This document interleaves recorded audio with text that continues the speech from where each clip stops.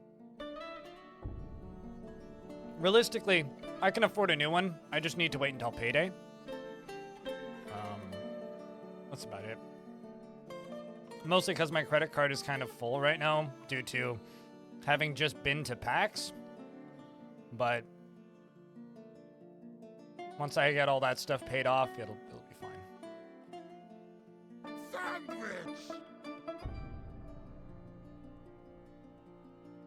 Well, see, you would tell your students that is the apex of academic career. I never officially finished high school and never did any post-secondary, so I've never had an academic career, so I'm not going to worry too much about meeting your academic requirements.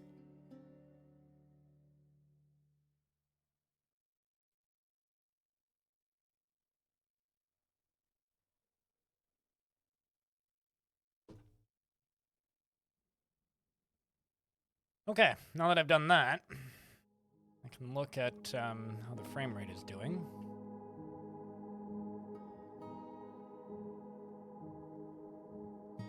It's a fairly nerdy game. I'm fairly nerdy.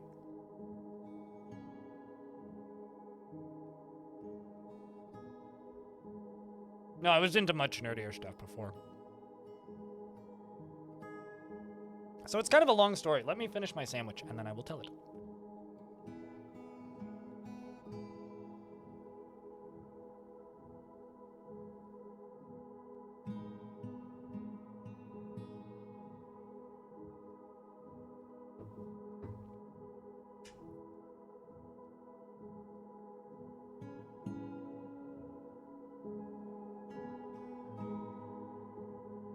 As a kid, my family had very, very little money, is how this story starts. My family had very little money when I was a kid.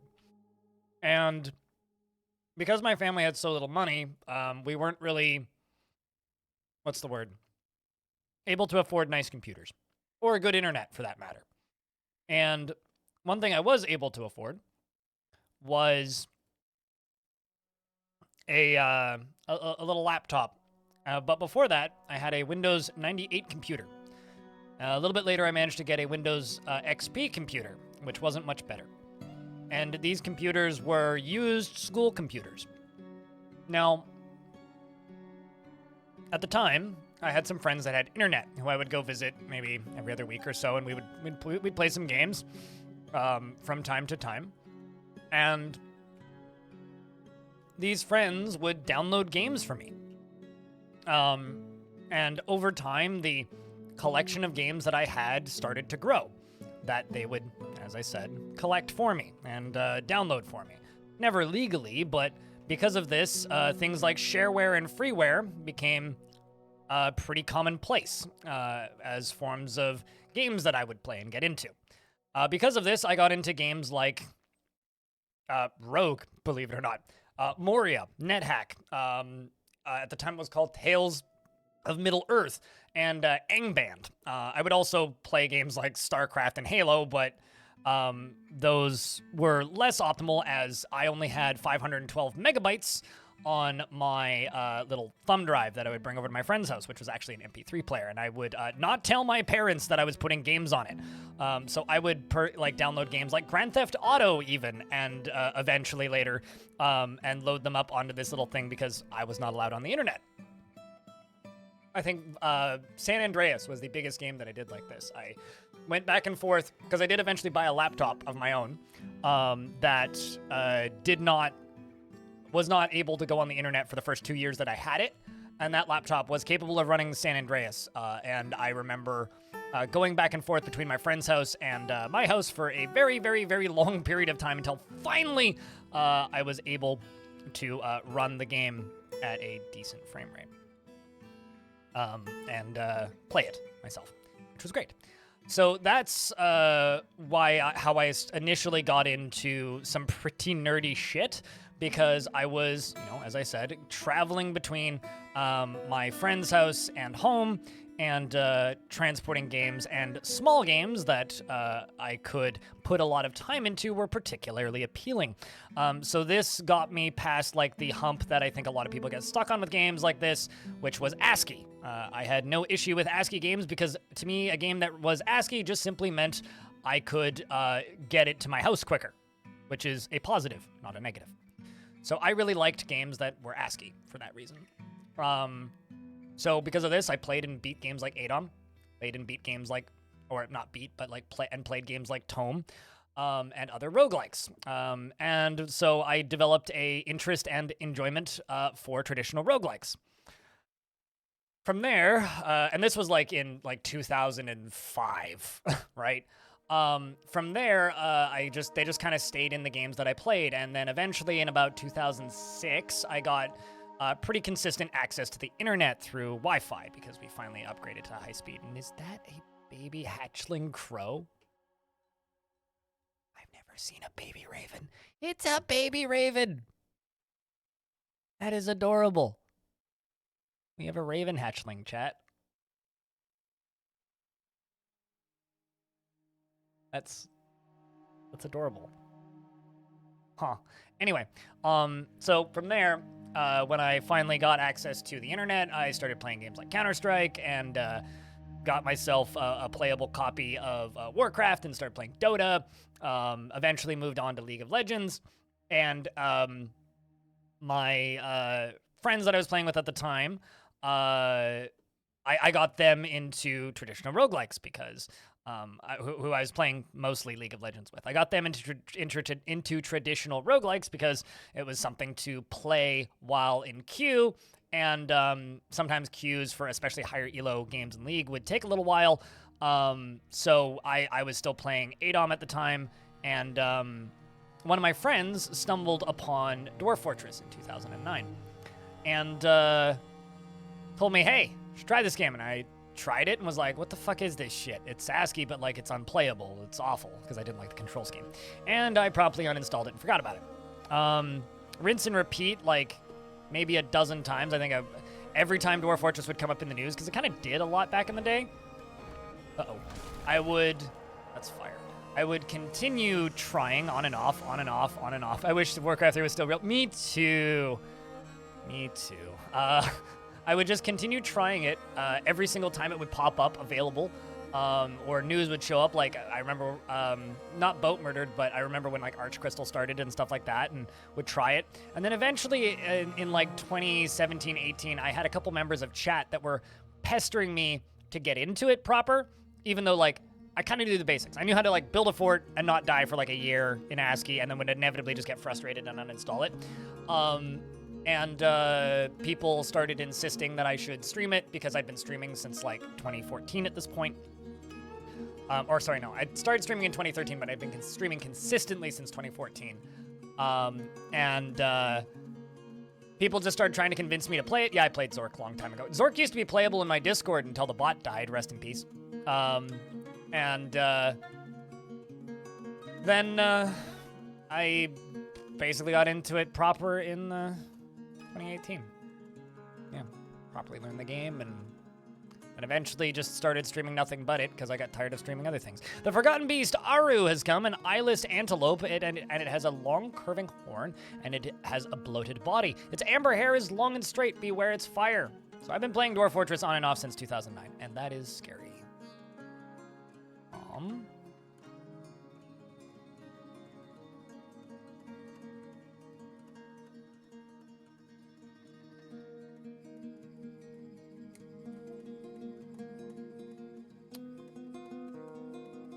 Let's see if angry,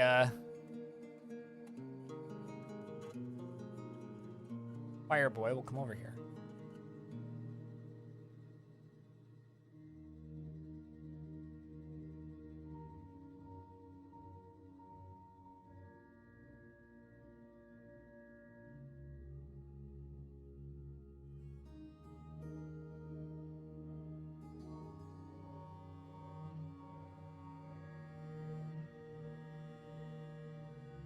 Don't like that it just immediately did it really freeze again, for fuck's sake. Cool. Okay, with a stick? Yeah. Well, let me try something.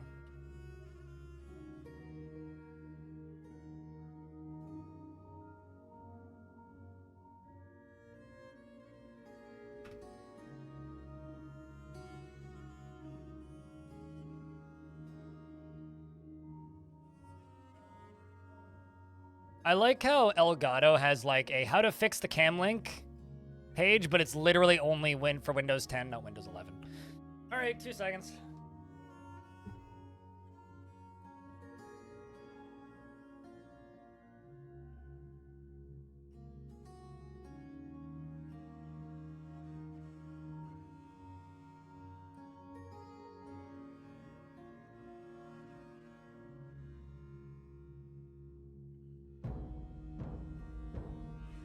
There we go.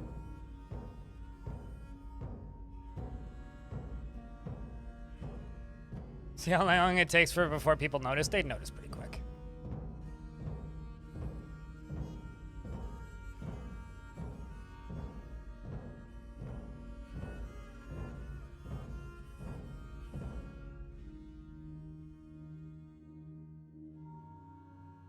I'm just going to lock this for right now because it's not a huge priority for me.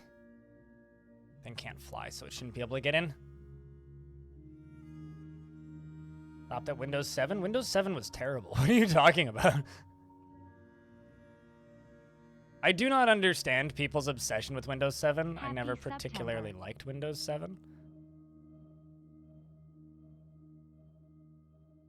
Jetpack, yeah, I guess it is September. I don't know. September's never been particularly good for me. Outside of the very first one they ever did, where it was 50% off everything for the whole month.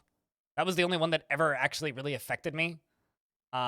Because, like, basically everybody that watches me is already subbed, usually.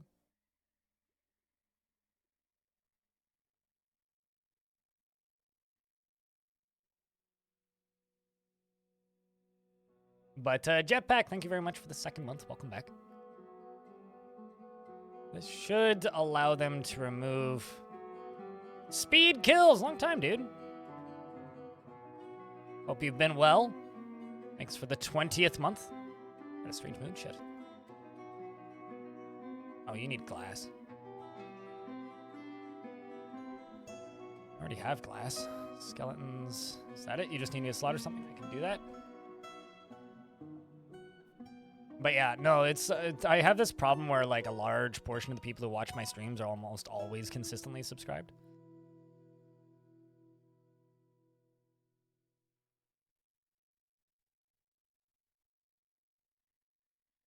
I guess I could just make a little pen pasture and just to start assigning the goblins to it.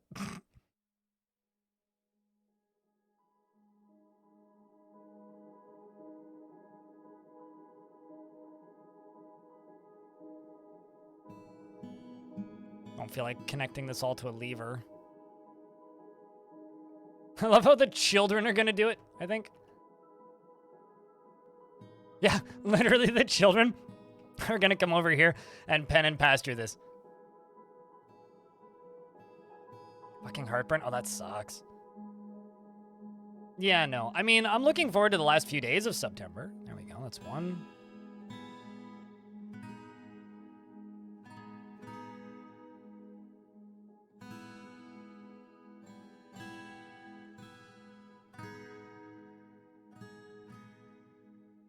Imagine being the dwarf that's told, okay, you're going to witness an execution now. This is pretty effective training, though.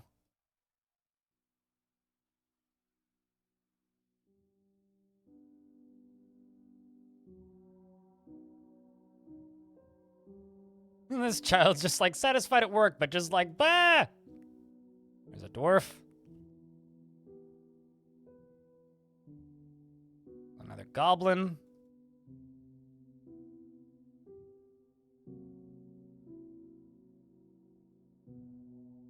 Aquasar, thank you so much for the 5-pack. Appreciate you, dude. Hey, look, you got Stout in there. Friend of the channel. A good lad.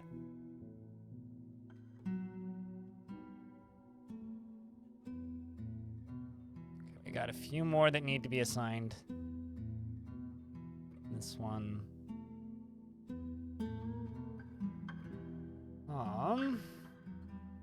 But chat room, can I please get a really big round of beers? The kindness just thrown into the chat. Stuff like that keeps the stream going. Oh, it absolutely helps me stay funded, so. But we're pretty safe on Partner Plus at this point, I think.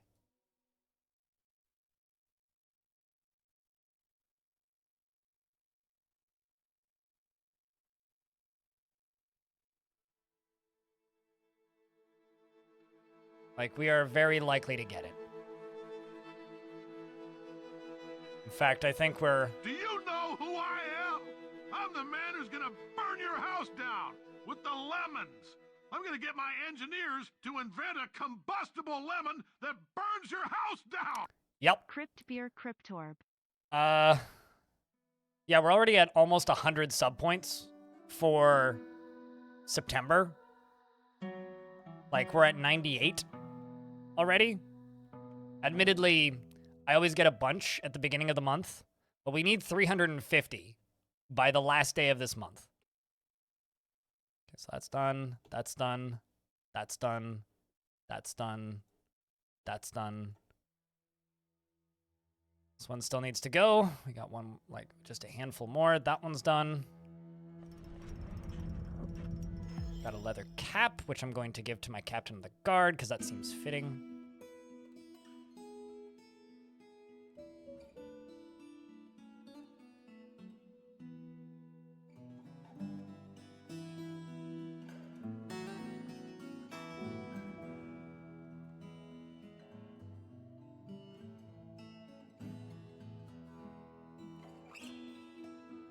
Where's that leather cap?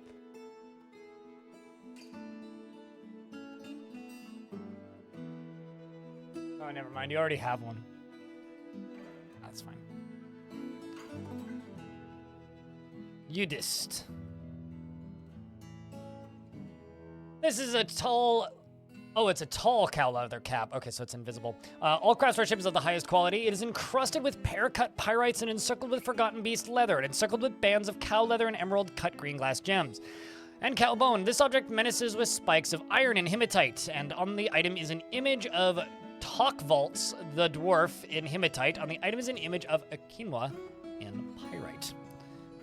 That can go into the Weaver's Guild, I think.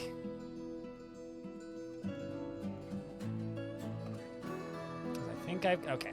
Some more pedestals.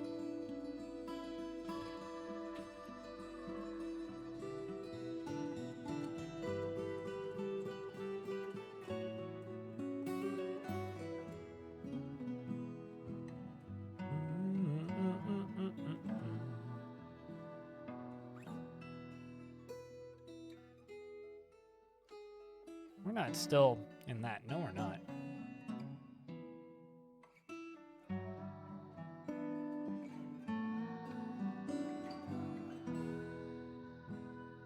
Anybody coming to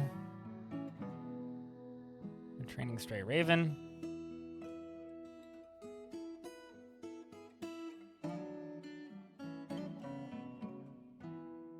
Let's just let them clean up.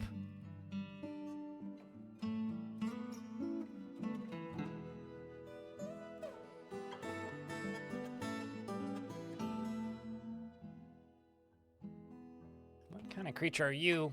You'd like to join? Human axeman. That's always humans. So many humans want to join this fort, goddammit.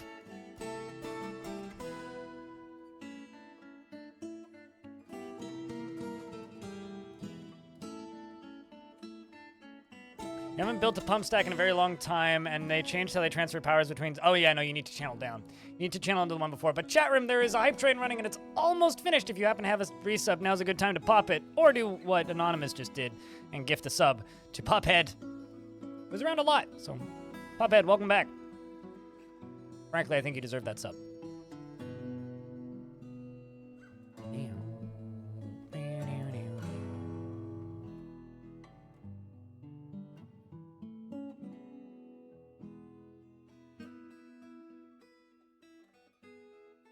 This is going to load from here. Going to load cages.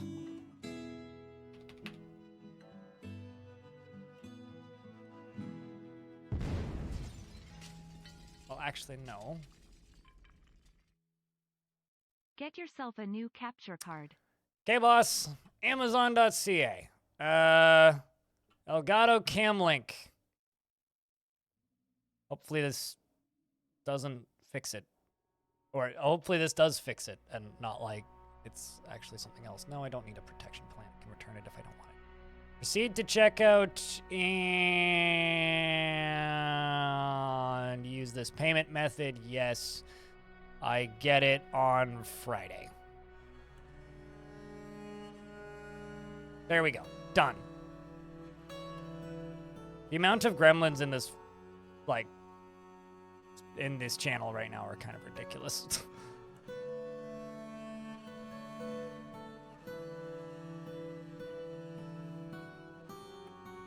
Oh, I see. Duh. Let's forget that those aren't like a furniture type.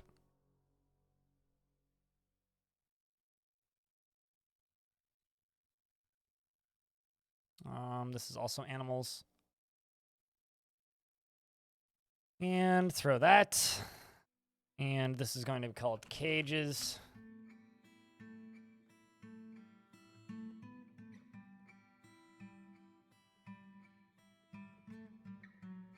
That should be it. Considering you should load from there. Yeah.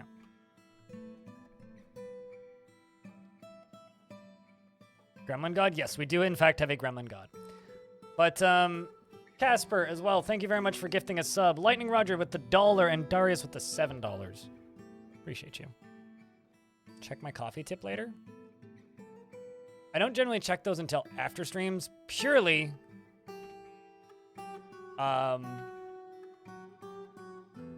because, like, the whole point of it is it's supposed to be anonymous, but thank you. I can check it right now. Also not signed in, apparently. What's up, Dying Branch? I have a lot of notifications on coffee because I never sign in.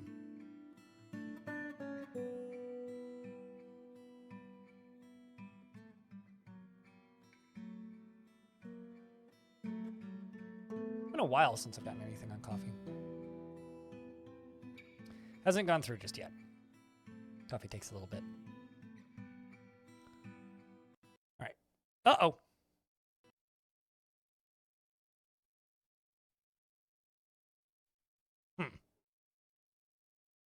I wonder if the game doesn't like quantum stockpiles of cages. I hovered over that and went...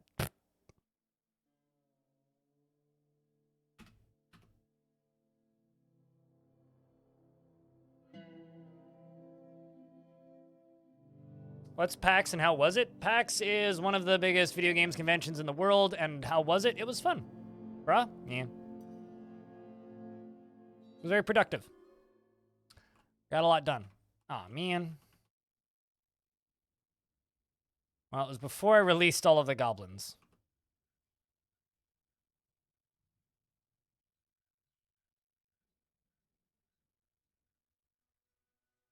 Sweet. It was after I got that done. You always have your artifacts stolen? You'll get crimes if you, what's the word I'm looking for here? You will get frequent crimes if, I know I'm like blanking here. You'll get frequent crimes if you have a public tavern. So if you don't make your tavern public, you will not get many frequent crimes. It's mostly if you have a tavern type thing. So as long as you don't have a tavern that is public, you're unlikely to get many crimes. Is there a benefit to a public tavern? You get visitors. Visitors are the benefit. Theft is the issue, right?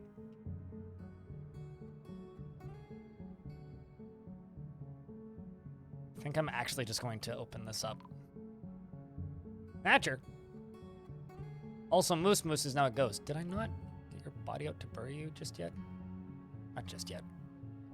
I gather.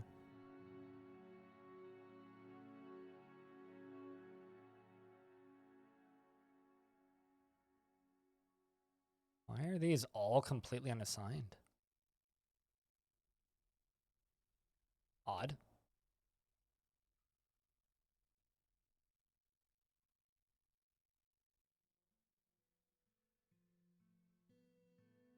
Also, PAX is a brand of a weed vape. That's the other thing that PAX is. Obviously not that PAX is what I went to. I also don't own a PAX. I think that they're kind of crappy.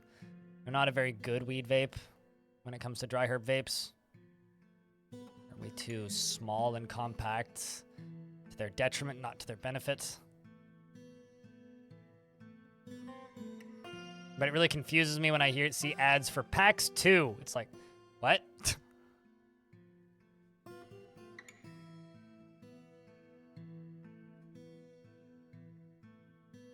You bought a PAX 2 and you agree with my assessment? Well, yay!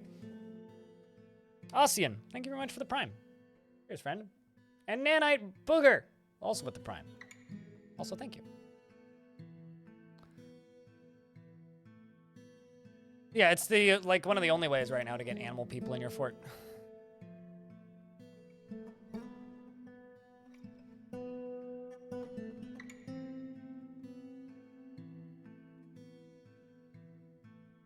Let's just work on the top one so that there's half the jobs.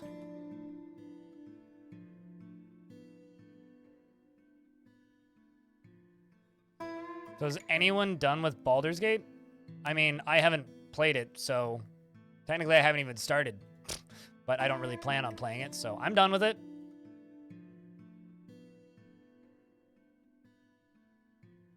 But I guess that's not really the question now, is it?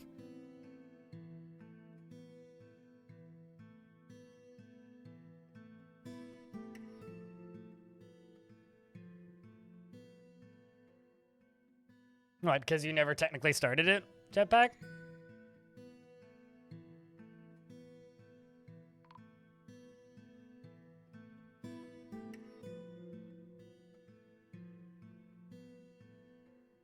Sentient Potato's been found dead now. 100 hours in, still not finished? Yeah, I don't know. Not really the kind of game I generally play, so.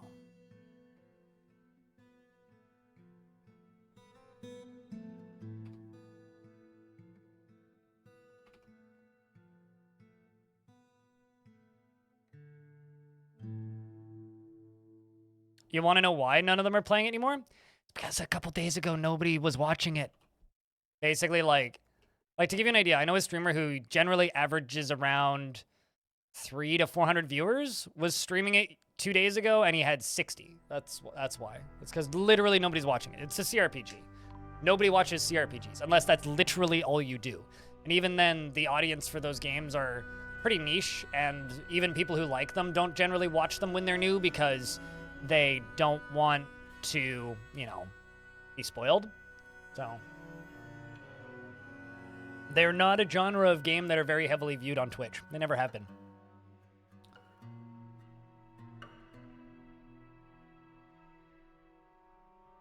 No one is actually enjoying Starfield? Well, when you go to the Starfield directory, and also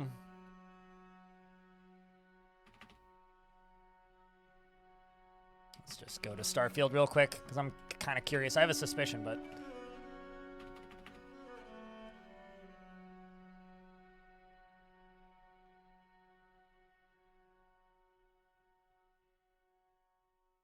okay, well,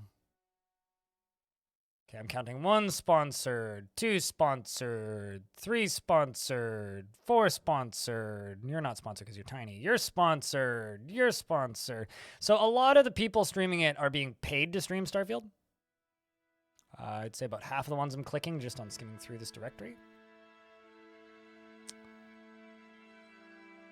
I mean, to be fair, it was the exact same with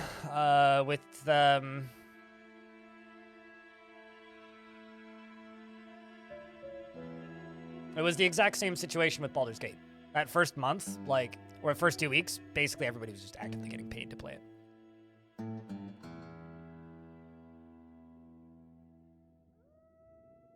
Probably a typo if I were to bet. Don't fear, Phil. Starfield doesn't understand guns and it made you mad? What? A lot of backseat gaming? Yeah, I mean, like, it works if that's all that the streamer does. It's like most people who stream Dwarf Fortress, their stream vastly underperforms because nobody knows what's going on, right? Dwarf Fortress is basically all I do, so I do well. Right? But if it wasn't all I did, my stream would underperform. It's the reason so few people stream Dwarf Fortress, is because most channels don't do well on it, unless it's the game that you play primarily. Or a game that you play primarily.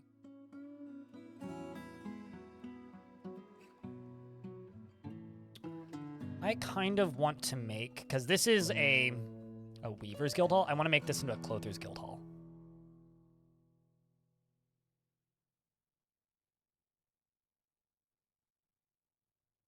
And also we're about to get hit by ads, so... I'm glad that people call me the Dwarf Fortress streamer now and no longer Joel. I finally broke through the curse of being referred to as not the Dwarf Fortress streamer and Joel being referred to as the Dwarf Fortress streamer. It only took the game being released on Steam and selling almost 1 million, like close to 1 million copies, and me making every single tutorial that everybody watched. But we did it! Have I found your resident vampire yet? I don't have a vampire in the fort. Well, I actually haven't had a vampire in a fort in a while. It's been a bit.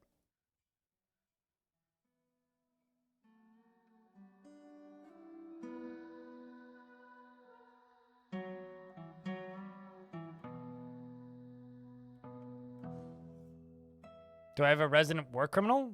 I mean, Sentient Potato just died, so no. And Sentient Potato wasn't a war criminal, but Sentient Potato was a mass murderer. Killed like 6 of my dwarves in tantrums, so. Fortunately, no longer a concern.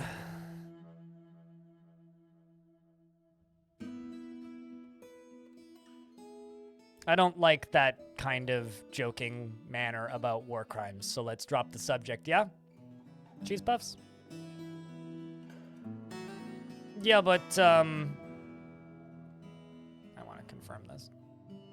Don't want to go saying wrong information.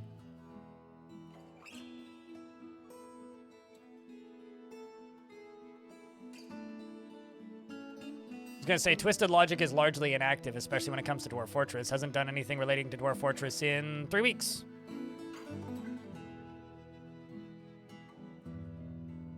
So... hasn't streamed in 8 months? Yeah. Man. I mean, I said this a lot around launch, right, Jetpack? When I had like 1,100 people watching. There's a lot of people making content about this game right now. But if you like this game and want to see more of it, follow me, because I'm the one who will still be doing it in a year. Many people won't be. And I knew that back then. And I stated that many times back then.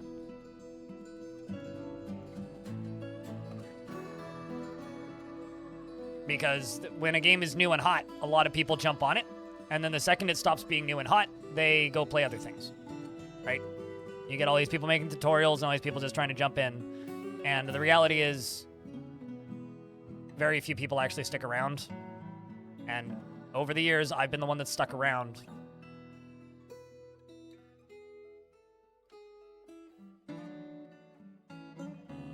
Shit.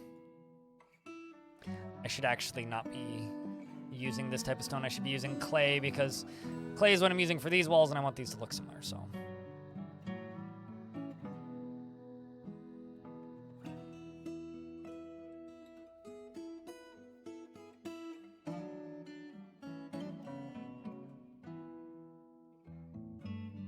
Cheese puffs, if you don't understand what I'm saying, I don't need to explain it to you. Understand the concept of a game getting a major release that made it playable. And if you can't wrap your brain around that, then I'm sorry, you're a lost cause.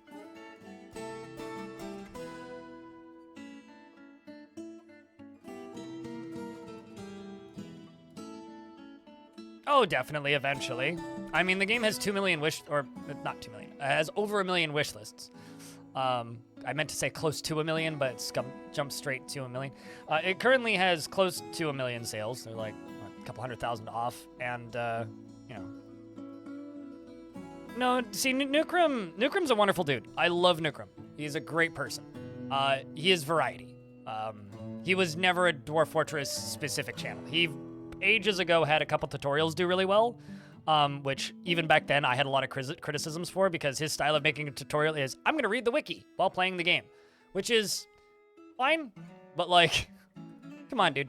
I do really like Nukrim's coverage, though. He covers a lot of great games. I mean, he's trying to be more like Splattercat these days, where it's like, gonna cover everything and scatter as wide of a blanket as possible, which makes it very hard to focus on specific things, which means it's much easier to get bigger. I was talking to Wonderbots ages ago, who's another YouTuber, who also does kind of the I'm gonna cover everything kind of style of coverage, and he said that for me, he's like, you're doing YouTube in hard mode, but it'll work better for your stream.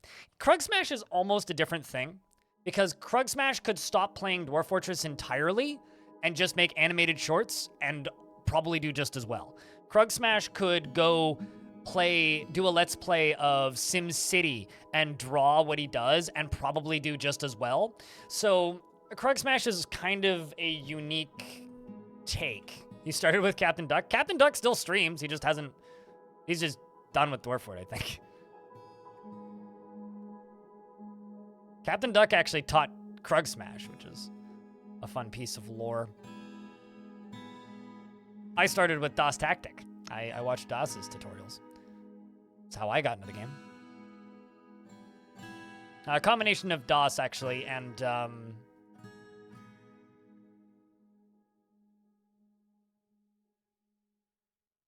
know this guy's Quill 18. That's the word I was looking for. My brain didn't want to go there initially, but a combination of DOS and Quill were the ones I watched. Watched mostly DOS's tutorials, and then Quill, I watched Quill's VODs. Yeah. But also, Quill is another person who I wish streamed this game more often. But he was back recently for a little bit, which was nice.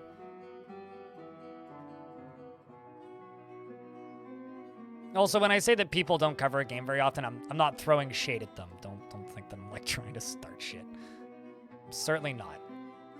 People I'm talking about, I have nothing but respect for. Quill is like on my bucket list of people I want to high five at a convention at some point before I die. Although one of the best things ever was at PAX. No clip video. It was Splattercat. Splattercat has 800,000 YouTube subs and covers indie games. Just go look up Splattercat on YouTube and you'll find Splattercat. He also streams. I think he's streaming right now, actually. Yep, Splatcat is in fact streaming right now. He is playing Hunt Showdown. That's Splat. Of all things. But,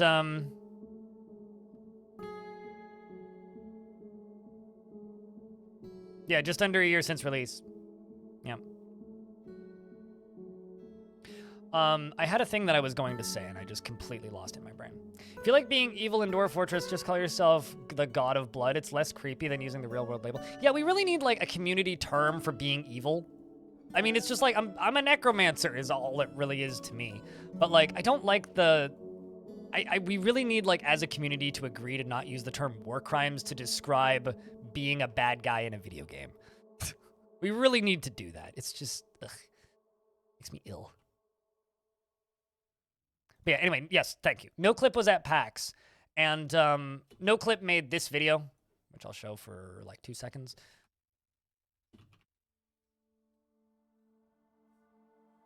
NoClip made this. This is a Krug Smash footage, but that's an eyeball. It's Tarn talking about basically working on this version of the game. 3 years ago, they uploaded this. It took them about a year to get this video done, and they ended up working with Krug Smash for footage because they couldn't figure out how to play the game, quite literally. Anyway, Danny O'Dwyer, who is like the guy who founded NoClip, I used to watch his stuff on GameSpot in like 2009. Dwarf crimes? Dwarf criminal? Sure. I mean, dwarf crimes are fine.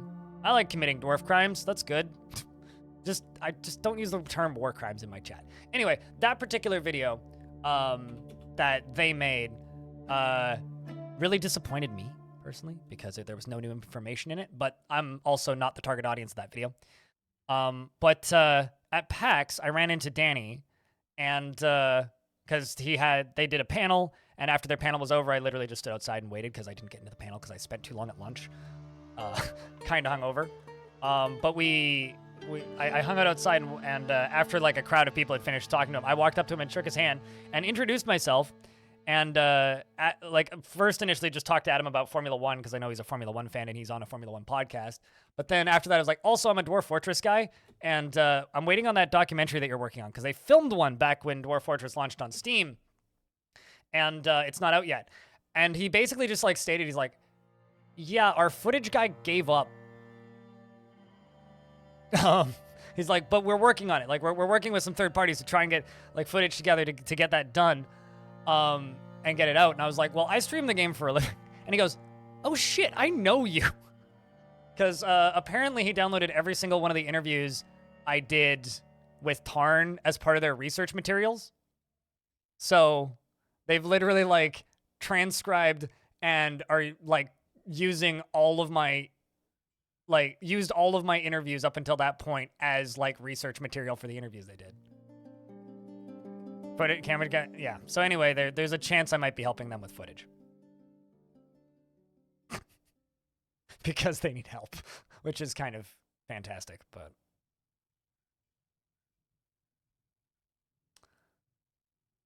But Nature Dwarf, hello! It's good to see you. Regardless, though, I really, really, really want to see those interviews that they did around launch.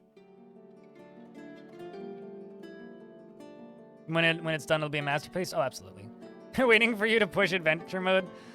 I mean, I did actually ask them about that. I'm like, are you waiting for adventure mode? And they're like, we might. I might wait for adventure mode. But he did also state, he's like, that'll be like 4 years. I was like, I don't think it'll be 4 years.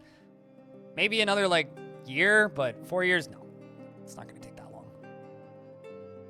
It is not going to take that long. It'll take a bit for sure, but this is going to be our Clothes Makers Guild.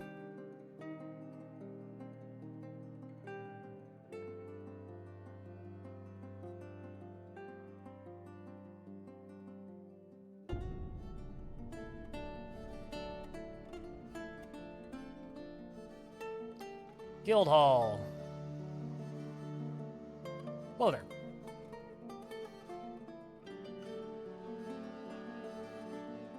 Cool to make content for a movie in theaters.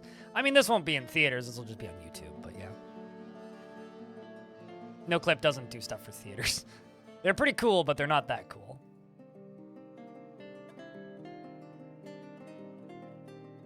Although, I can show you this.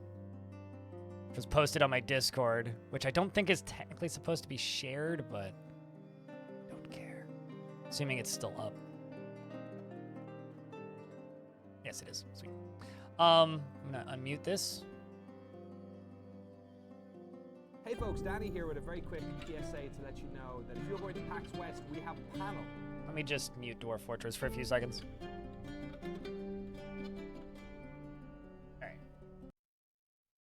That tomorrow, Saturday at 2:30. That's 2:30 if you're coming from the UK or Ireland. PM, not AM. It's not on. We'll be showing off some video. Not an end. We're going to be answering questions. We're going to be doing all that fun stuff, saying hi to people. It's been 4 years since we went to a PAX because of the pandemic. Fun to pitch all of. Speaking of which, by the way, feel free to pitch in the comments. While I'm here, just to let you know kind of what we're working on, what's coming out. Our Dwarf Fortress documentary is working away. It's going to be really big and long and cool, so we've been taking our time on it. Big and long and cool. That's your box quote. It's going to be really big and long and cool.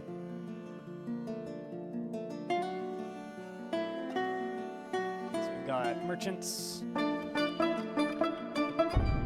we've already traded with. That's another Bronze Colossus statue.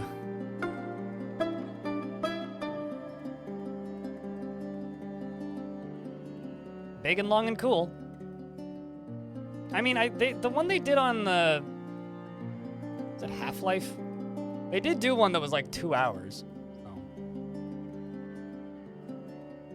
I just remember an article on PC Gamer during the filming of that where apparently they like took Tarn to a guitar shop to like look at guitars because that's one of Tarn's things is he wants to buy a fancy guitar now that he has unlimited money. Or money, maybe not unlimited.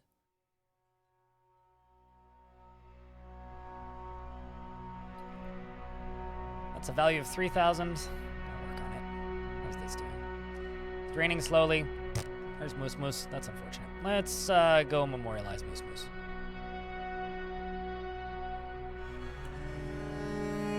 I really need like a temple layer in here.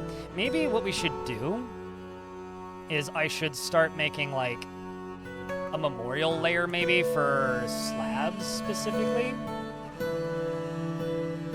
Let's do Moose Moose and Sentience. Let's make... Oh yeah, I can't do them with clay because I can't specify type with clay. So let's go Iron Statue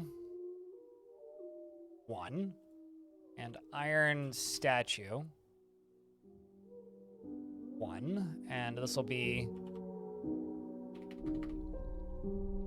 Moose Moose and Sentient Potato. The one with the really long name. The Cloistered, the Turquoise Councils of Murdering. That is a very fitting name. What are you confused by?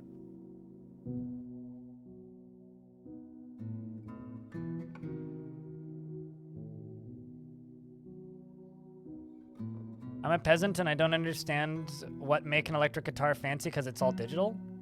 Well, first, Tarn plays acoustic guitars, not like electric guitars. And read for 10 seconds about how musical instruments work. I'm sure that'll answer your questions.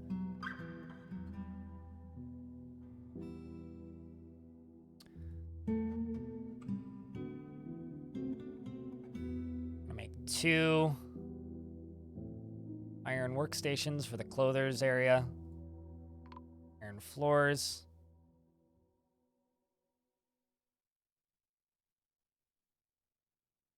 Moose Moose was put to rest. How's the value of this? 4,000. Needs to go a little higher. Can probably do that with engraving.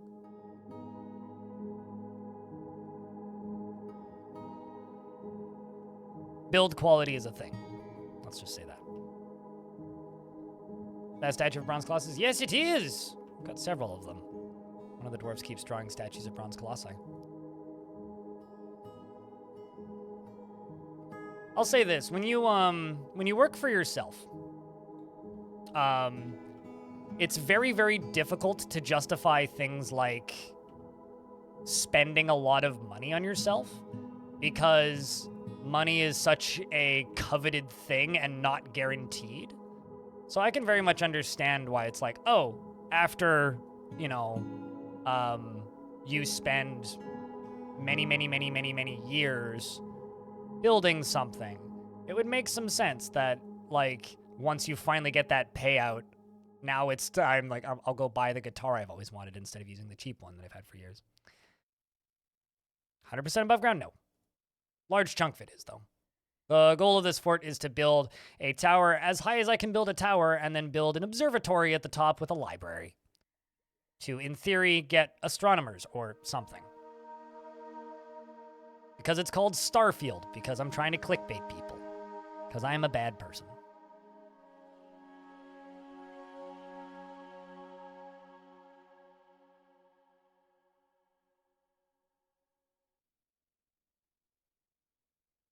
Although you can buy, like, digital electric guitars. They kind of look like, these are so cute. These baby ravens. They kind of look like Guitar Hero guitars. There are several synthesizer companies that have made them, but they're not really a guitar.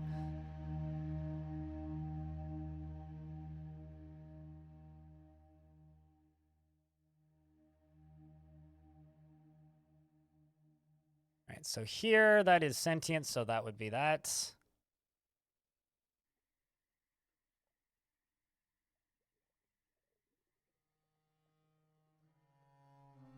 Well, clearly I made that to the wrong one.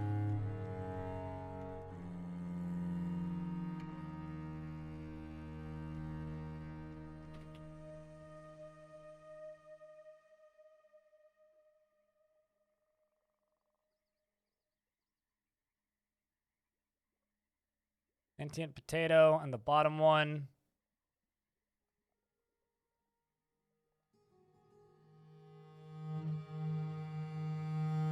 Weird.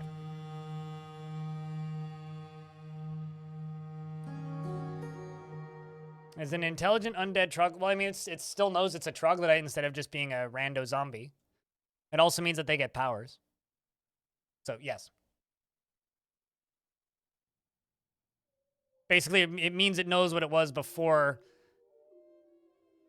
you know, before it became... It knows what it was before it became that kind of creature, basically. In fact, if anything, it's probably stronger than a normal one.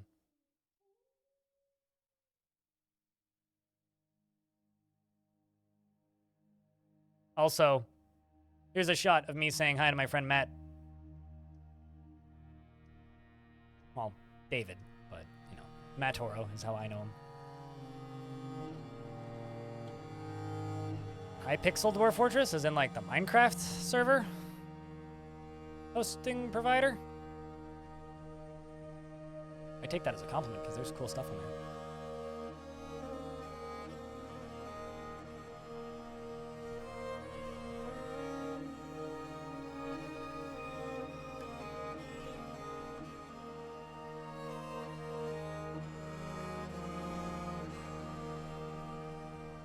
Oh, you mean the new version? I gotcha.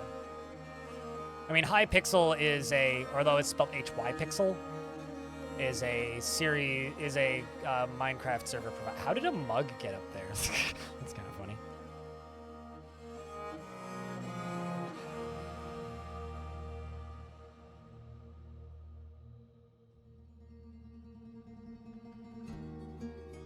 But thank you, Folly. I like the fact that you like my content. Someone got mugged. Oh no! How dare you get mugged? Don't get mugged. That bad. I don't recommend. Really don't.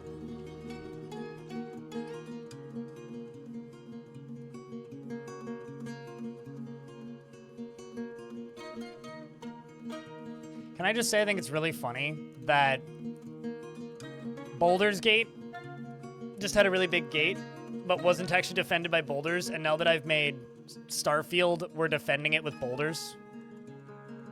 I just think that's really funny. It's just amusing to me, now that I think about it.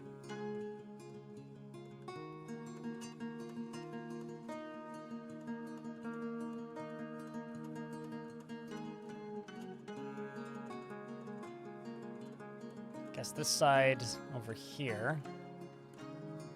And finally just go all the way across like this.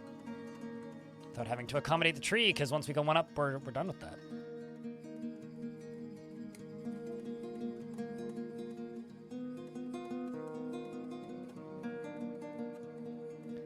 I think this is going to be a series of small temples. Sashamul, thank you very much for the 14th month. Good day. How are you?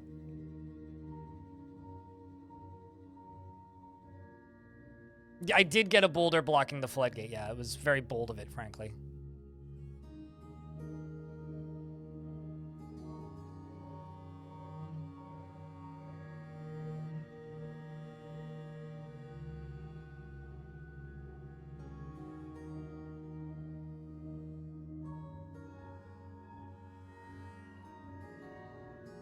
Needs a large field of stars. Statues of stars? That's what I need to do. I need to build a large statue garden that are all just images of stars at the top of this. It'll be the Starfield. I need to figure out what next major AAA release I can ape with a name.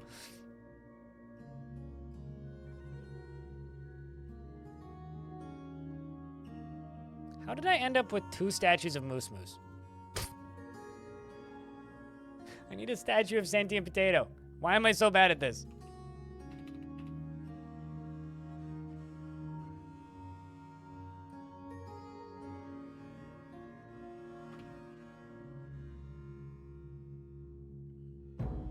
How is the D flooding? You know, it's funny. It's probably just going to end up freezing.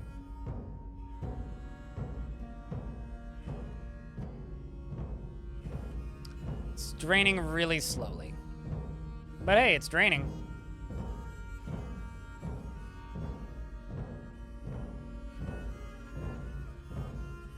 Call it the 86 Chambers of Shaolin. This isn't Mortal Kombat.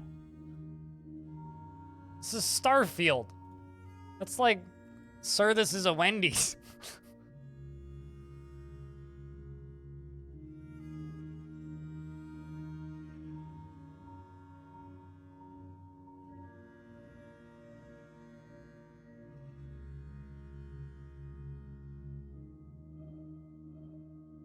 When Advanced World's height isn't unlimited, and I like to increase the height as you go. Yeah, I think you kind of just have to work with what you got. Like, Dwarf Fortress isn't... I mean, there are ways to permanently increase the overall height of a thing, but, like... And just kind of try working within the limitations of the game. That's part of the fun of it, I think. I know that there are... Like, you have to edit your RAWs, but there are certain methods of increasing the height. But like I said, you do have to edit the RAWs of the game.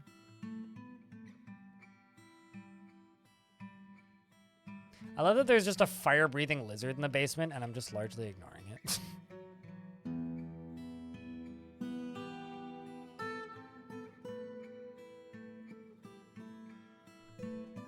The Tower of Babel. I mean, this is going to be 30 Z levels tall by the time it's done.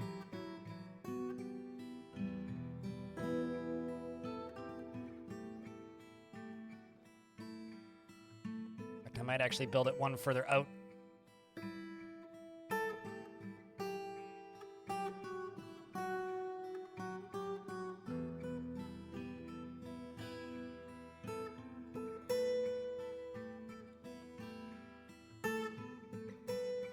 Start making this space larger.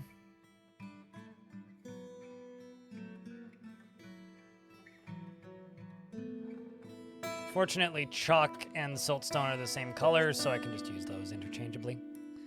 I'm not worry about it too much.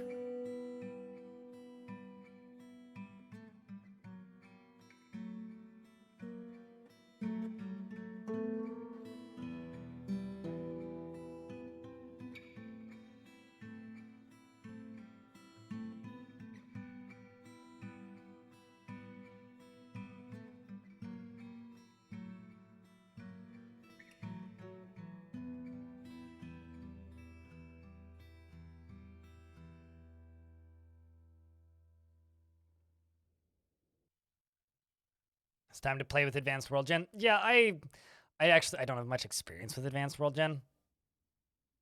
So it's not super likely that I'm much help, that I would be much help in regards to Advanced World Gen queries.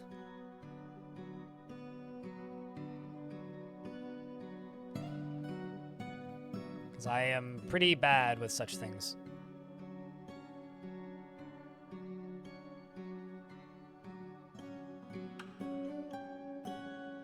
These are all going to be different doors into different temples.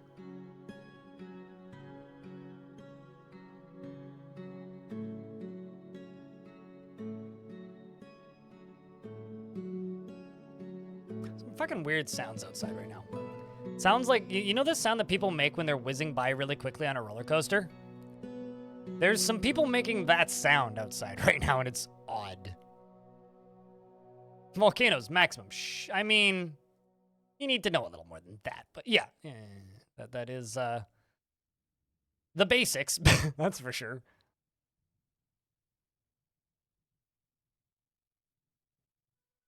Roller coaster recording. It almost sounds like a really high-pitched whistle that I'm just like mistaking for that. Kind of a weird sound though.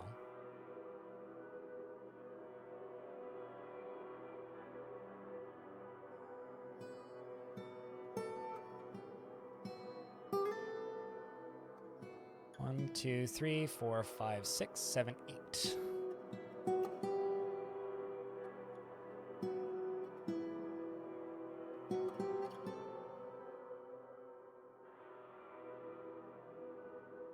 For the Spider-Man 2 release, you see there's a problem here? So fucking tired of superheroes. No interest. That's all.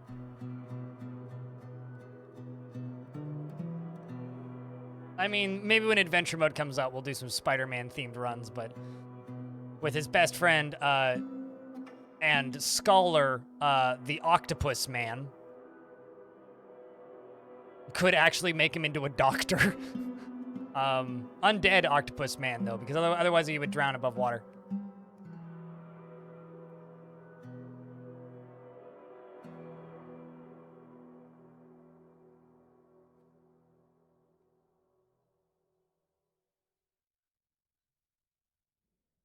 But I don't know. I know that I can name a fortress Rimworld. So I might make a Rimworld fortress at some point. I can also name a fortress Skyrim, which means our group faction would absolutely need to be named the Wheels of Cheese.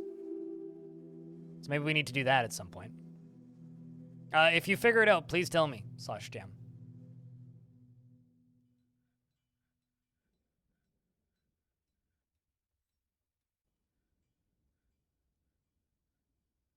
Precisely when it's ready.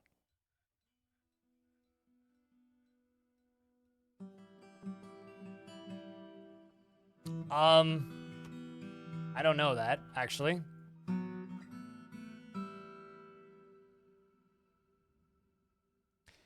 Dear Dwarfs, I told you to name a dwarf Sentient Potato, and you just made one for Nodokasa. I mean, I'll place one, but like, Nani the fuck?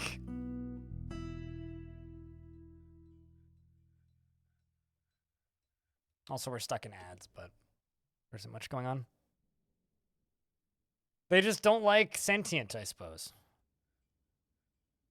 NANI? Yeah, let me tell you.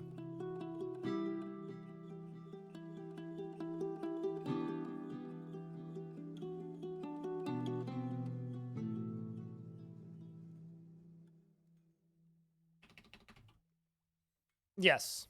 Dragonborn, the great...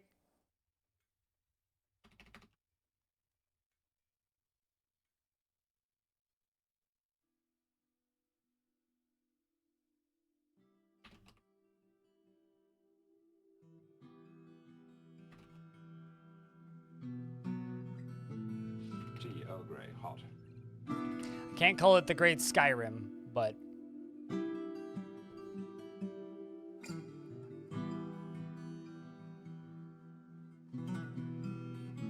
Well, the dwarves must have liked you because they made a statue about you. What's the value of this? 6,000, sweet. Fight attack, the peasant is possessed. Me too.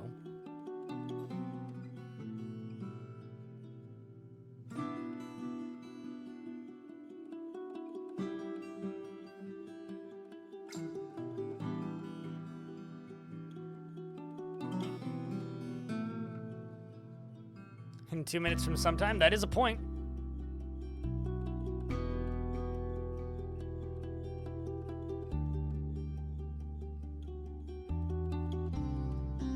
Well, Tom T, if you gotta go to bed, go to bed.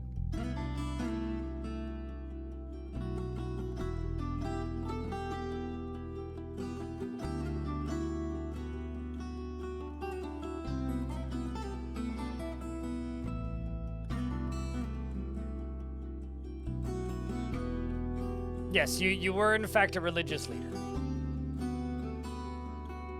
It's a quick artifact.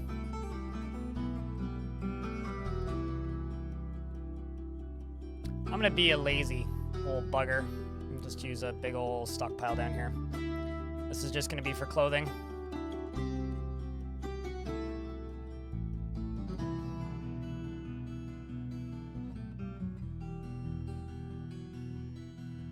But no shields. Nothing made of metal.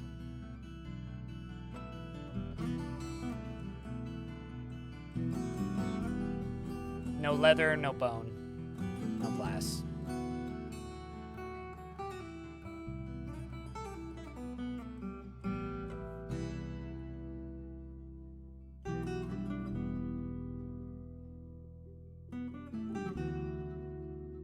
So give dwarves the ability to claim stuff, which will be helpful.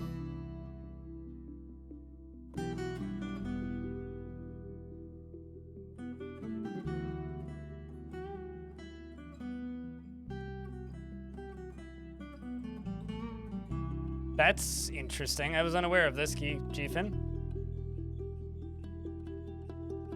Another plight. What is your plight?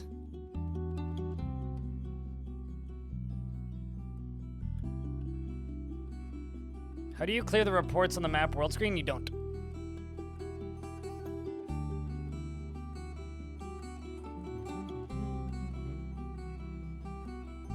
Yeah, it's like you need it for historical reference or something.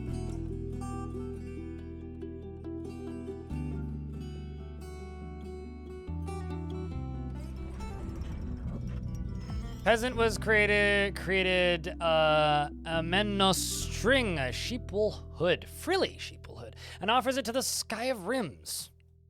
Let's just place a floor right there, and then we will check out this sheep's hood. This is a frilly sheep's wool hood. All craftsmanship is of the highest quality. It is encrusted with tapered cut baguette cut pyrites, and encircled with bands of table cut pyrites. It is made from sheep's wool cloth. This object ministers with spikes of hematite and pyrite and iron. On the item is an image of apple trees in sheep's wool. On the item is an image of Theti breed adored. Ew. The elf and Akitisi the sunken periwinkle, the marsh titan, in Forgotten Beast leather. The periwinkle is striking down the elf. The artwork relates to the killing of the elf by the titan in the sunken periwinkle in the greatest swamps in 14. On the item is an image of a wombat in pyrite. New and old reports. They used to be sorted better. New ones used to be at the top and old ones used to be filtered all the way to the bottom, but it is what it is. I don't know. It does get kind of cluttered after a while. But it is one of those menus that's being worked on slowly.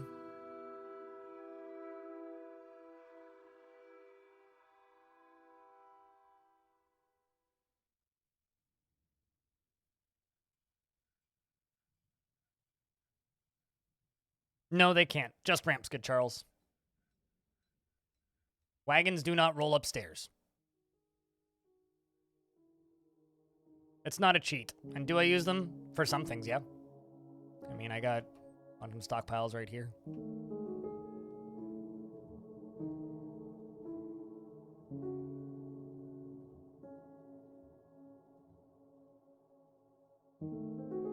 I use them where I figure they're necessary, generally.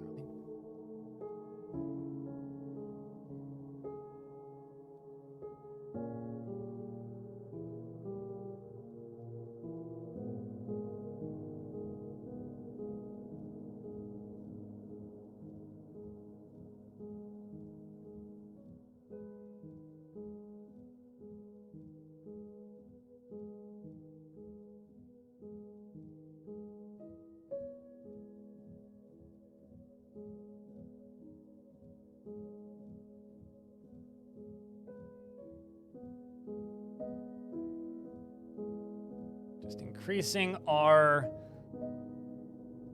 stone gathering. We have more rock around. We can do individual combat drills if they want. Oh, you want more cages, right. Kept on meaning to do that, and then I keep on accidentally, like, flooding the prison. Don't think this dam is efficient enough.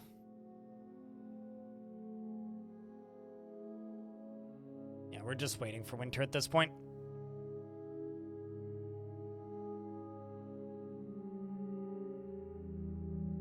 You were making crypto statues for all deaths and you ran into that all the time? Interesting. Well, that sucks. Good to know.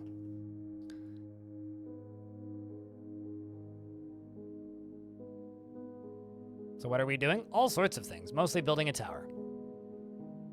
Largely building a tower. And waiting for a thing to drain so I can fix it. So waiting for winter and building a tower. And then we're about to trade, because it's almost that season. Speaking of, They want to buy plants. I don't know if I'm going to sell them plants, even though they will pay a higher price, because plants aren't very worth value much, really. Merp. Merp. Tolis, thank you very much for the 2 years. 2 years. 2 fucking years. 2 years of honking. Jack, can I get a big round of beers for Tolis keeping that sub alive for 2 goddamn years? Use them all the time now. It's the most efficient for frame rate. So, smart to use it. Shoutouts to Cupo, who showed me that pattern ages ago. She doesn't stream much these days, unfortunately, but it is what it is.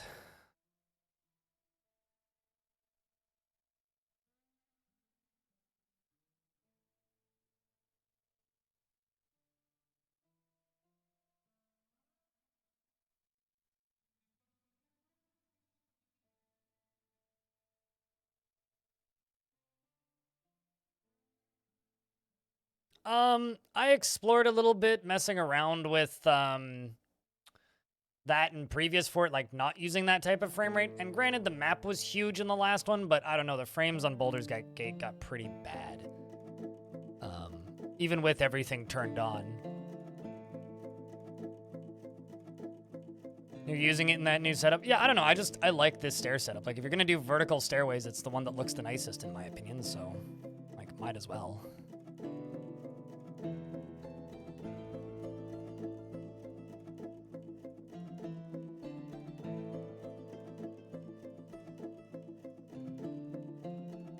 Like, it's one of those, like, I don't really see any reason to not use that one. I literally told that story an hour ago, so I don't know, dude. How did I first hear about it? A friend told me about it. Saw it on 4chan. In, like, 2009 or something. Been playing on and off ever since. But I'm not going to give you the long version of the story again, because I literally told that story an hour ago.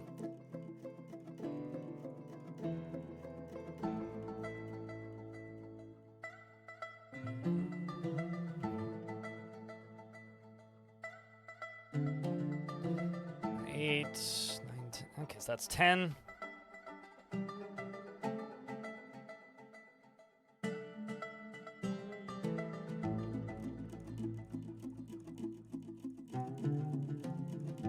We got plenty of... No, it's all good. It's all sorry. I don't generally get that question more than once in a day. This is Dwarf Fortress music. Does Project Zomboid even have music? I mean, it has like that intro music. I've played quite a bit of Project Zomboid and I couldn't tell you what the music sounds like. Aside from like maybe the main menu.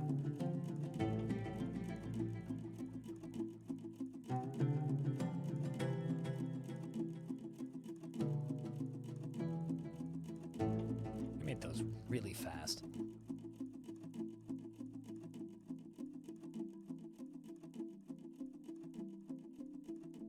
Nope. No, this is definitely music that is unique to Dwarf Fortress.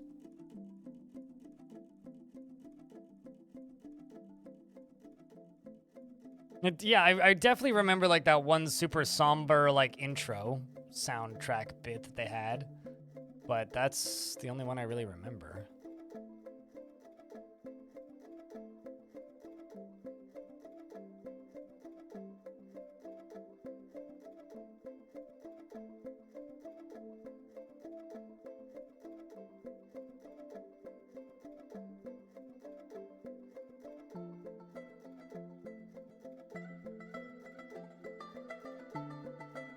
Let me tell you who you jam. So do you just get like soup? Is like whenever whenever Drinking Industry comes on, do you just like get up and like stretch and do a little dance and then sit back down and continue studying? Or is it like is that the one you skip?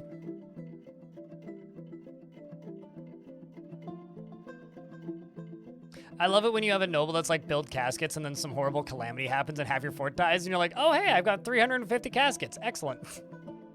Plenty.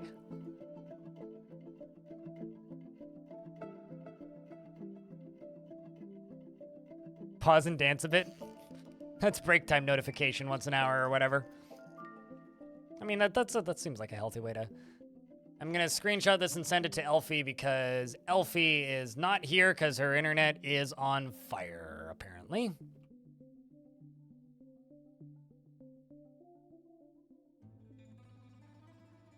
But Elfie has given birth to a baby boy.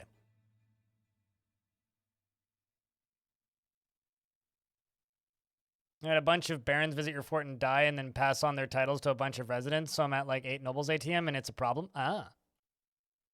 Well, the thing is, if you keep like causing an accident, they will just keep like being given to their kids.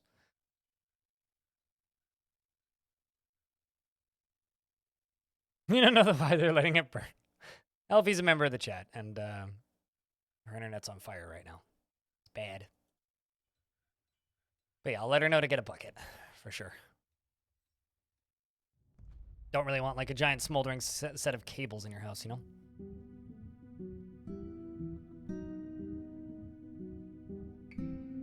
Hearing the tavern music play was magical. Oh, really? I believe it. You know, it's funny. I don't know how many of you guys have seen my How to Make a Tavern video, but that video has been plagiarized by like 24 websites. By that, I mean, they literally like take YouTube's transcription because YouTube transcribes all videos. Then they take screenshots or maybe even use an AI or something to screenshot all of the keyframes from the video and then publish it directly to a website. It's happened like 4 or 5 times now that I found independently, probably more than that. And these are mostly websites that post like 200 articles a day, all of the exact same format, all guides, and I'm pretty sure they're all stolen. Which is like, cool, I suppose. Oh, did I accidentally make 9 iron statues? I think I did. Oh, that's fine.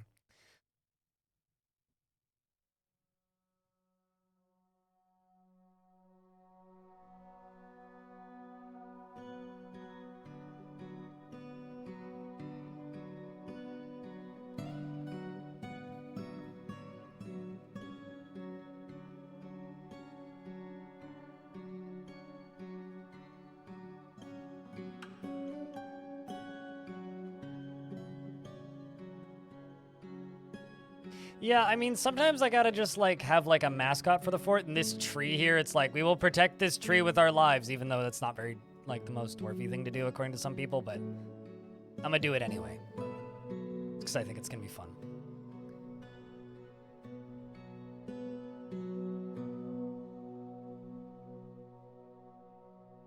Oh, absolutely. Takes way longer to build. Yeah. That's the reason we only have 69 dwarves in the fort, because... I don't really feel like building bedrooms for more of them.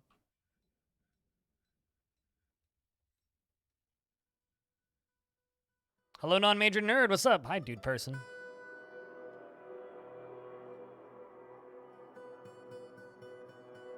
What am I looking for? Offering place. That's what I was looking for.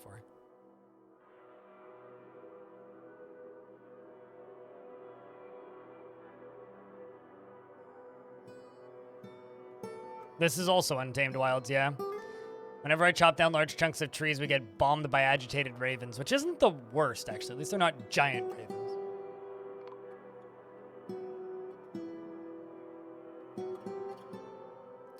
We just got traders, so let's go... ring. Sure, let's do that. Let's go bracelet. Go amulet.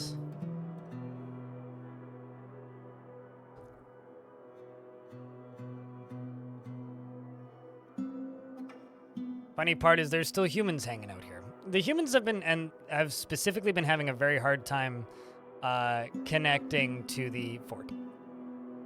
Like actually leaving. Having a very hard time of it. This capturing all agitated alligator to help them stop spawning. Yeah, I mean, you can actually drive certain species extinct in the area, too. So if you catch them all, or kill them all, they will stop showing up. You have giant lorikeets. They aren't agitated? Not yet.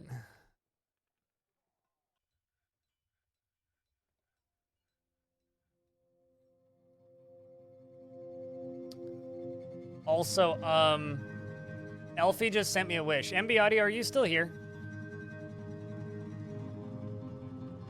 Well, Elfie's child is now MB Audio because Elfie said the last person to throw money at you gets the baby. So you're Speartix, by the way, is your last name. Bambool Speartix.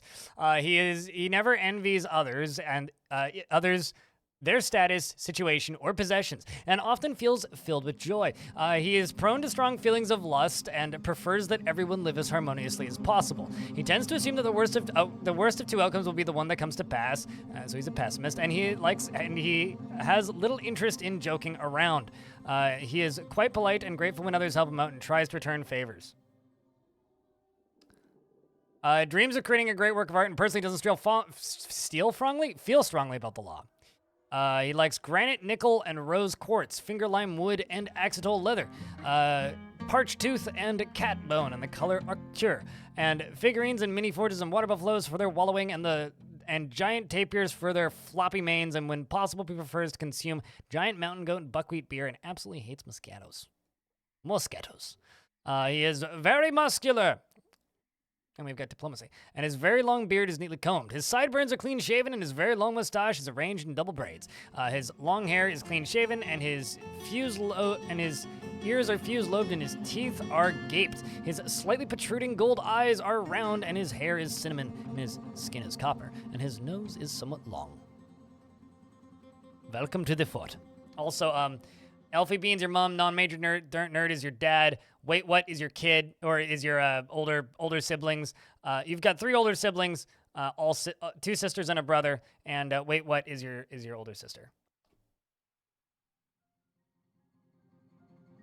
I mean, I don't feel strongly about anything really.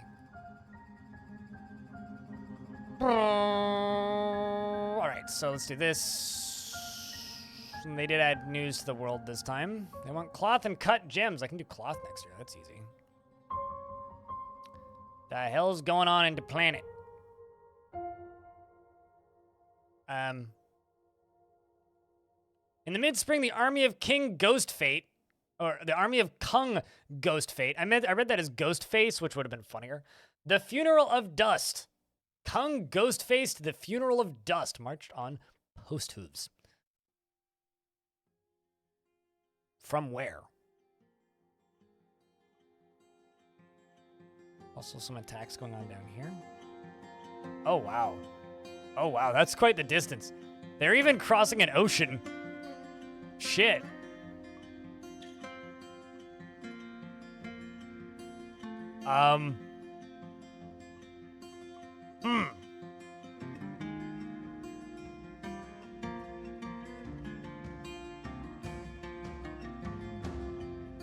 We could go siege them. Assuming it's the Dark Goblin Fortress. Yeah, it looks like it's coming from there.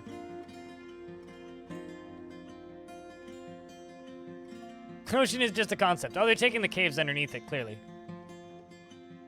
No, it's because I attacked them. I think, actually. Okay, is it coming out of this one? Yeah, that one. Why not? Dreams of the Steel of Bronze and a World of Star Charts. Okay, we need the book A World of Star Charts.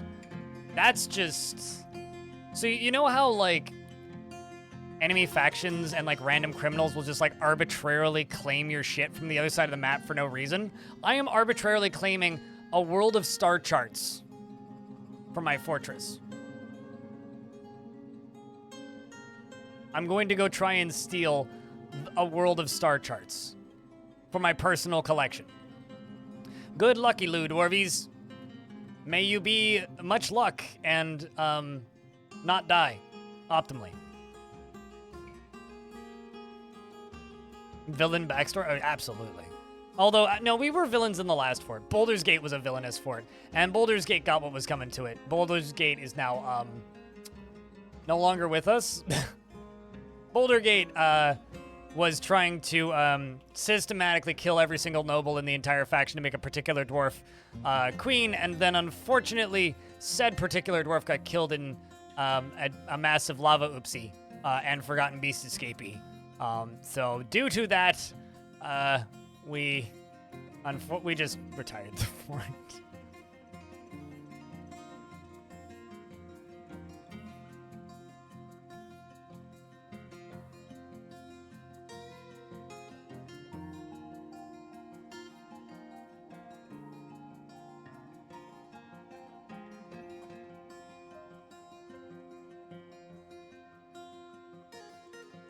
So this stuff's all still getting put together.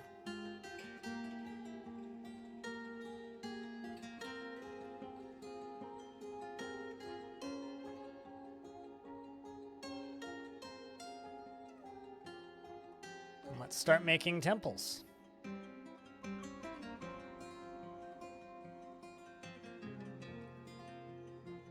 So none of these are going to be dedicated to religions, just various gods. The general vicinity. If we have a god of death, that one needs to be dedicated to that. I very rarely build temple complexes like this. I usually just kind of build one generic all you can eat complex like temple for everything, but you have to go. We'll see you when we see you, dude. Thanks for swinging by. Always good to see people.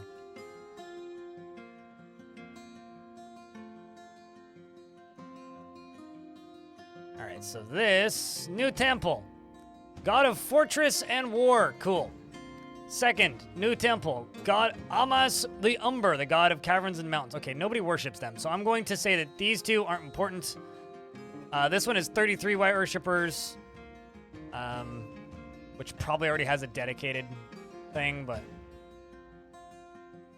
Avuz has one worshiper. That one has 1. 8 on Deller. The god of theft.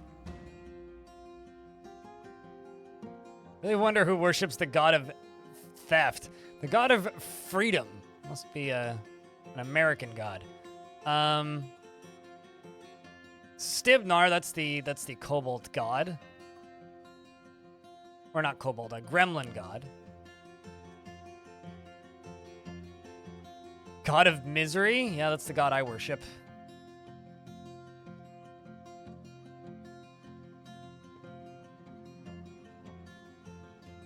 Nightmares, the night, stars, sky, the weather, and fishing and hunting. That's an odd combo.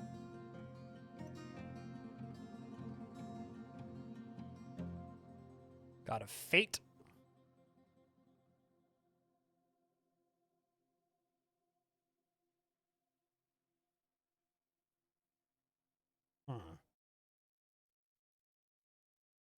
These will all be god temples to like one person.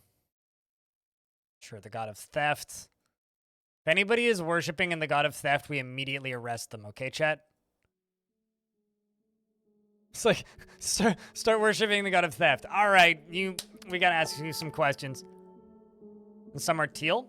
If they are teal, it means that is a god, right? That is a specific god. If they are yellow, it means that it is a religion, which can worship one or multiple gods. Usually just one, though.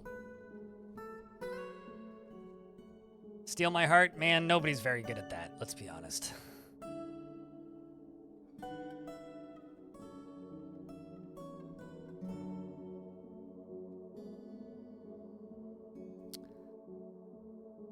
Let's buy all this. Let's buy the cut gems.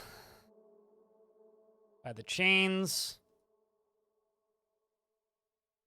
Don't need the warhammers. I will buy the steel short sword, though. And the picks.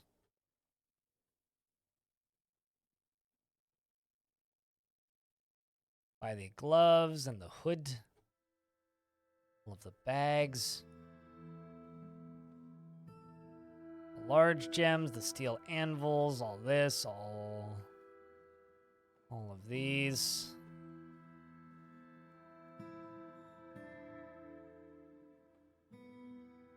Steel greaves. Cheese. I'm going to remove a couple of these. Maybe like the first page worth, and then the rest will be gifts. If they're gold, it means that you made them here, which means you can give them to them as gifts. We're going to trade all that, and then mark the rest and offer as gifts.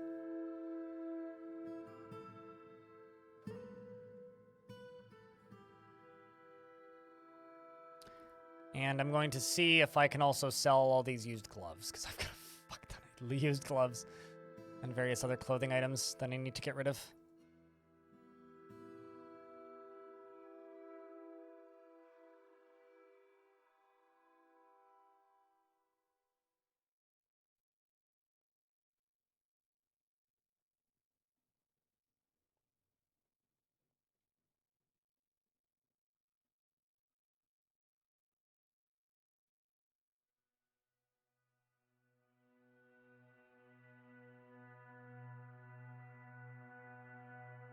This is like the fastest way of cleaning your fort up.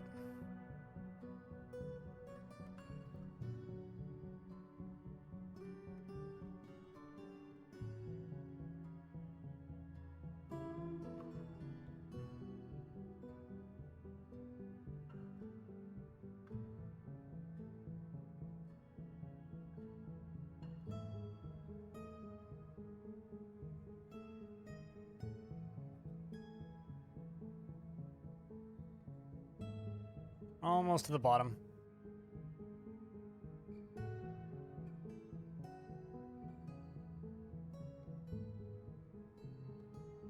Yeah, no, we just happen to have a pretty good surplus of iron. The only material we have is iron, but we have a good amount of it. We don't have any flux, though, so I can't actually make steel.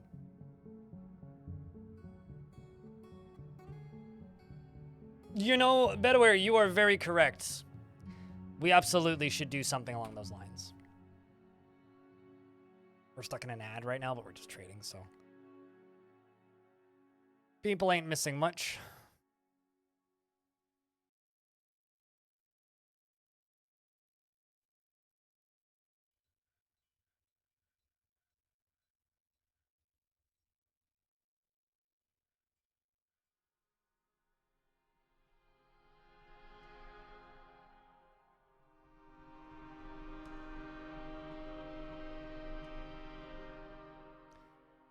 I think a good chunk of my squad just died. Because they're no longer on the list.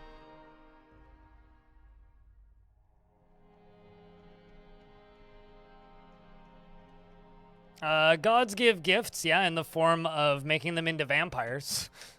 So in adventure mode, there are monasteries, and in monasteries, there are dice. And you can roll the dice as an adventurer, and if the god is feeling fair that day, the god can give you a gift. And this can be like a boost in stats, or something fancy, or we're taken prisoner, yeah. Alternatively, if you fail the dice roll, you can get different varieties of other fun curses.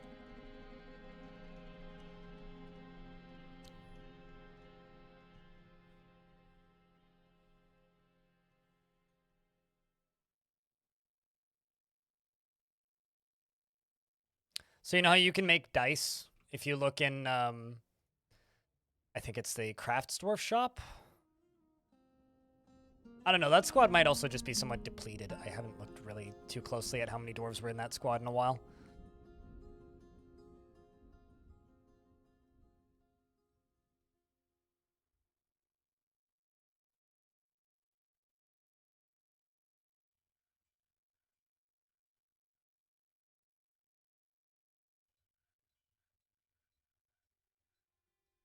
But yeah, also, one final thing about the gods' names that Chaos Time asked.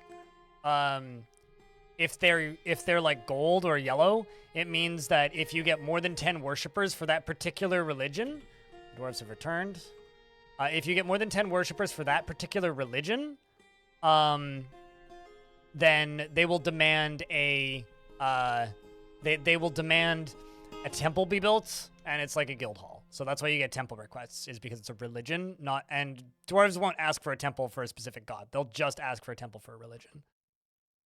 Okay, so they go all the way down to there. Let's see what we happen. The rumored anvil attacked the ticks of dying at the legendary curses at rumored terrors. The dwarf non-major nerd Steel War led the attack, and the defenders were led by the elf Alatha Embrace Lyrics. The elf's tactical planning was superior to non-major nerd, and the defenders had a strong positional advantage, and immediately we lost kick roast. We fought back and forth with a couple of them, A goblin was beaten the crap out of. We killed a goblin named Nako, who we beat up pretty bad. A couple other dwarves got beaten up. Nothing too major though. Let's see. The fighting keeps going. Swim Carcass is damaging somebody. We lost Ficod. Rest in peace, Ficod. We lost Arath Paperfang. So everybody who was unnamed. But wasn't the worst. Should have done better. Non-major nerd should have done better. You failed us there, mate. I think I'm going to make a dining hall out here. It's going to be the same size and shape as this patio.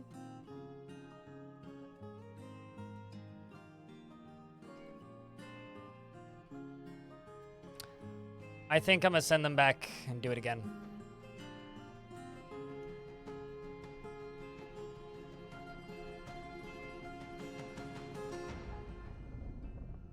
Although there's a thing I'm going to do.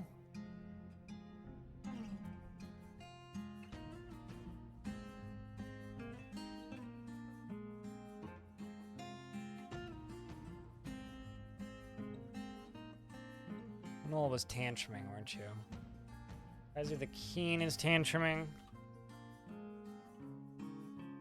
You know what? Actually, let's increase the population. Let's go up to 100 dwarves, just on the dot. And go 120 with kids.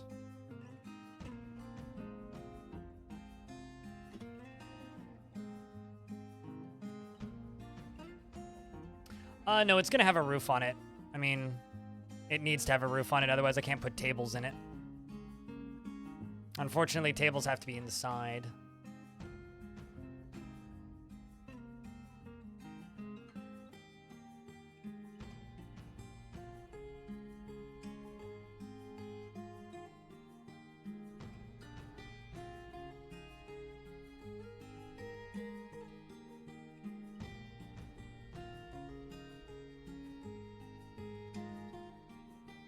Dwarves are not known for their picnics. Not yet.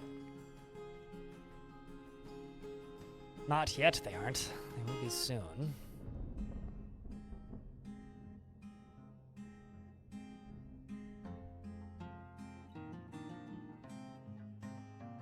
You know, it's funny. Once this freezes up here, I might actually just, like, I'm just going to punch a hole into this and let it flow down into here. Because this is finally done draining. Holy shit.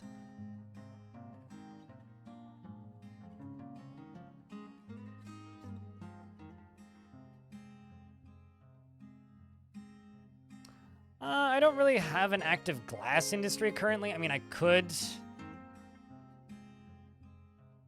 Let's collect sand. 30. Green, glass, window. 30. How many bags do I have? 78. Let's just make 100 soak bags. I think I still have a sand collection zone.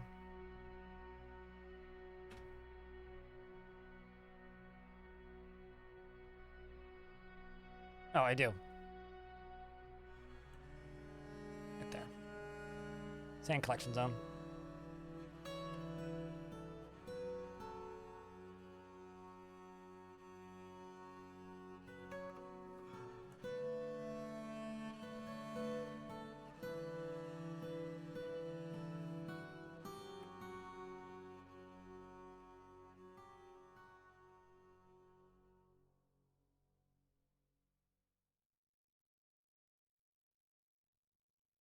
And let's go over here. No real space left, so we'll just lock that off. Move up by 1.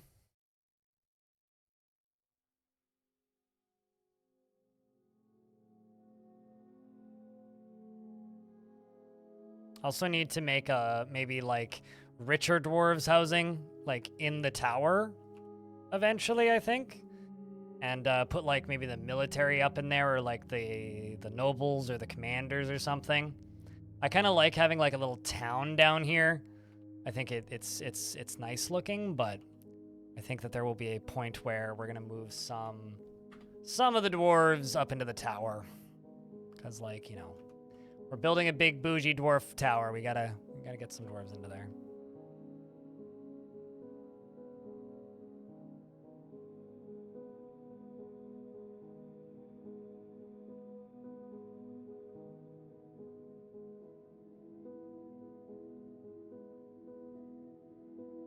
I prefer doing infrequent large work orders over frequent small work orders, yeah.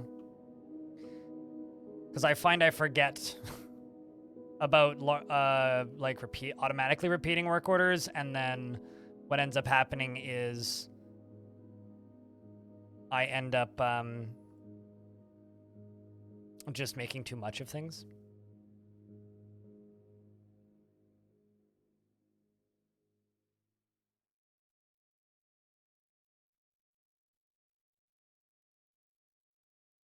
Some migrants have arrived.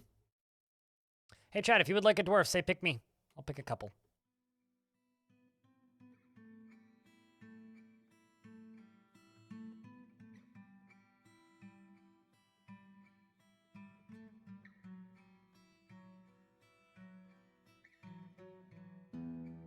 If you can name a dining room, can you please call it Chaos Times Worldly Window? Chaos Times Worldly Window. Why worldly? This is Jesse. XV. Welcome to the fort. She is very curious and sometimes to her detriment feels best when everyone gets along without any strife or contention, is often sad and dejected and does not generally respond to emotional appeals. She finds obligations confining and is conflicted by this for more than one reason, and she tends to reveal personal information. She prefers to present herself modestly and is moved by art and natural beauty and dislikes the natural world as she is assertive, and she tends to make a small mess with her own possessions. And she is quite polite and tends to hang on to grievances and is not particularly interested in what others think of her, and occasionally overindulges. And likes a little excitement now and again, and she has little interest in joking around and takes offered help and gifts without feeling particularly grateful. I don't really want to poke you, Suited, but word. And then aesthetically, she is lanky and weak and has high cheekbones. She has a very round chin, and her long hair is arranged in double braids. Her nose is extremely long, and her nose bridge is convex. Her somewhat broad head is tall, and her somewhat narrow, wide-set brass eyes have slightly large irises. She worships the deity Gimur, and is a citizen of the rumored Anvil. Welcome to the fortress. You, the miller, will be Bab-E-Uz-Zek.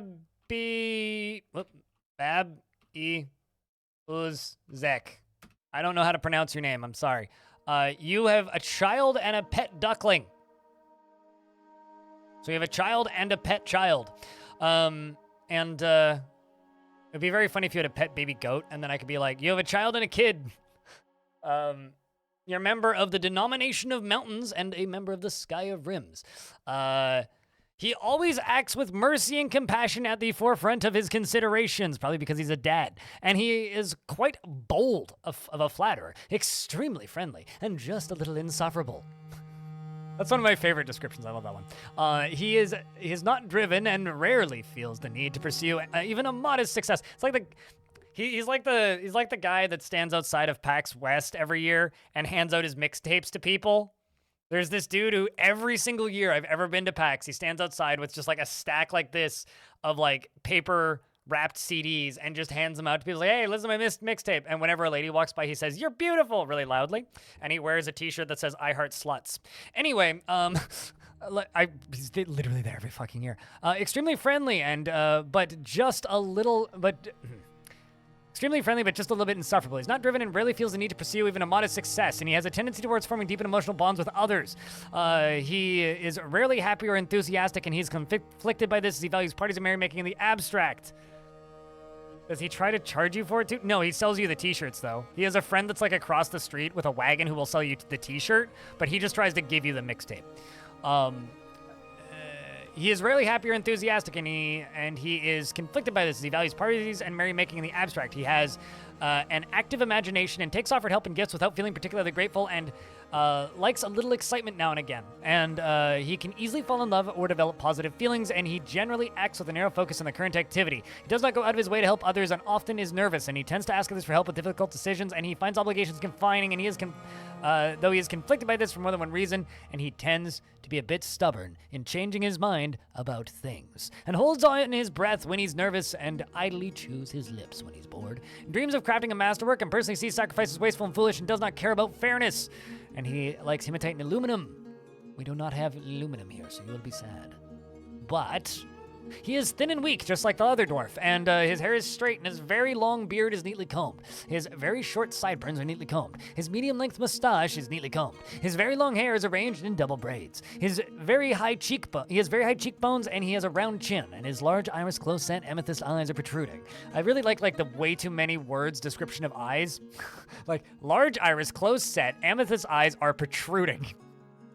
His eyelashes are short, and his lips are thin, and his eyes are somewhat narrow, and his eyebrows are somewhat high, and his hair is amber, and his skin is burnt umber. Feel like you just won the lottery? Well, welcome. Were they this year? I've seen them in past years, and you know what I think is actually makes me kind of happy, MB Audio? Is, like, I think it was PAX 16 or 17. He was right out front of the main arch building, and again, handing out his mixtapes, and there was like 2 people selling those t-shirts.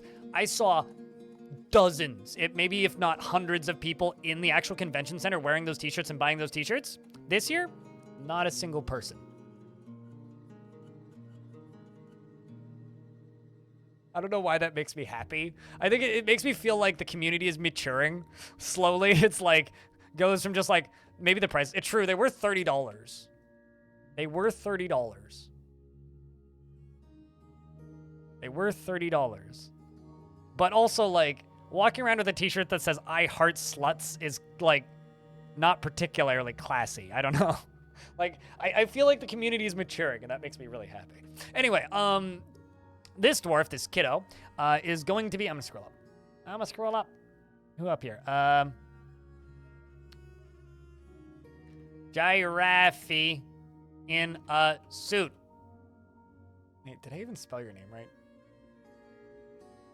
Is that how you spell suit? Is that really? That looks wrong to me. That looks like sweet. Anyway, we'll just... I don't understand how words work. The suited giraffe.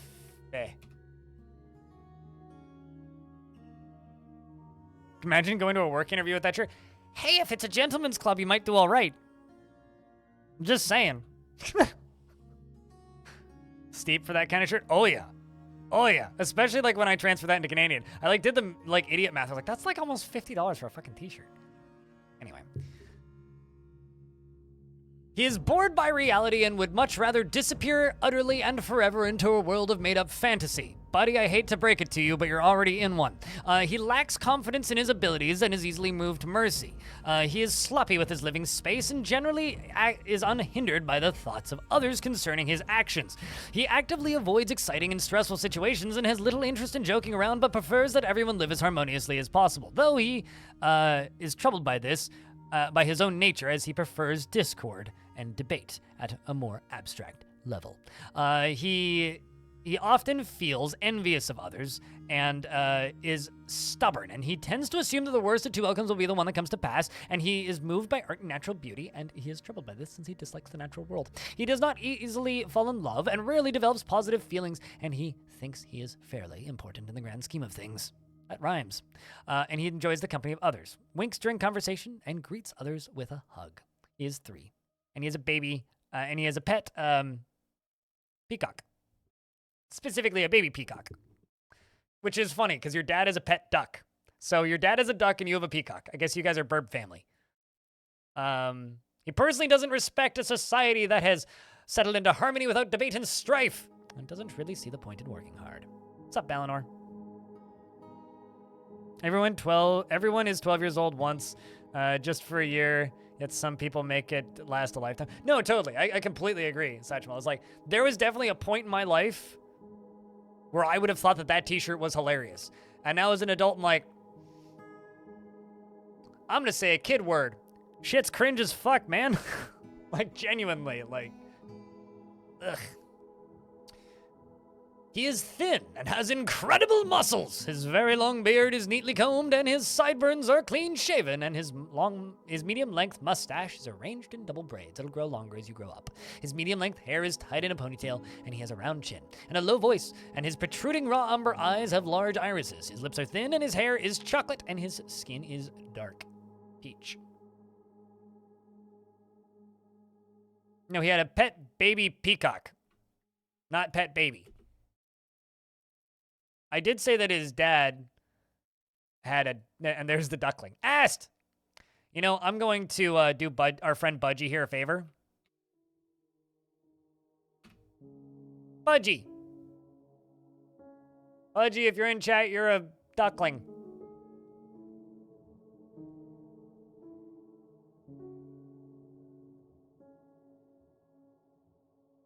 That is a song that Katy Perry wrote, wasn't it? Speaking of immaturity. My new best one? Really? You really like that fort that much? Aeronamo, you are now the Miller. Just because you were in order. This is the last word from naming in this batch. He is a pessimist. And he is unfriendly. And disagreeable. I like how you say something nice and I give you the mean dwarf. And is bothered by this since he values friendship. That's kind of like me, actually. He is trusting and generally acts with a narrow focus on the current activity, and he has a tendency to go it alone without considering the advice of others. Also like me, shit. He needs alcohol to get through the working day and does not mind being outdoors, at least for a time. He personally respects the law and sees life as unfair and doesn't mind it that way, and sees competition as reasonably important and doesn't really value merrymaking, and dreams of raising a family. I think that's just the vast majority of Katy Perry songs suited. Although, you want to know what makes me feel old? When people talk about TikTok, I think about the Kesha song.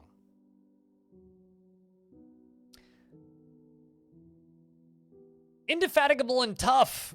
His long beard is braided, his very long sideburns are braided, his very long mustache is neatly combed, and his medium-length hair is neatly combed. He has very high cheekbones, and his somewhat splayed-out ears have large hanging lobes. He has a low voice, and his protruding aquamarine eyes are wide-set. His eyes are somewhat narrow, and his lips are thin, and his hair is tan, and his skin is dark peach, and his nose is somewhat long.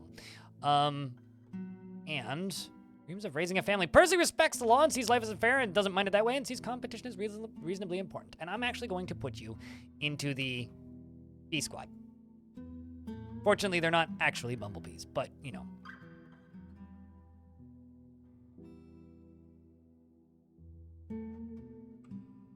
Anaconda. F word? What? No, I don't, actually.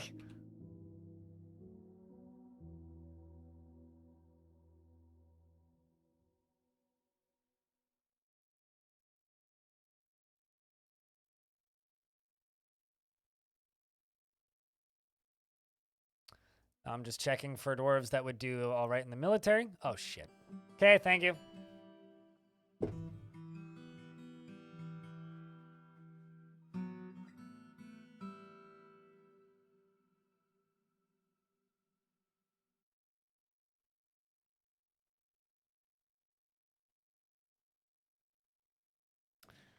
Got it sorted, got it sorted, got it sorted.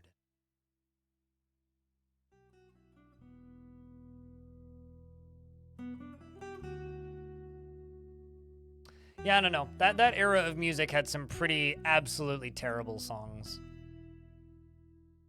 Holds nature to be of greater value than most aspects of civilization. Get out. Oh, your nobility? Am I getting what? What kind of nobility?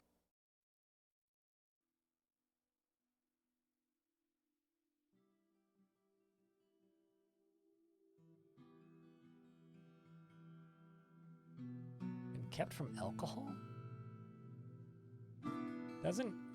Needs alcohol to get through the working day, and he really wants it. Okay, so this dwarf is sus as fuck for some reason. Did you come from my previous fort or something? You came from the held sack.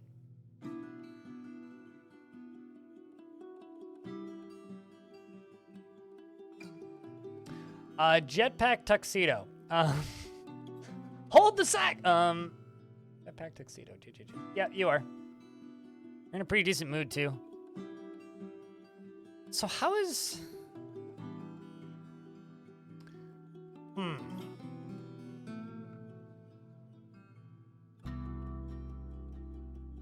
I think I'm just. He likes to brawl. I'm just gonna put this dude into the military.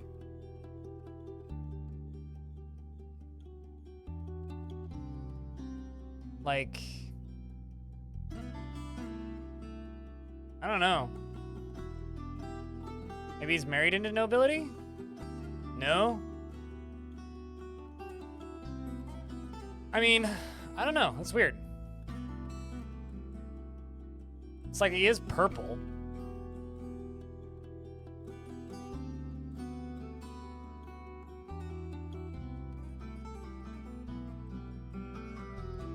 Which means in theory should sort of be noble. Does not respect the law. While I won't put you into the cop squad. Trusting, doesn't often feel lustful. Okay, you do fine.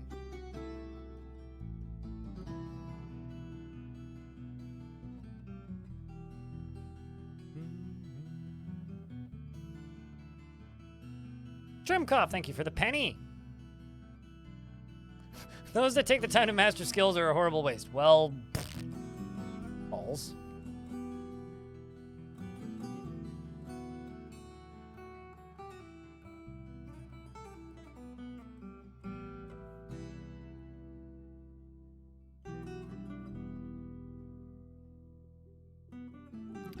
Trader's usually purple? Yeah, that's the color for like a lot of the basic nobles, but trader isn't a noble job, so I don't know.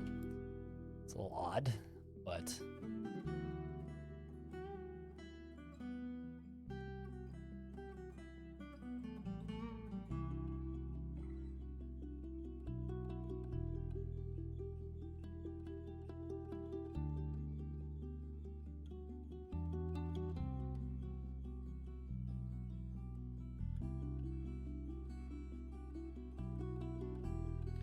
Trimkoff, what have you been up to?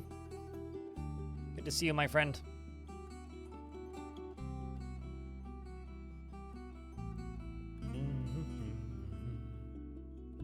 So what was I supposed to name this dining hall? Chaos times something or another. Chaos time?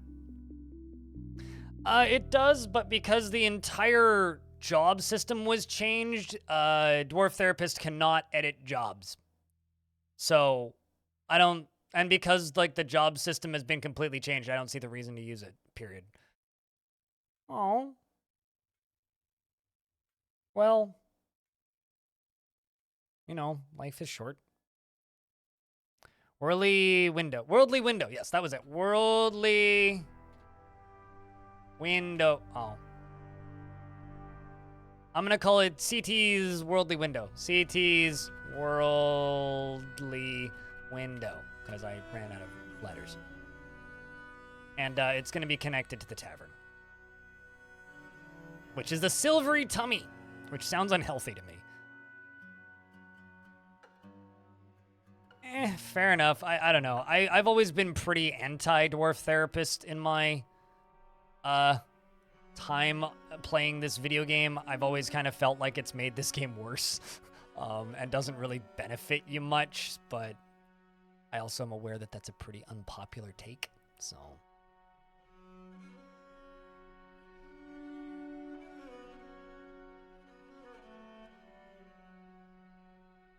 Yeah, I suppose. I don't know. Not hard to just do that in-game. Yeah, it's good to see you as always, Trimkoff. It's like, take care of your partner, though. That's the important thing.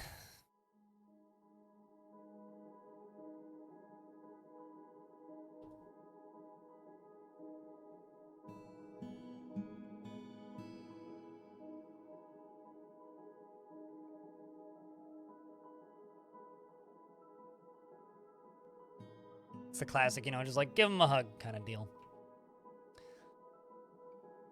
Yeah, I haven't had to go through like the loss of a pet in a really, really long time. It's like I've had like real life personal tragedies in my life, but like it's it's also like I'm almost not numb to it. Like that's definitely the wrong word to use, but like it didn't affect me that badly. So,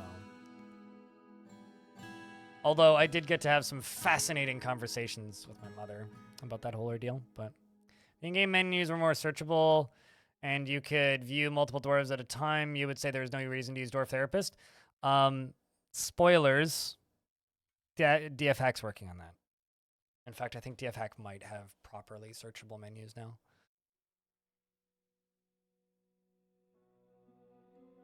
Jurassic Park 3 on as we speak. Jurassic Park Marathon? That's a good series. Best one's still the first one, though. I never did see any of the Jurassic World films. I just kind of looked at them and went, CG hell, and just kind of ignored them beyond that point.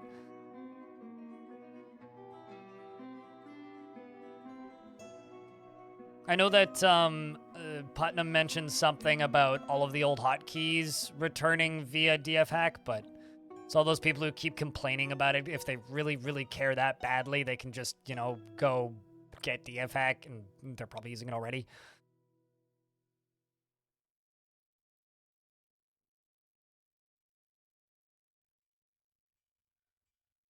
They're all right? Fair. Yeah, I don't really keep up with it either. I use it passively.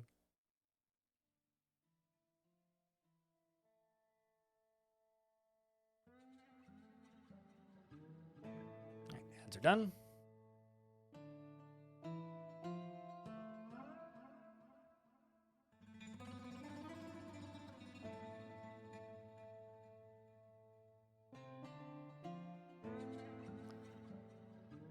All right, non-major nerds, squatty boys have returned. I also need to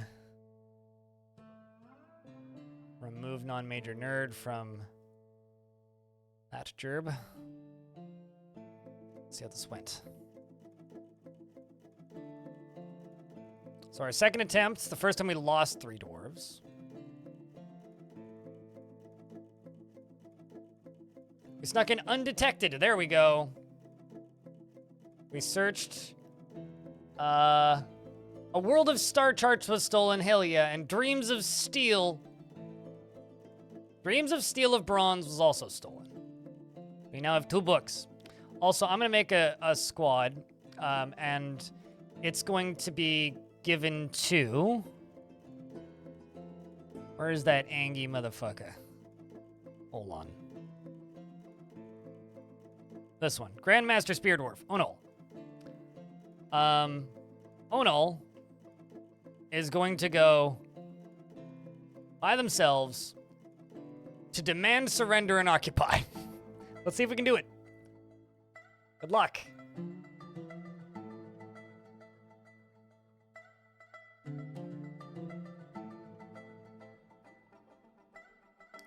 Because I've given up making this dwarf not pissed off all the time, and they are haggard. And they have no friends, so I don't blame them even for being haggard. But they're gonna run around, and their pet, Kavy, is gonna stay. And she is going to grab all of the stuff.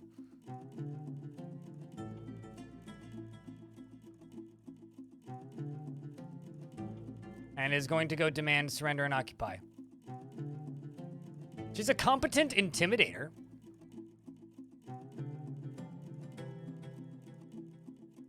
Legendary fighter, disciplined, Spear Dwarf, Grandmaster Spear Dwarf, an observer, dodger, very rusty, skilled but skilled shield user. She's used a miscellaneous object now and again.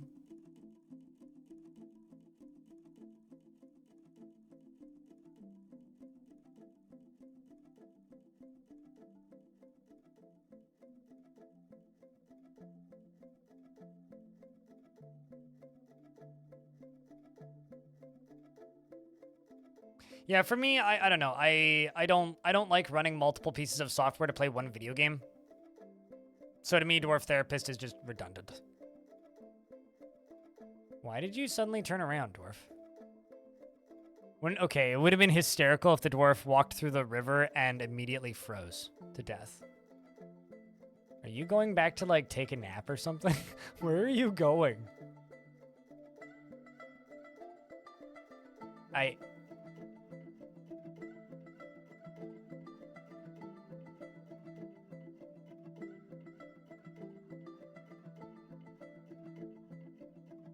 I'm confused. Where? Oh, you are going to go take a fucking nap, aren't? No?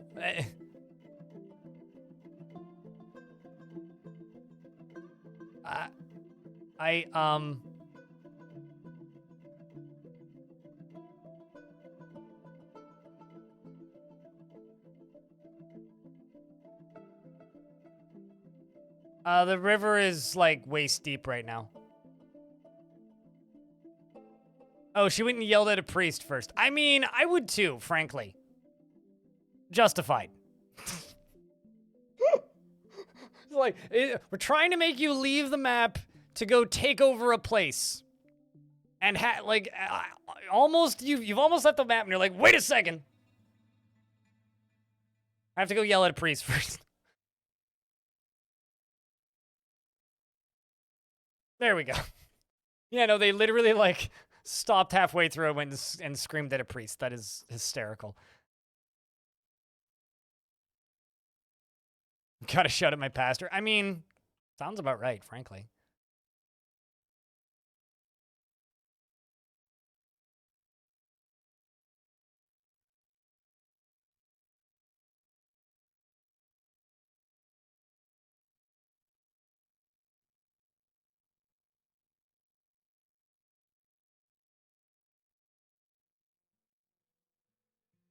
All right, so we're going to make another spot right here. Look at all this cranberry wine and blueberry wine. Oh, man.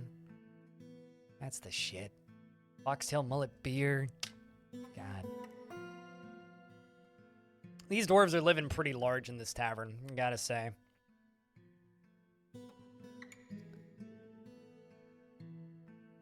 Brew from fruits.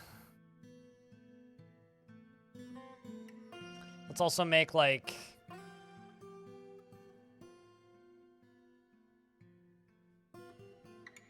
$250 lavish meals. It might be the last thing they do. I mean, you're not wrong, actually. It might very well be the last thing they do. I kind of love doing these this way. Where you just put a little brewer spot in the middle of the tavern. It's very thematic. I don't know. I feel like that's something the dwarves would do. It's like, give brewing demonstrations. Oh, I should make a brewer's guild. And build it like a massive brewery. That's what I should do with this layer. I love this is dead frog. I should just make a massive brewery layer. You're off to work? All right, Satchel, we'll see you when we see you, dude. Take care of yourself. Have a good one. Yeah, I think I should make a big old brewery zone. Can I make the brewery cake-shaped? I don't really like doing that. Mostly because I don't feel like that's something dwarves would do. It just doesn't fit in my headcanon. It just feels weird. I know some people like doing that, but not really my thing.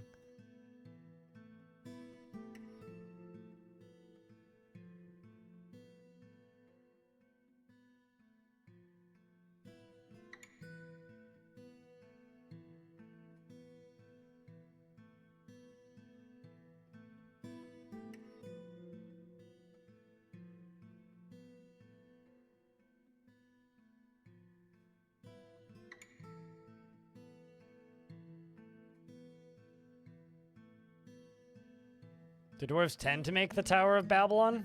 I mean, not the Tower of Babylon. This isn't the Bible. I mean, the one thing this does have in common with the Bible is it's also human-designed fiction, but... no, dwarves don't really make the Tower of Babylon.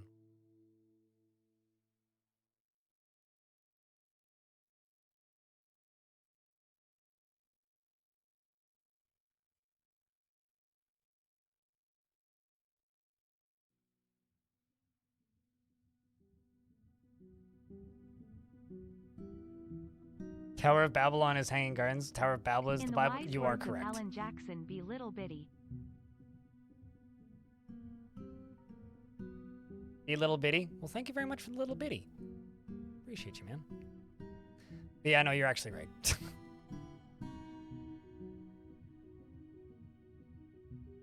But no, dwarves don't tend to build towers. There's like two major types of dwarves.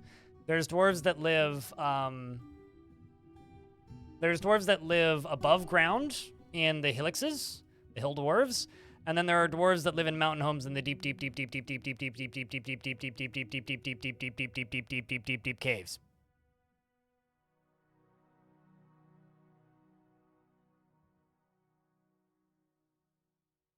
And Am Spirit, whatever the fuck, wants to live here. Who are you? Am. It's a human. Nope. No humans. Only Dwarf. I'll take animal people or goblins, though. Or a Gorlak.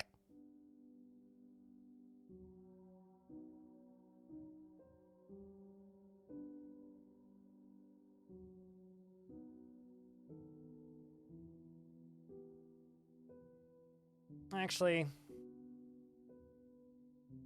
let's just do prepared meals and drink.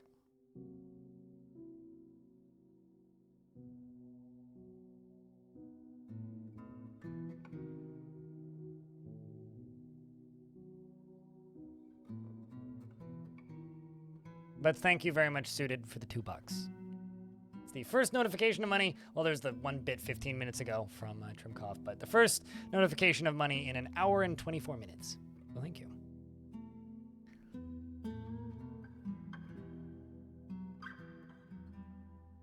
Who craves sky and endeavor to punch the face of gods? I mean, who doesn't?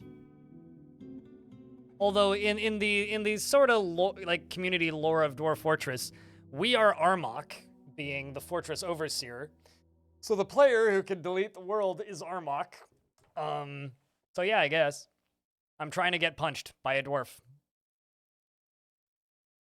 This is why step stool. Why, to punch your cat? Because that's the closest thing we have to gods in our own houses.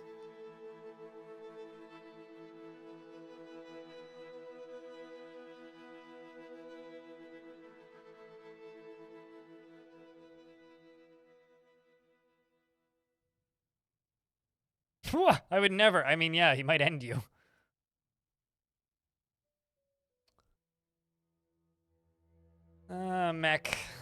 Rock mechanism.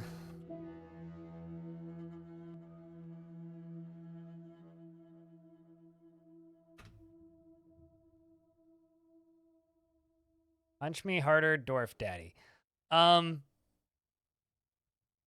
No. What?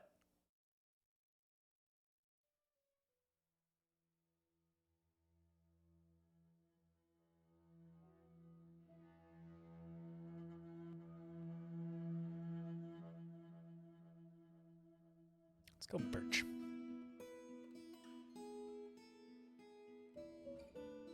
Despite being menaces to themselves and society, have done nothing wrong. What, the food trio?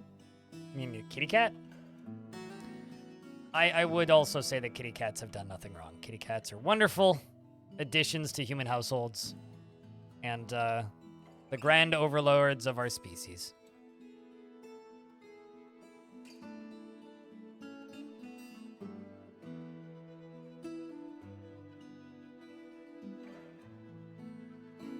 All three have food names? Oh, really? That's actually kind of funny. That's kind of cute. Now I want to know what your cat's names are. Are they like Cookie? If I were to name a cat, a food name would probably be Cookie. Cookie, Cupcake, Cocoa, and Peanut. There we go. Done. Bunch of food-based cat names.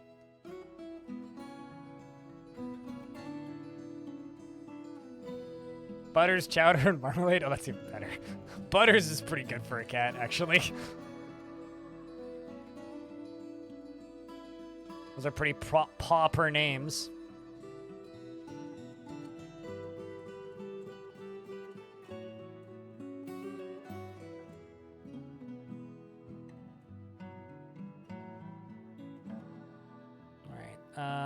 This hasn't frozen all yet.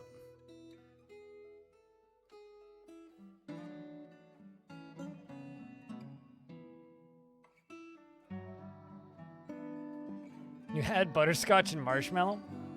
Those are also good.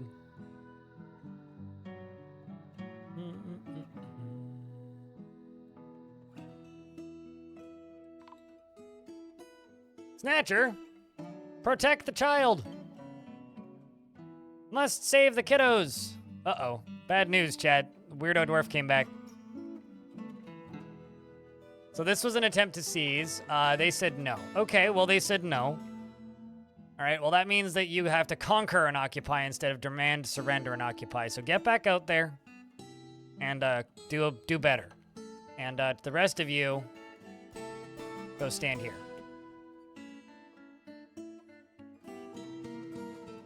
Here come the dwarves. Running. Whoop. We're going to follow Honey Bun Hauler, who helped chase a goblin down, and the goblin is now in a lot of pieces. Moving up with the rest of the dwarves. All right, I would say that was successful. Back to training dwarfs.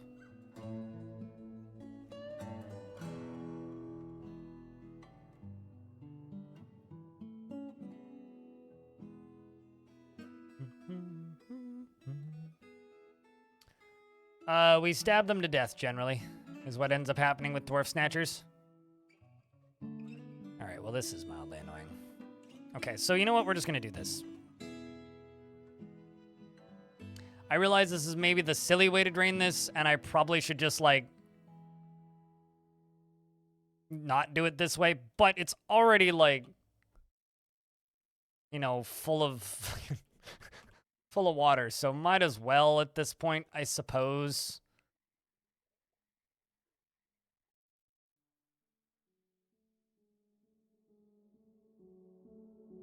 It's gonna take them a little while to do that, though.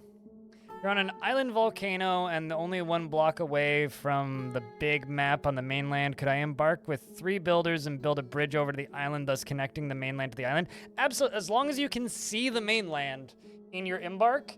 Not only that, but you don't even need to build a bridge. So if you just want to connect the island to the mainland, you just need to put a fort there. And then as long as you can see both sides of the river, and then retire the fort, and then the mainland and the island are considered connected. If you can see the shore, then you're technically on the mainland, and yes, absolutely, and traders will show up and whatnot. Yep. So sometimes what I'll do, like, let's just say I'm on the world map, and let's just say we want to settle on this island, this tiny little swamp, which is inaccessible. If I put a fort right there, on that tiny little bit of water right there, as long as the fort, the embark, can see both halves, then I could embark on the far corner of this island and get migrants. And it's now accessible to the faction. Yeah, okay, there you go. As long as you can see it within your embark, you're good to go.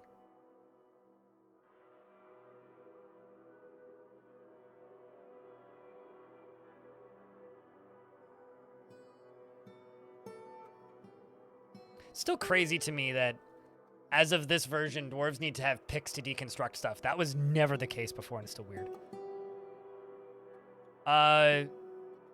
That I would assume everybody, but I actually don't know the real answer to that.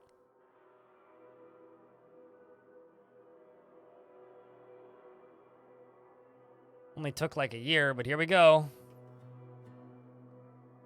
Dwarves are gonna get some more nice, you know, some more nice, lovely, lovely, lovely mist and showers.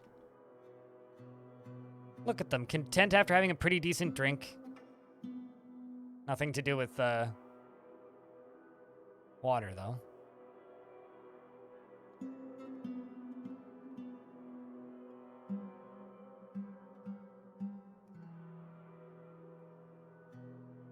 Could also maybe nick out this.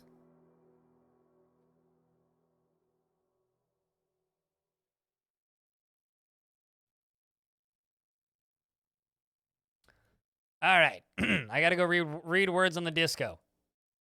And the disco says,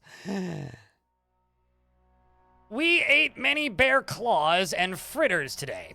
Truffle hunters are scouring the land for large magenta Dachshunds? I don't know what that is. This onomatopoeia ribbit is commonly emitted by imposter humans. Squibble is delicious. Coffee. Something or another. That's what that button do. So on my Discord, there is a room called AdWords Stories. For 1,000 channel points, it's like every 2 hours or so. You guys can make me read them. So it's basically just playing telephone with Discord. That's all it really is. So if you want to make me play telephone with Discord, you can do that quite easily. Dachshund? Is that really how you pronounce? Is that really how you write the word dachshund? Huh. All right. Well, I feel dumb. I should know that.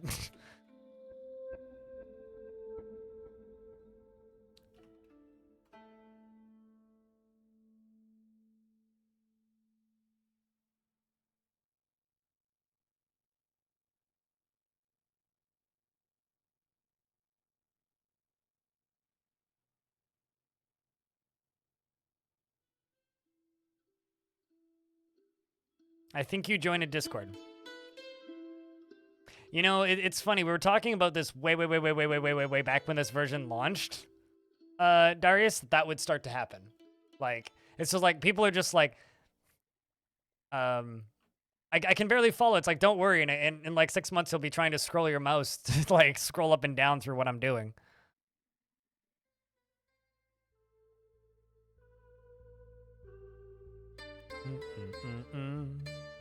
So this was supposed to be an extension of my prison, which never got extended because it got flooded again. Again, because it happened twice.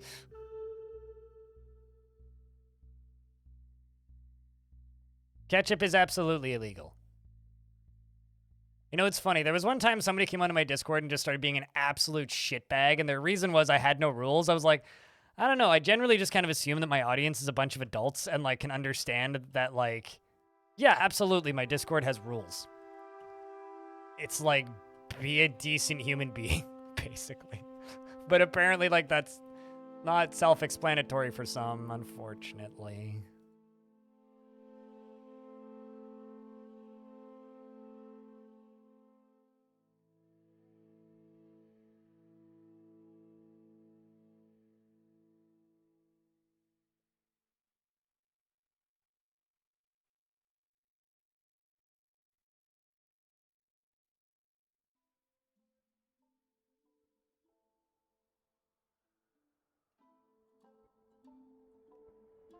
Okay, we're going to deconstruct all of this.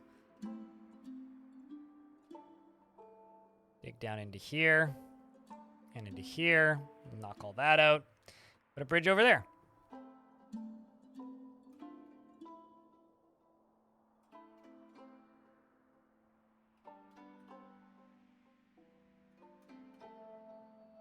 Be cool is a pretty explicit a rule. I generally think so, yeah.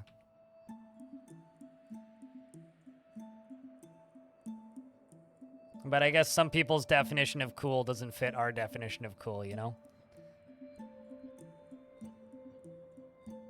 Oh, also, another kind of fun thing about PAX. Briefly got to speak with Jason Grimblatt, who is the writer on Caves of Cud, or the, like, guy who's made all of that, or all of those words, mostly.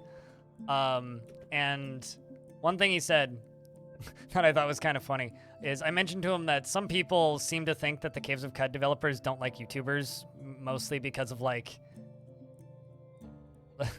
that one certain guy who reviewed the game and then told his whole community to assault their Discord, basically. And his literal response to that was just like, that couldn't be further from the truth. Because I've had a couple people in my chat just be like, oh, they haven't talked to you because they don't like YouTubers. Like, well, don't think that's true.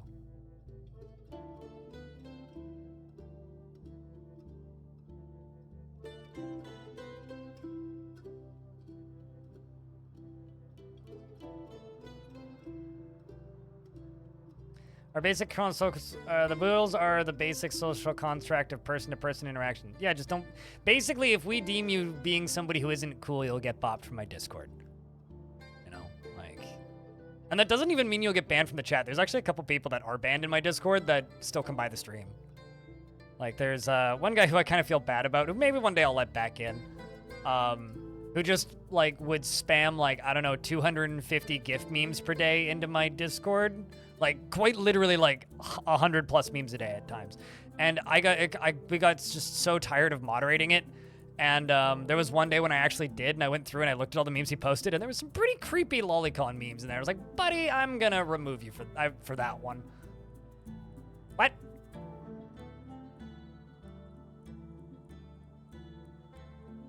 What?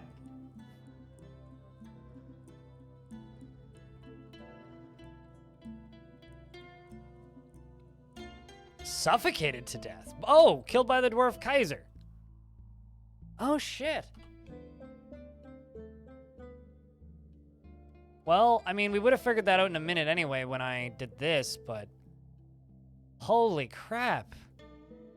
Telenartho was strangled to death by Kaiser the Keen.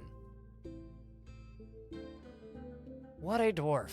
Speaking of, I think that our other dwarf died trying to take over that location. All right, well, it is time for the captain of the guard to go to work, I think. Who, by the way, loves his job. Very, very, very, very, very happy dwarf. So currently, he's going to go interrogate him first. Go interrogate Kaiser.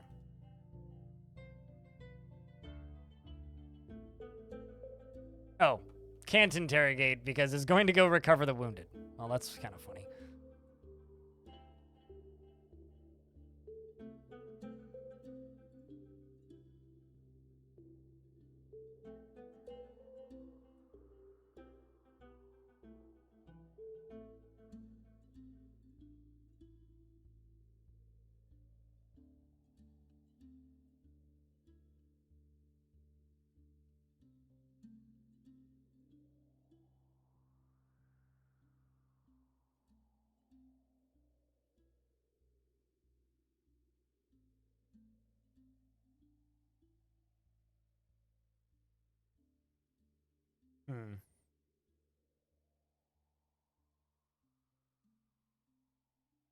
Oh, actually, I wonder...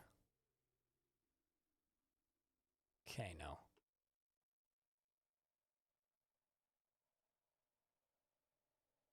Gotten this whole thing sealed up? Yes, I have. Okay, so you're done interrogating now. And also you got whipped. Yeah, literally punched him. Just punched him, didn't lash him. Just punched him.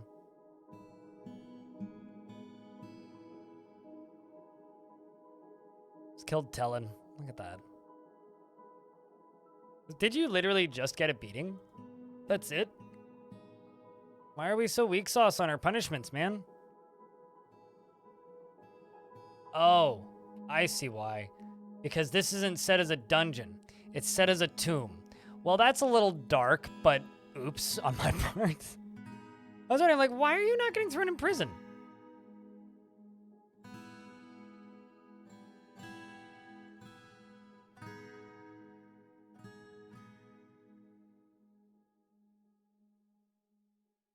Well, I guess that answers that question.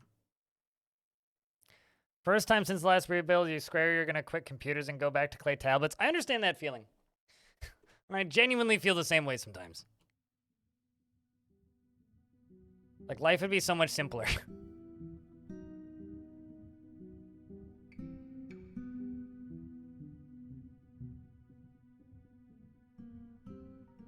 That feeling when I finally finish my pump stack and turn it on and realize you installed all of the pumps backwards.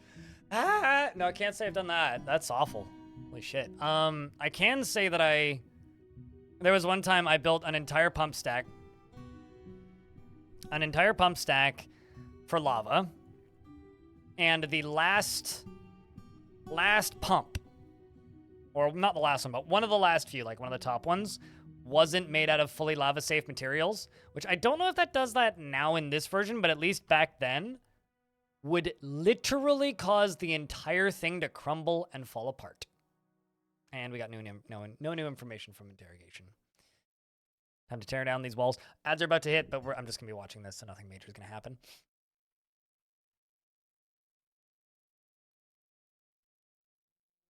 It's pretty hot. What, like causing the whole thing to fall apart? I mean, sure. So I want this to actually look like a proper dam. I'm going to build a little wall over top of it. A little floor in front of it. I should, like, actually hit the buttons that I'm intending to. There we go. Stoneware. Stoneware.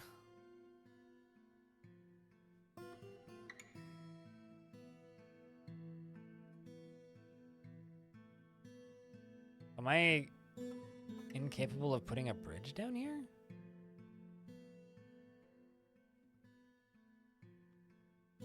Odd.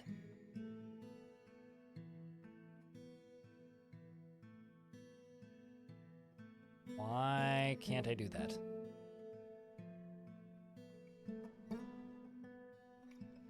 I'll just do it this way then.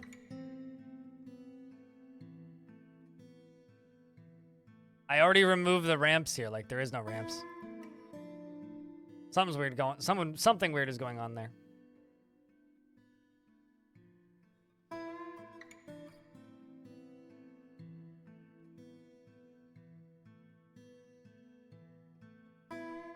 How aggressive the punishments are in this game. I'm going to kick your shit in for murdering somebody. Also, you murdered somebody. Now go away.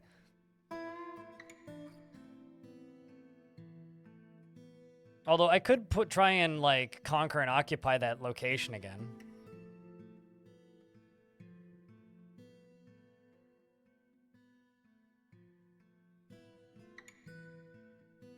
Because I did just kind of do that.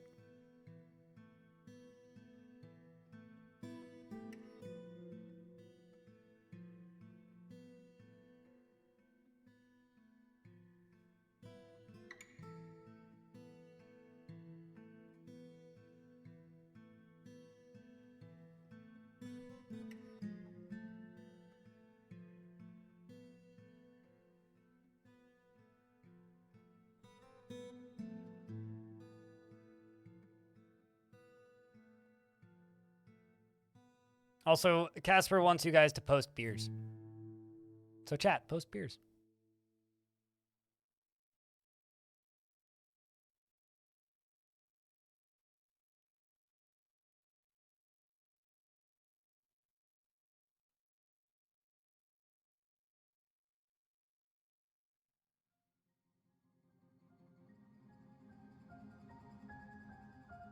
And over here...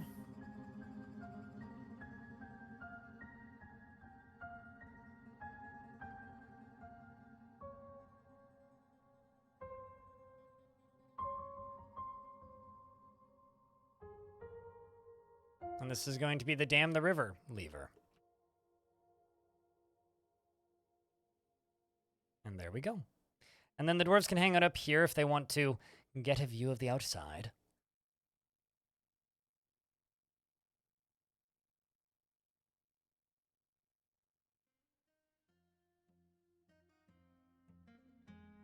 Oops, that was the wrong material.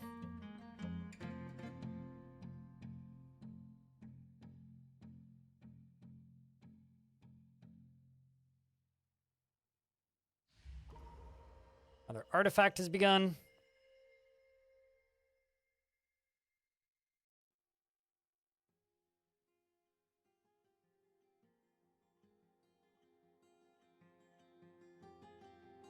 And then up here.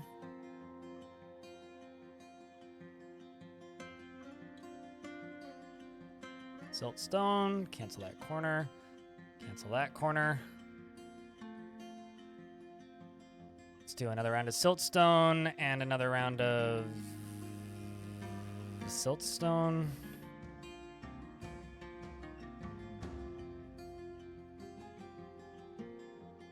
one final chunk down here.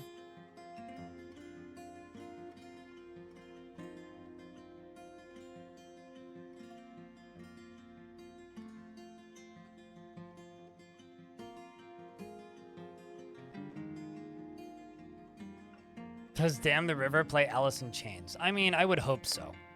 I mean, obviously. If they didn't, that would just be kind of disappointing, frankly.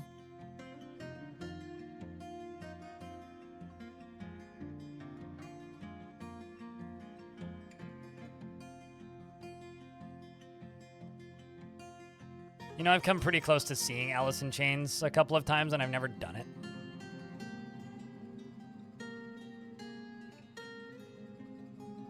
I feel like they'd be a fun band to see, but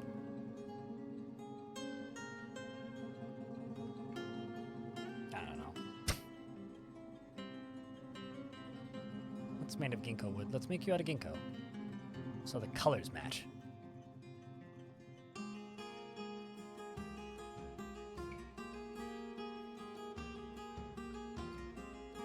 Damn, that's a pretty fucking good river, you know, totally. I really like Pulp Fiction. Great film.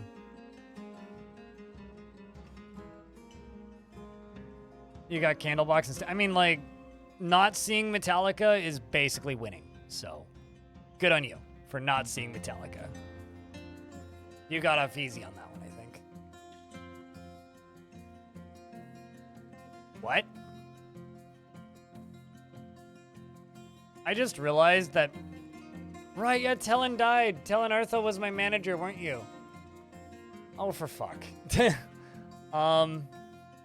Okay. Elfie Bean can be the new manager. And I'm going to give the new manager a much nicer office.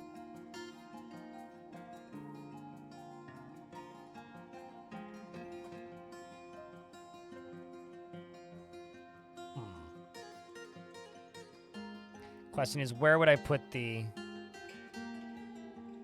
manager's office? I'm thinking the manager's office would, like, go off the edge over here.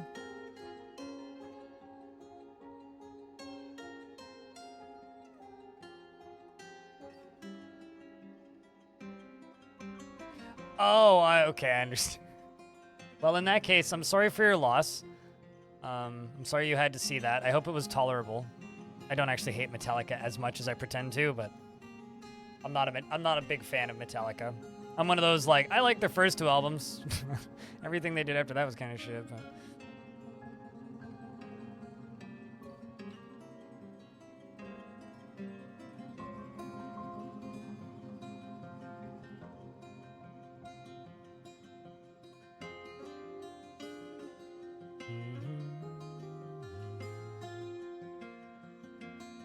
I love that they are still reloading this bottom layer. I do hope that they're able to get this bottom layer done in time, because this upper one, that almost looks like a face. If I have to drop this upper one, why is all the snow right there? All right, if I do have to drop the upper one, it'll knock down the middle one. What am I building? Does anybody have that clip on tap? Yeah, it's a splat plat. It's a platform that goes splat. Batty walk in here, and when I need Batty gone, I pull lever, and then this fall. Oh shit. And then this fall, and then the Batty goes splat. It's a splat plat. Very technical term.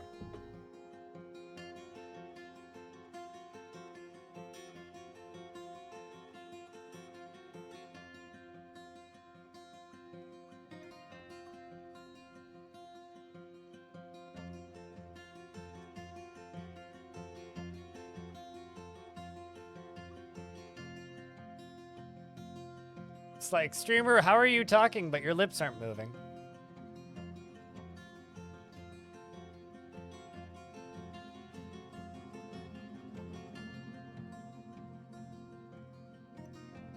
No, thank you for linking the actual YouTube short, yeah.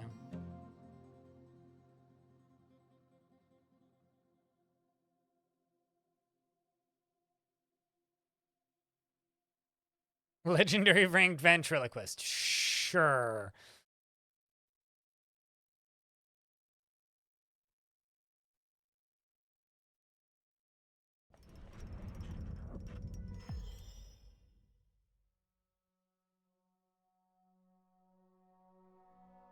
The suited giraffe, the dwarven child has created Ledost Babin Idgis, an obsidian scepter, and offers it to the sky of rims. Obsidian scepter. This is an obsidian scepter. All craftsmanship is of the highest quality. It is encrusted with rectangular... I don't actually know where we got obsidian from, by the way. Like... Anyway.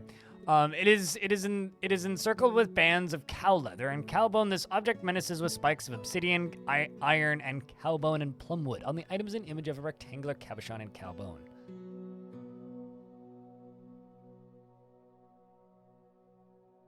I'm gonna give it to the manager. Elfie Bean. Because I'm pretty sure Elfie Bean is your mom, right? Wait, no, that's MB Audio's mom. Still pretty funny.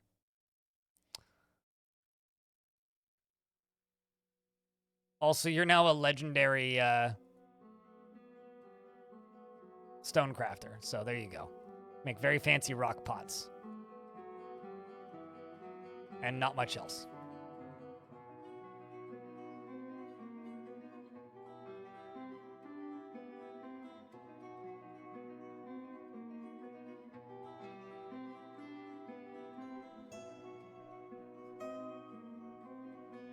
Also, it's always nice to see Jess emotes. I made that one out of iron. Yep. Clicked the wrong thing again.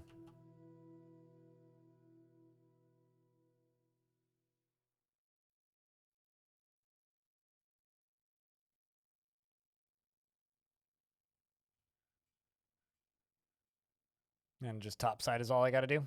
What's up, Smexy?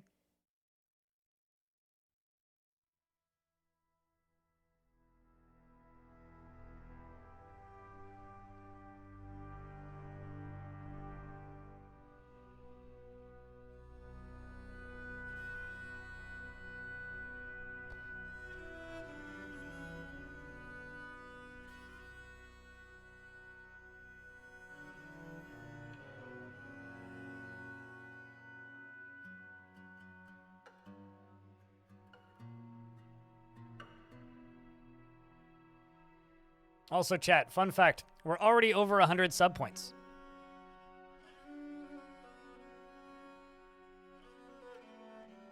You accidentally got past her auto mod?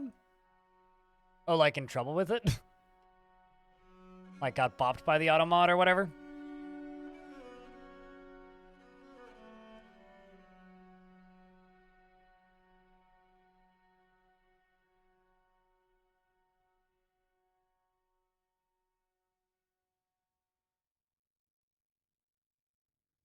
Okay, I'm assuming stuff is gonna start flooding pretty soon.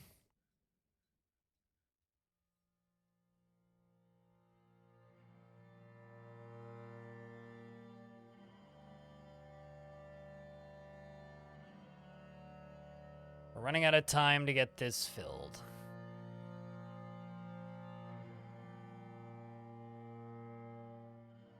I'll do that after the water's on.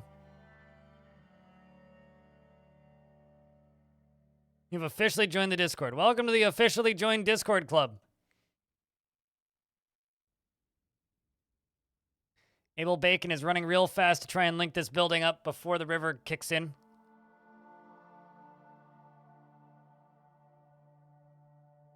Four lovers and a child. Wow.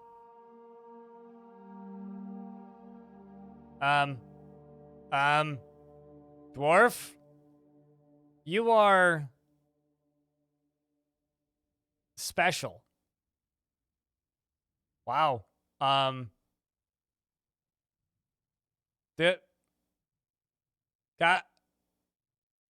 it. Whew. Okay. Well, at least you weren't able to finish hooking this. You would have, if you went directly to this, you would have been able to hook it up, and you didn't. But, like, you also survived, so that's kind of a miracle. I mean, yeah, that's kind of a miracle.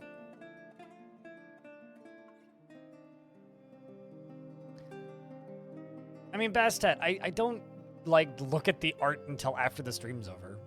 And I'm pretty neutral on Pokemon at a glance, so... But it looks nice. I generally just kind of ignore the art room, to be honest with you, unless there's, like, something super relevant that I need to look at.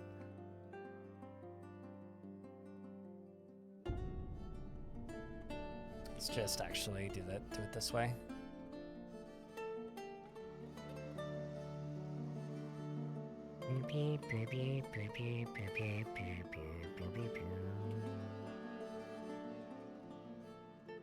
I don't know. You always ask if I like it. It's like, yeah, I like it because you posted it. But I'm not really an art criticism kind of person. I don't really have much comment.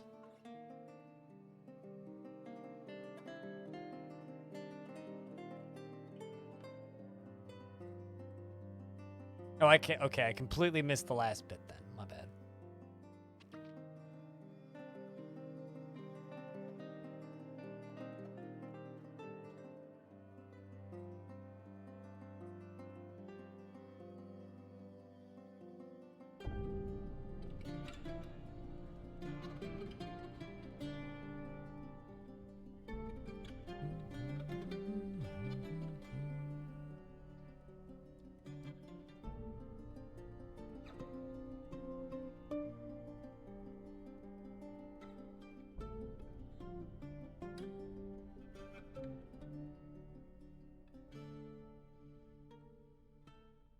You know, I'm actually pleasantly impressed looking at my following.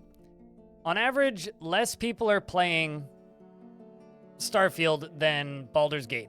Baldur's Gate was literally every person I followed for a solid couple of months, it felt like.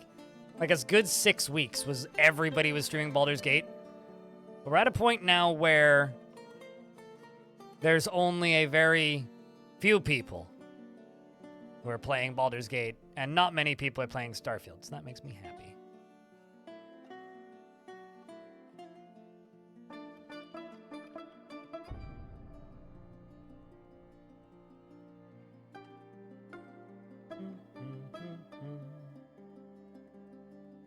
There is one person playing Armored Core. One out of the 14 channels that are currently live that I follow. Or sorry, 41 channels that I'm live. Apparently I'm reading things backwards today. I'm gonna keep convincing people that I have dyslexia when I don't. It's funny. I've been tested for dyslexia, fun fact. And there's some people who watch me that are completely and totally, utterly convinced that I have dyslexia, which is not accurate.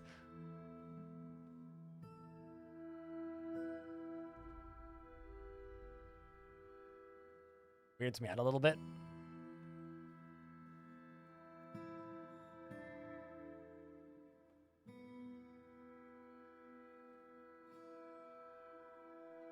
I can't even read that.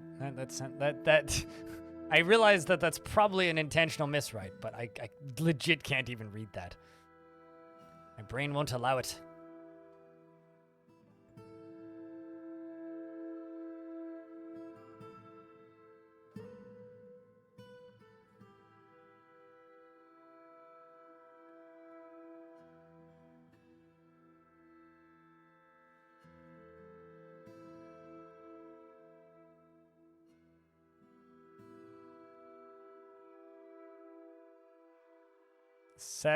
Sexlexia.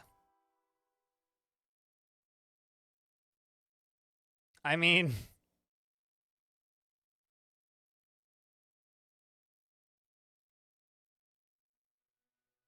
it gets worse. I'm just sitting here blinking. I'm just like, there's like some words are just kind of hard to read, especially when they're made up.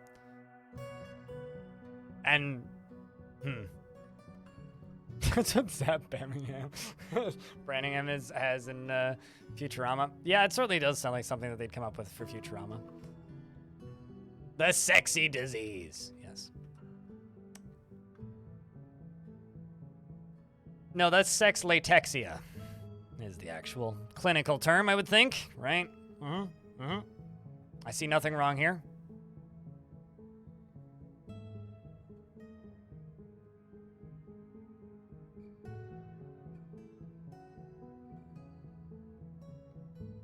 You're definitely feeling the beer. What you sipping?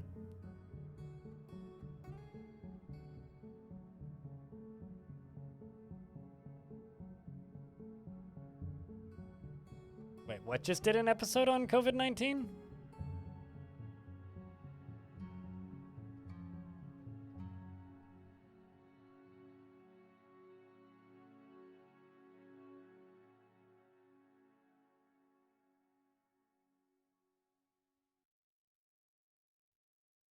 Since it's from your state, fair enough. I always gotta ask people what they're sipping when they have a drink.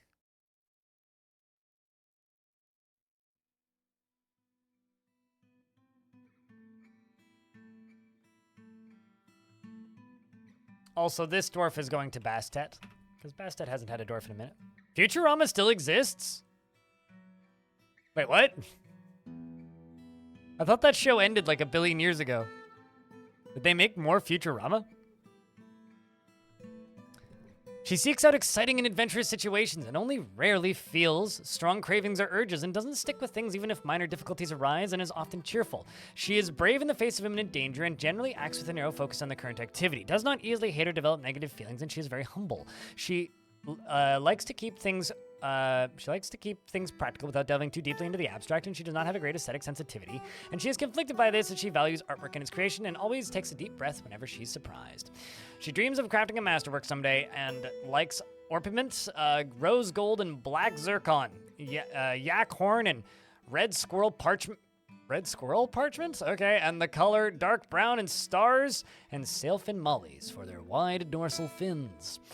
She has a thin body with almost no fat on it. That's different for this fort. And her large iris close set silver eyes are bulging. And her she has a very round, you're an anime character. She has a very round chin and her very long hair is braided. Her pale pink skin is wrinkled. Her small-lobed, tall ears are somewhat splayed out, and her head is somewhat tall, and her hair is flecks with flecks of gray. You're 86 years old, and you have no friends.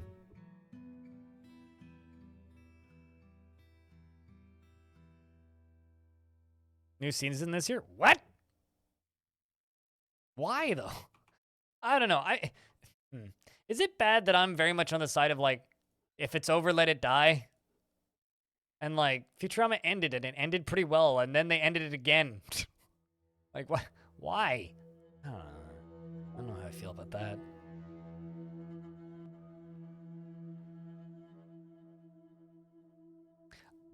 Nah, I'm good.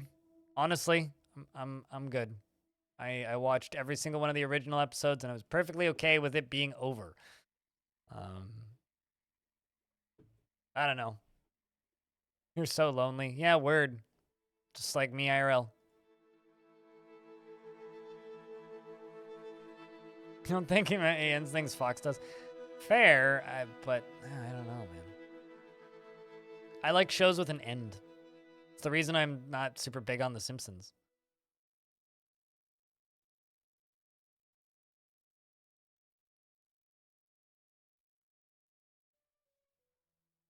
It's the reason I don't like soap operas. Or play the Yakuza games.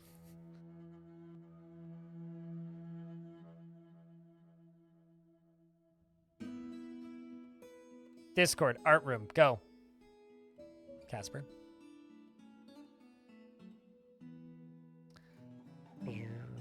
Oh. Goblin Pilgrim is visiting. Is this the Goblin Pilgrim who stole my stuff the one time? Or did they already leave?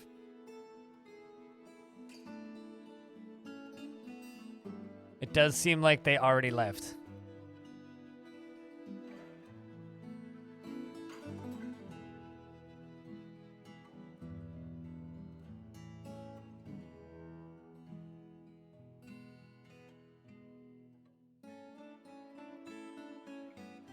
But fear is the mind killer, Rhea.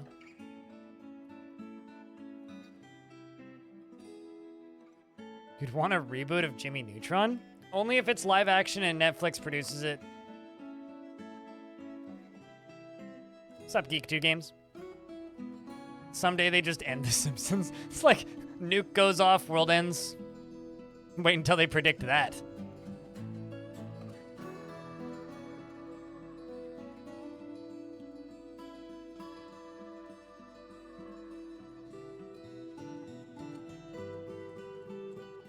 Live action Jimmy Neutron. The hairstyles would be out of this world, to be fair.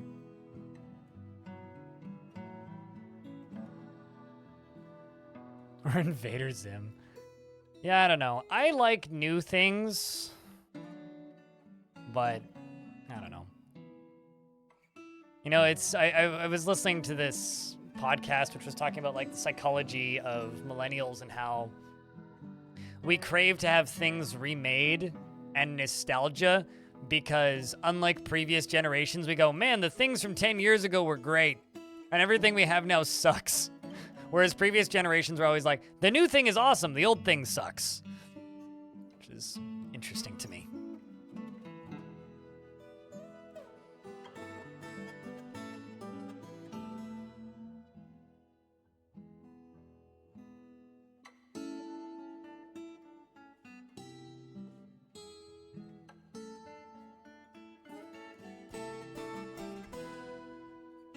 Back when Fairly Odd Parents was actually good. I remember watching a couple episodes of that. Fairly Odd Parents. I remember thinking that show was okay. Right, no. Wrong material. That's the one I want. So manager, office, go out. Yeah.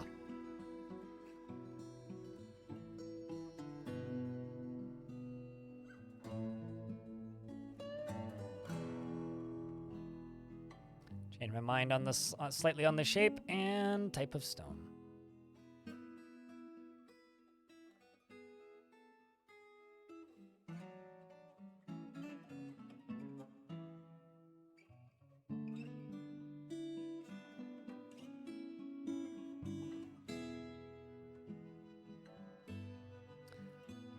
That's usually when I stop watching shows. It's like when there's a really good end point, even if they continue it, it's like, well, this was a good end. I'm leaving, which is actually why most of my favorite TV shows are like every season is like a different story kind of deal. Sethlin, thank you very much for the 4th month. Welcome back.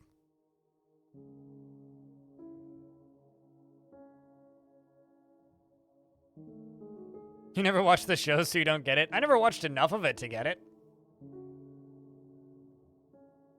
You obviously know more about the show than me because you knew the characters by name.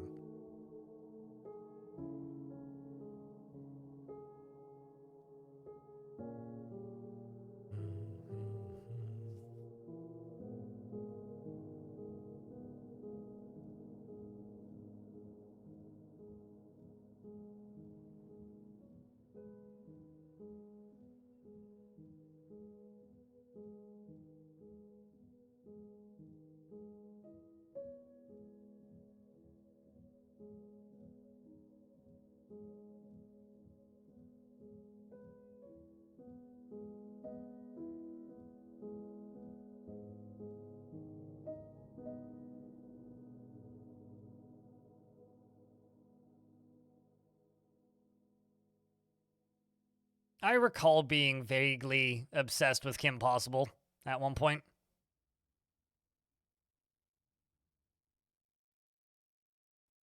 Did I make you out of the wrong material? I think I did.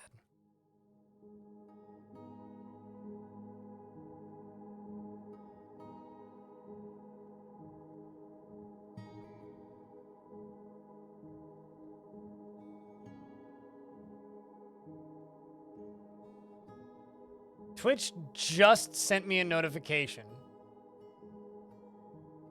that I've unsubscribed to somebody who I've been subscribed to for like a billion years. Why did it unsub me? What the fuck? I mean, okay. Well, I guess I get 30% off to resub to Bellinair for 6 months. Cool.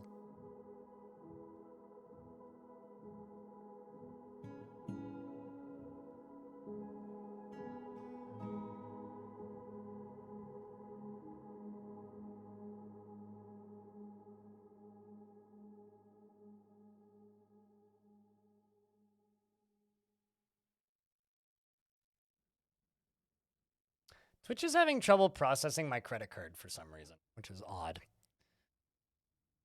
It's not like there's anything wrong with my credit card. It works just fine. Not like I haven't paid it.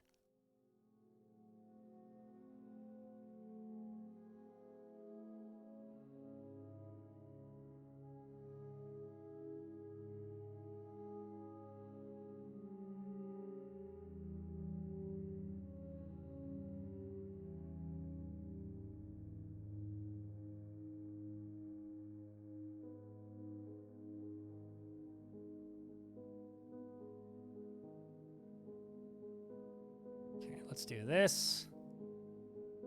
Fire clay.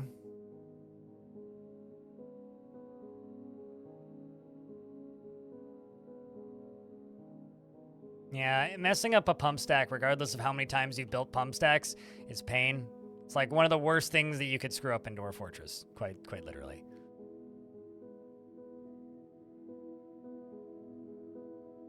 Oh, that's great. That's automatically a route. We're just doing construction, so I'm just going to keep building. Although if anything crazy happens, I'll pause.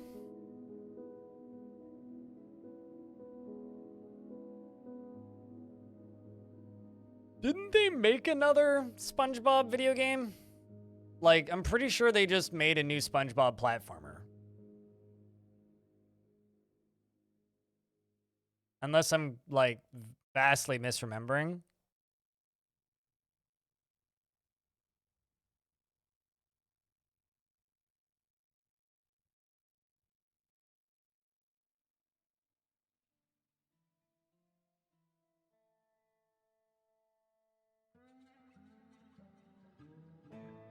Okay, let's do that and that.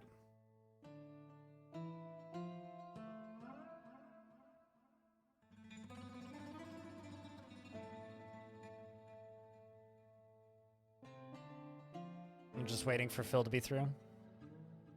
They remade Battle for Bikini Bottom, but didn't they do a second one? Hold on.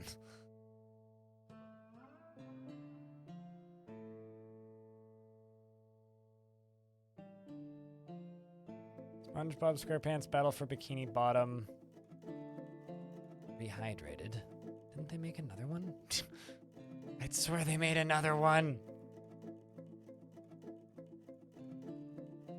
Yeah, no, they super did. They super duper did. I'm not making this up. They made this. SpongeBob SquarePants The Cosmic Shake, which is a successor to the Bikini Bottom. 30 hours of ads? It should be 1 minute and 30 seconds. Every 30 minutes.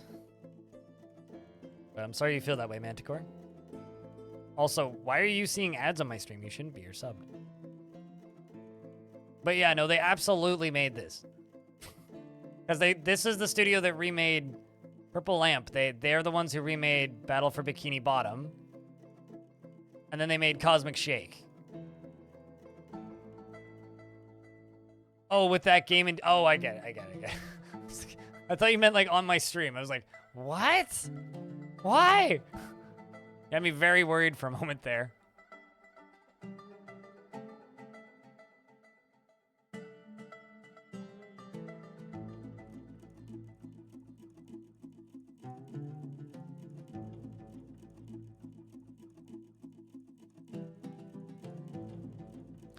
But this is gonna go to the manager, Elfie Bean.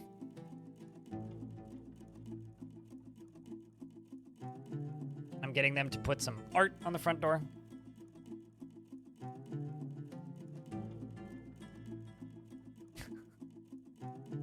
It's all good, don't worry about it. I'm a streamer on Twitch and not a super successful one. I have to beg for subs on a good day. Engraved on the wall is an image of dwarves by Detan. Okay, well that's a valid image to put there. You guys maybe saw like one. I never had TV growing up, so like I think I've seen single digits of all of these episodes of these shows that we're discussing. Like I think I saw like maybe 5 or 6 episodes of Kim Possible. I did watch all of Futurama because it was on Netflix and because my ex really liked it. It was a fine show. But like that's the reason like I'm like on a lot of these things is because like I genuinely just didn't watch them.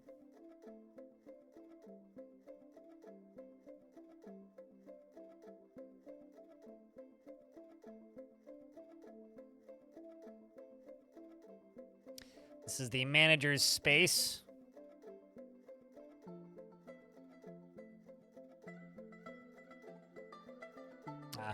No chests are around. It's unfortunate.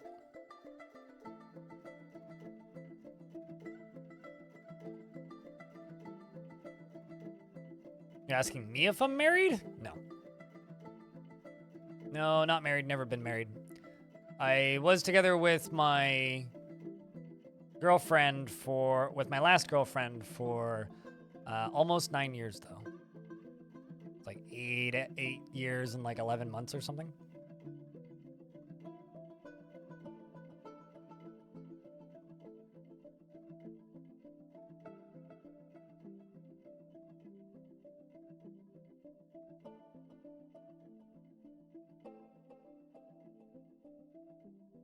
You like obscure voice actor? Laura Macco, the actor who played Ira, did a speaking part in the ending of Dexter's Lab, and he was also the OG Conan the Barbarian with Arnold Schwarzenegger. Really? Yeah, I mean, that's like me in obscure Twitch lore.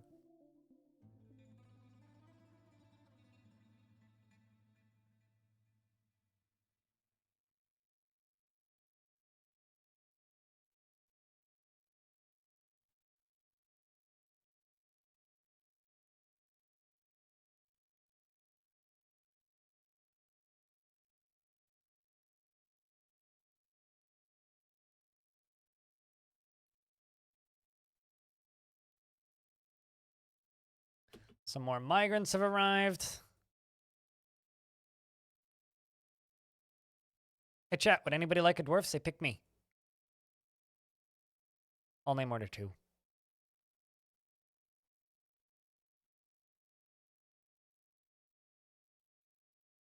Dace base.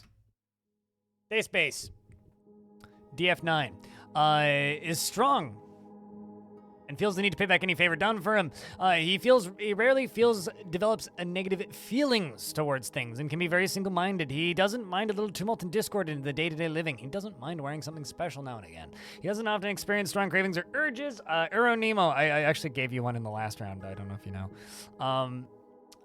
He doesn't mind a little tumult and discord in day-to-day living and doesn't mind wearing something special now and again and doesn't often experience strong cravings or urges, and he tends to hold on to grievances. He finds helping others to be emotionally rewarding and tends to not be swayed by emotional appeals, and he tends to assume that the worst of 2 outcomes will be the one that comes to pass. And he tends to share his own experiences and thoughts with others and bites his nails when he's annoyed, and he begins to talk rapidly when he's angry. He needs alcohol to get through the working day and dreams of raising a family, and personally sees competition as wasteful and silly and prefers a noisy and bustling life to boring days without activity. And he personally values romance and finds the ideas of independence and freedom somewhat foolish. He likes castrating billin and red pyrope and nethercap wood and the sound of the luxurious amethyst on the site of the satin of amethyst, and when possible prefers to consume spotted ratfish and spelt beer and hates rats. He has a thin body with almost no fat on it. Wow, they're all so thin. It's interesting. Dark horror memory. And his very long beard is neatly combed. His very long sideburns are braided. His very long mustache is arranged in double braids. His hair his medium length hair is neatly combed, and his very large irised brass eyes are protruding. He has high cheekbones, and he has a round chin, and his head is tall, and his lips are thin, and his hair is buff, and his skin is cinnamon. Beanpole fort, pretty much, yeah. I'm also going to jump out to the world map. We're going to go and attempt to pillage that location that we attacked earlier. And clearly the siege mission didn't work, so. You, this peasant, you get to be Casper. He is a vulgar being who does not care a lick for even the most basic rules of civilized living. And he has a calm demeanor and he is confident under pressure.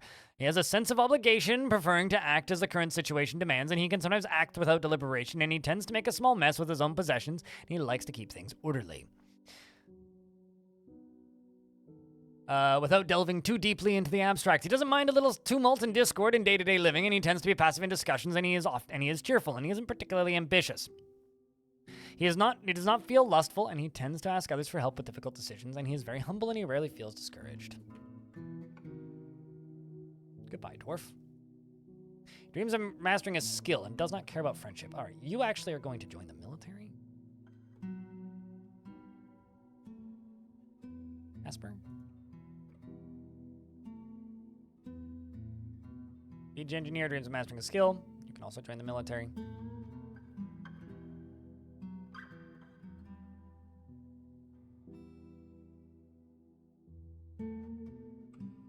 I love that they just immediately strip their clothes off when they get put in the military. It's just funny.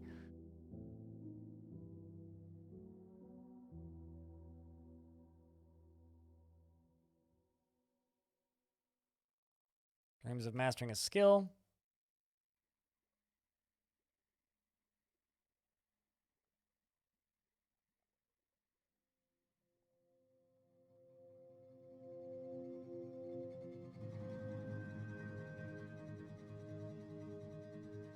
Dreams of crafting a masterwork someday.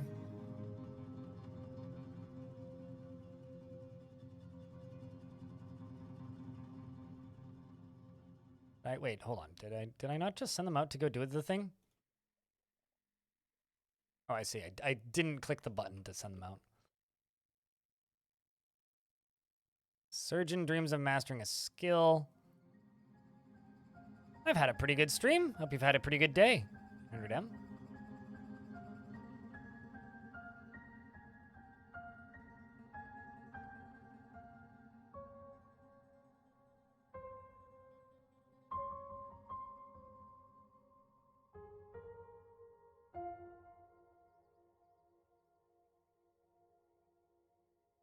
It's a pretty big migrant wave.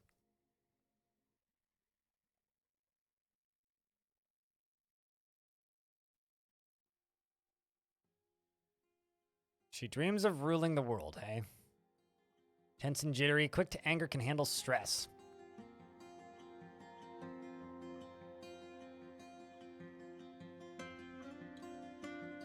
And then I think we get one more. There's a Gelderd, also dreams of mastering a skill. Let's see if they actually get all the stuff that they need.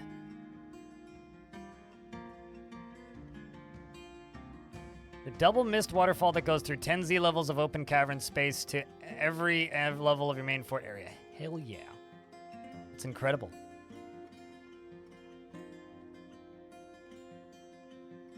Your skates you ordered are coming in and you're so excited? Hell yeah. Yep, they all have whips. There goes the main squad.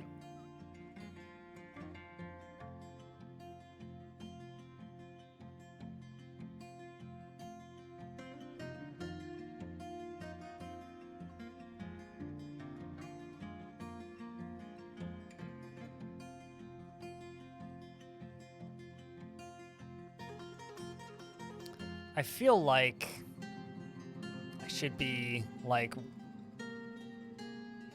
bringing the stone up more efficiently or something. Because this is maybe the shittiest part of the fort right here.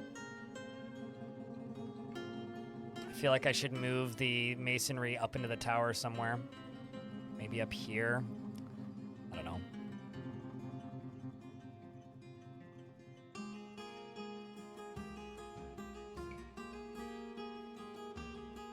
Also, why am I doing all of this? Literally aesthetics.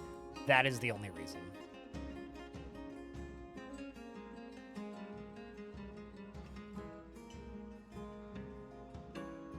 That is the entire reason for all of that, is aesthetics.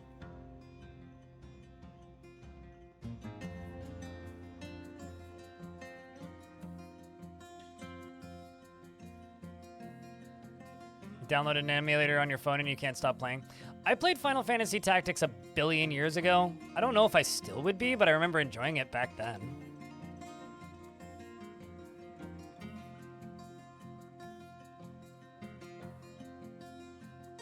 I do remember Final Fantasy Tactics being, like, at the time feeling kind of edgy to me as a kid for some reason.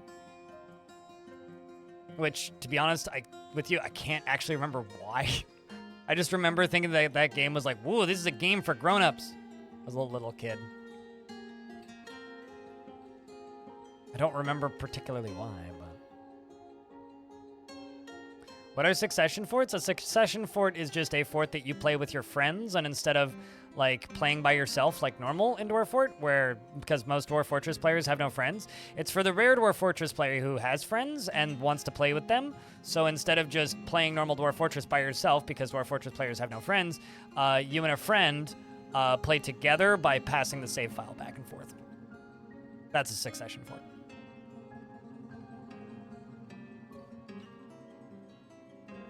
Okay, maybe that's why I remember it being kind of edgy.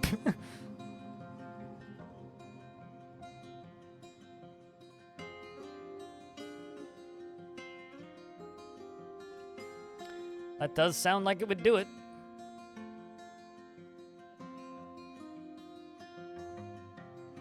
Oh, I just realized I have a dwarf stuck outside. Well, that's typical dwarf behavior.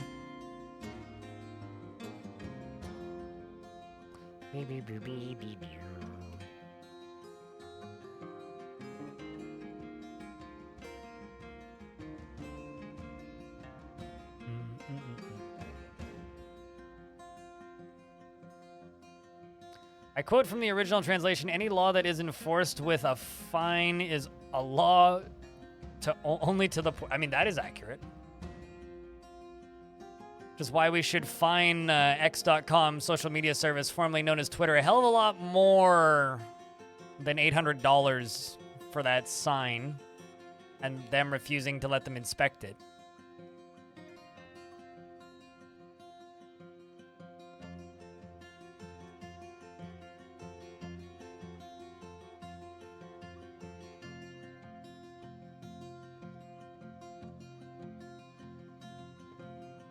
Or like, oh god, how much was?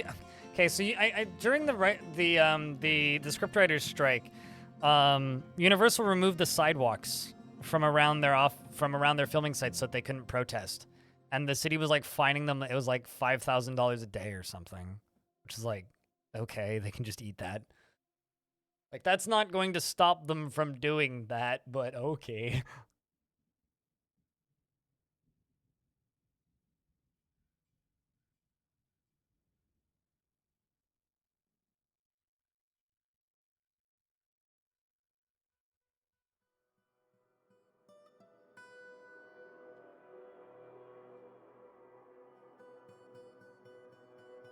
Or the trees they trimmed. Yeah, they cut all the leaves off the trees so that they'd have no shade for $250 in fines. Yep. Should fine them $250 million. That'll make them blink.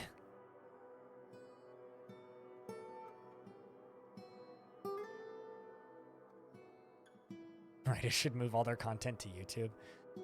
I mean, if YouTube was sustainable, then sure, yeah. No, I agree. I mean, a lot of them have. Like, I know a few people who are actually taking part in those strikes who, like, are writers on YouTube shows. So.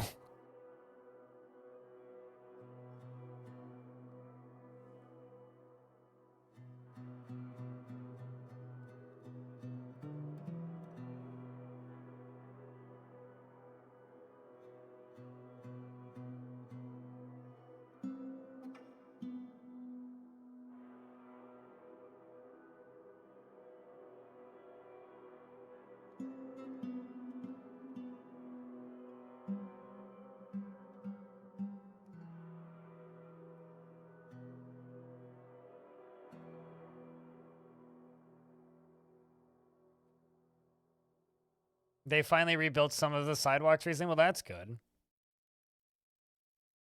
Working for Universal through AGVA for Halloween Horror Nights as a scare actor, and I don't feel great about it, but I'm not crossing any picket lines and stand in solidarity with SAG and WJ. I mean, hey, dude, here's the thing, right? You gotta pay your fucking bills.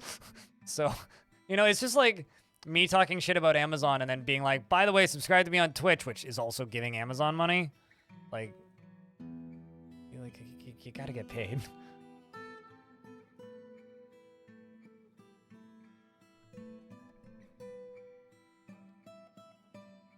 Oh, the tiny little these are these are raven hatchlings, which have a super low res sprite.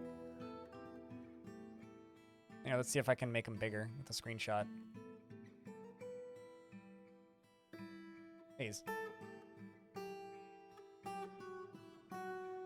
I also hate Amazon, right? But like, which is why I can't wait for like 25 days to go by or whatever, because in like 25 days I will be 25 days, 24 days even. In 24 days, at the rate we're going, I will be giving Amazon like 20% less money most of the time, which is great. Looks like sunglasses. Yeah, they kind of do look like they have sunglasses on. They're cool old dudes. Yeah, because this fort keeps getting attacked by agitated ravens, so I've got all these stray ravens floating around. And they made some BBs. Also apparently have some random yaks running around.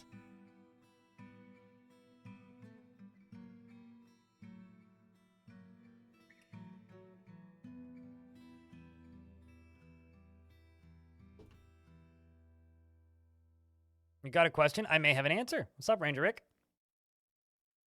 Also, telling Arthur, I got bad news. You were frozen to death in the river.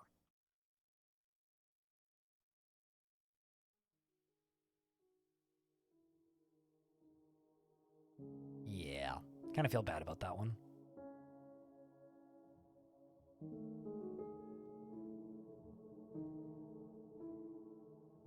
Goblins to tame?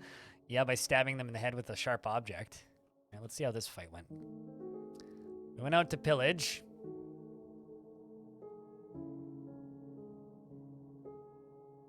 The rumored anvil attacked the ticks of drawing of the legendary curses at the rumored terrors, and the dwarf non-major nerd Steel War led the attack, and the defenders were led by the elf Elftha. Non-major nerd, wow. The elf is still outmatching non-major nerd with a cunning plan. And the defenders had a strong positional advantage in rumored terrors. Well, that's not good.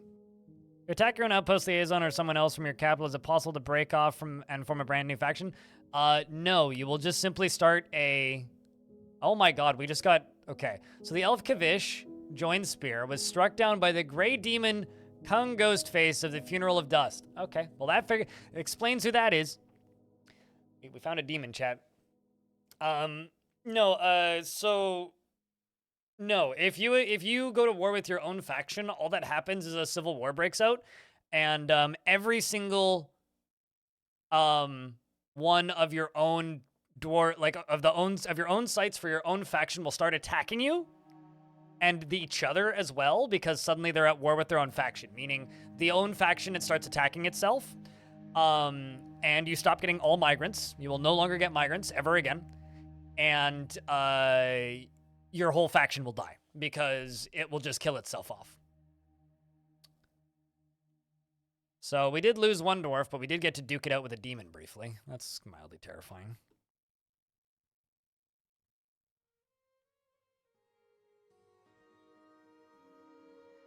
No wonder they were saying no when I told that dwarf to go capture that site.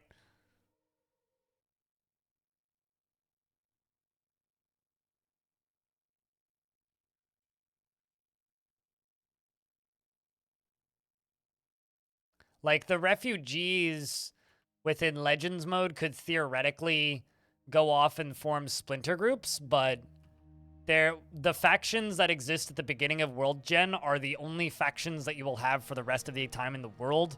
Dwarf Fortress isn't really capable of creating new factions out of nothing, aside from the ones that already exist.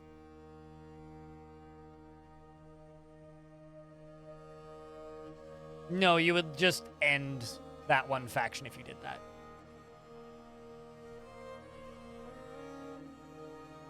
I'm watching someone who knows how to play this. I need some break time from Baldur's Gate 3. I love how we're at that point now. For like a week, nobody was watching me because Baldur's Gate 3 is out. Although I still haven't fully recovered the numbers yet. But yeah, I mean, it's a fair question, Ranger. But thank you, Zombles.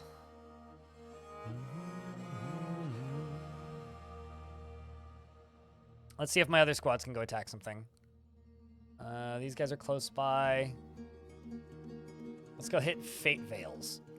I will send my middle squad who have Ooh, actually, no. Which one is the Whip squad? Yeah, we'll send the middle squad. They're gonna go attack this. Gonna be a perfectly normal attempt attack.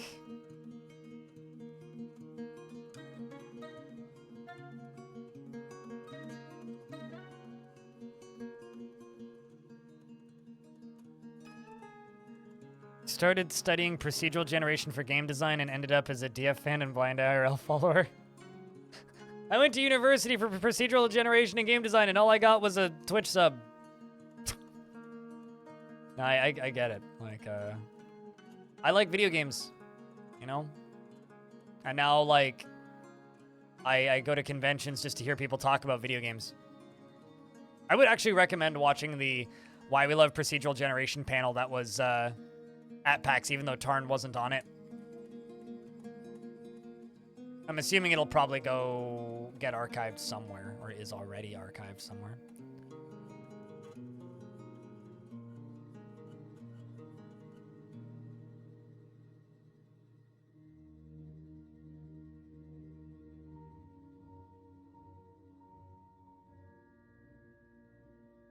But as a hobby and not a job, gotcha.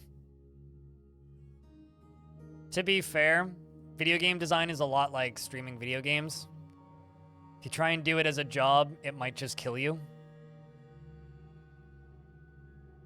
Working in the games industry in general is a lot like that.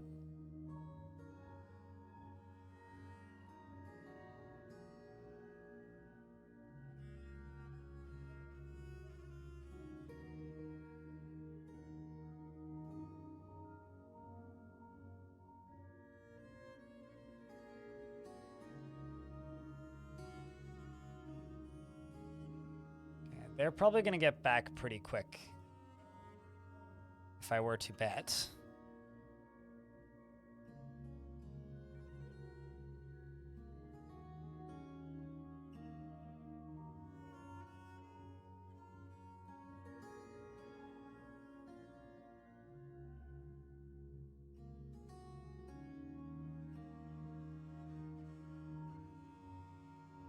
Okay, let's go to ropes and chains.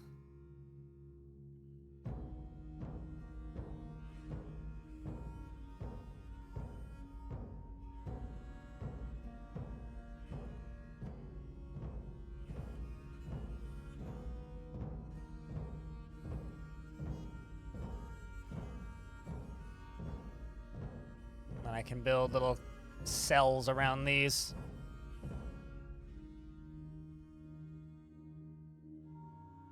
This over here can be made into a dungeon.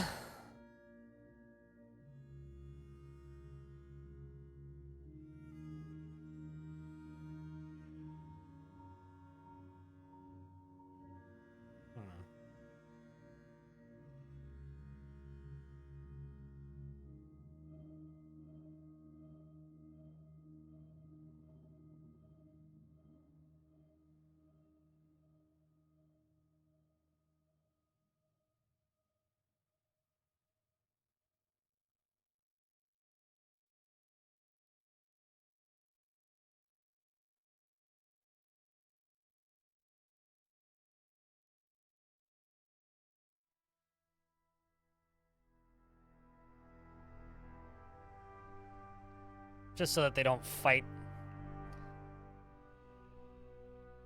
with each other while they're in prison. So you don't want them to be able to touch each other. This is the shitty cell. I might actually remove that one.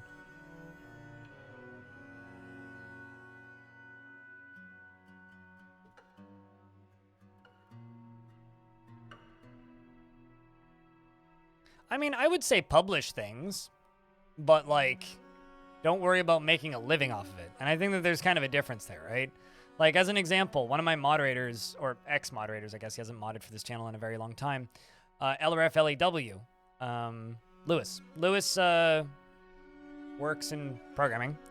I won't say what specifically because I don't really want to dox him, but, like, you know, works in, has a comp sci degree. Takes part in a bunch of game jams every year. Always makes a couple games a year. But, like, doesn't work in the industry professionally. That's quite kind of what I mean, but I'm like, have it as a hobby. Don't necessarily try and make a living at it.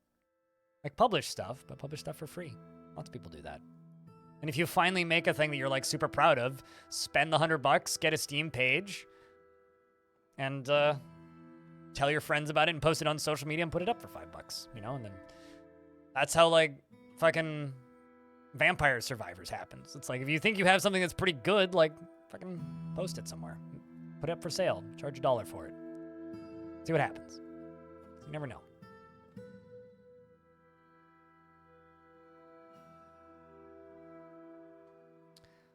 Are you happy with the number of restraints now?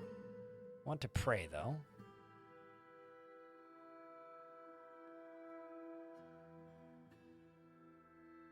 So we went on a raid with the center squad. The rumored anvil slipped in unnoticed and found nothing. Great. We'll let the ads run before I do anything else.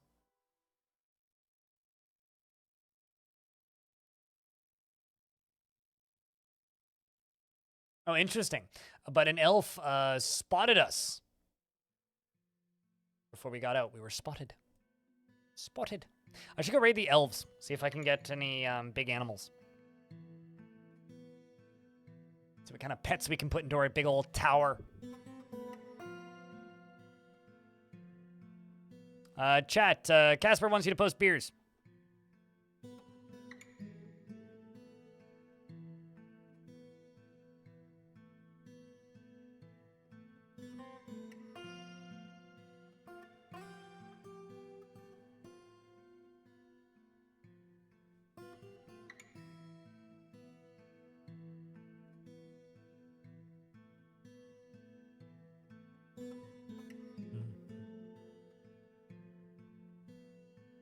All right, let's see.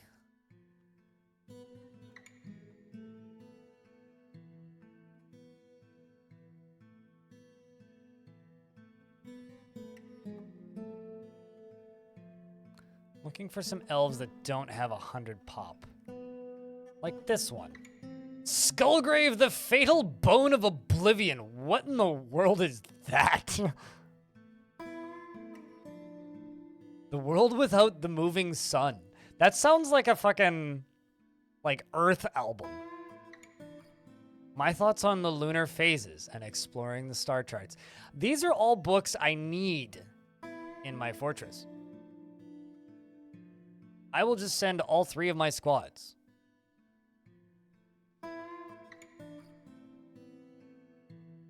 Go get them, dwarves. And we better not get attacked right now. That would be mighty awkward.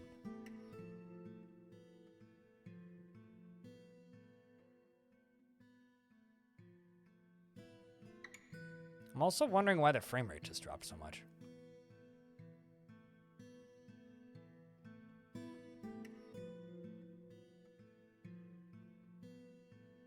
Also, Kaiser did a crimeser once again.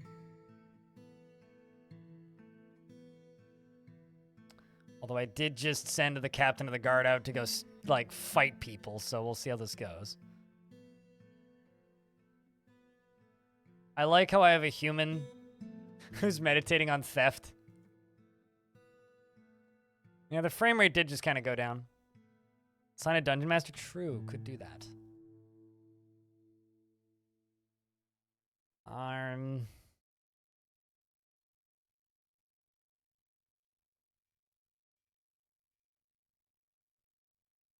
about Paxmac? Be the dungeon master.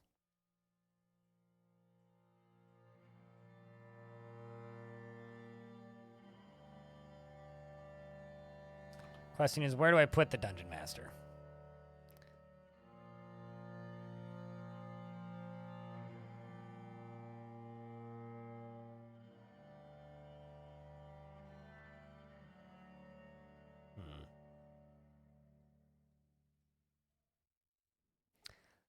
Maybe I open this up.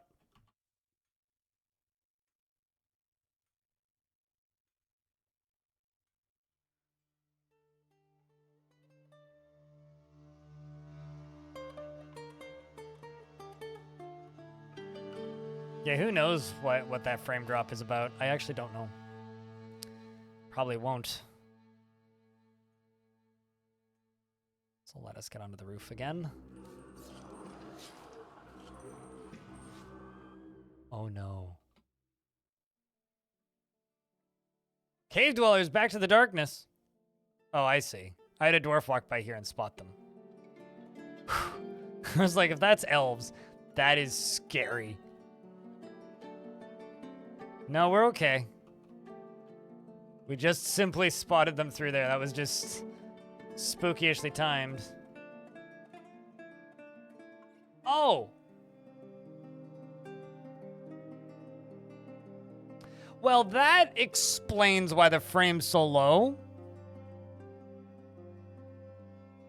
I think we need to clean the caverns, chat. We dumped all this water in and they're just like, oh, it's home. We live here now. What the shit game? I know, right? What, 512 cave fishmen?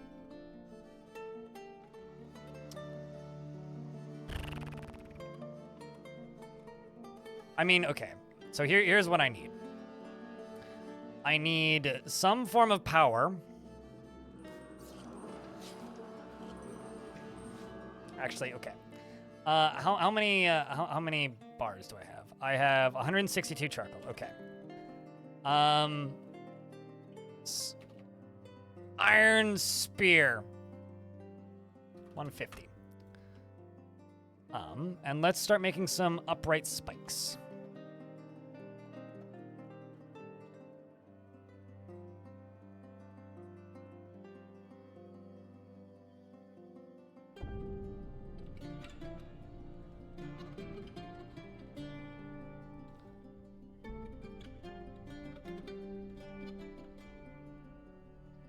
Cavefish potluck. More like, holy crap, cavefish, good luck.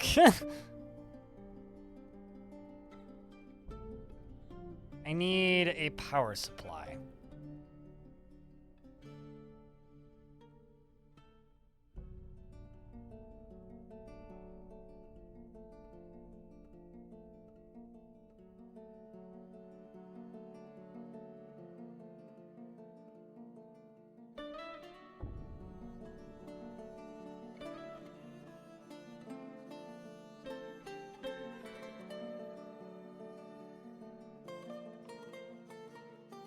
Ah, well, we gotta go one further down.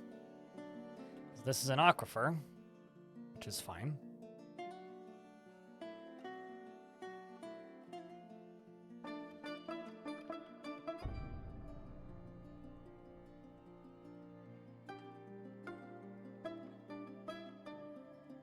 Oh man, I've dug this so poorly that this is actually really awkward. Okay, you know what? You know what? This is actually the easy way to do this.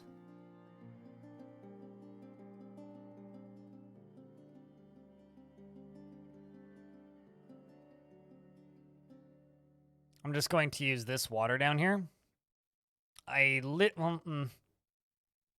only need one minecart and a couple of rollers, so.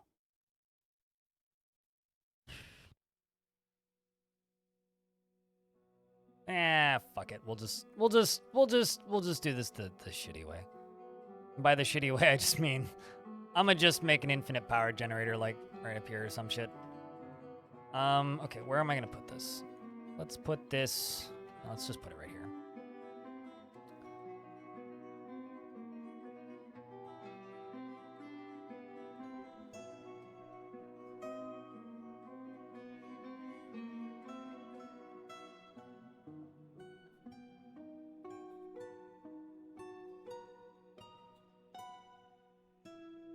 And we are going to go vump.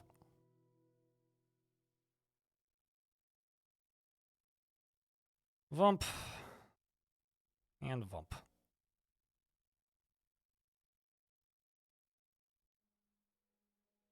Does explain why the frame rate's been dropping, though. Traps. Upright spike or weapon.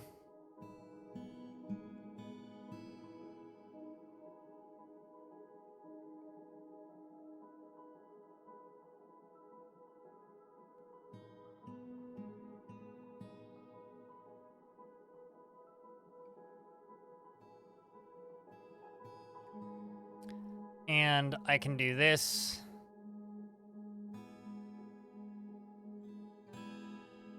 And at the end will be a little nook where I'll put an animal. Yeah, we're gonna make a stabby tunnel. I will seal this off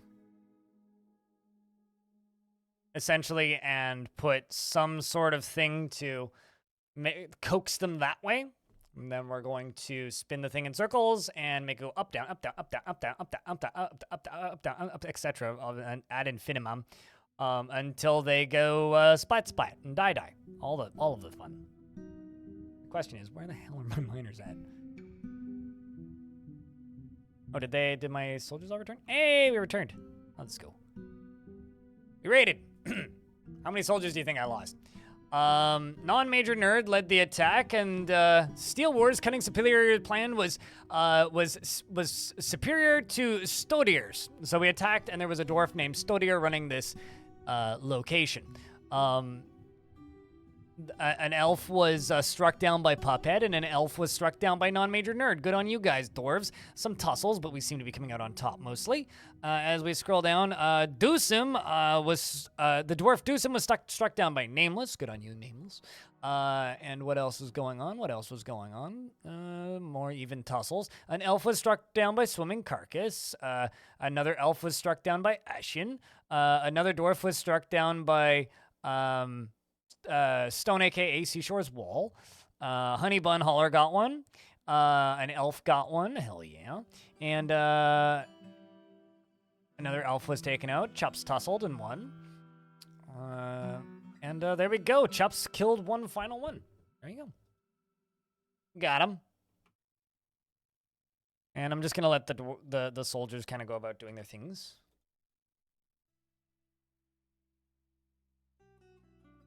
And we're going to place more upright spikes.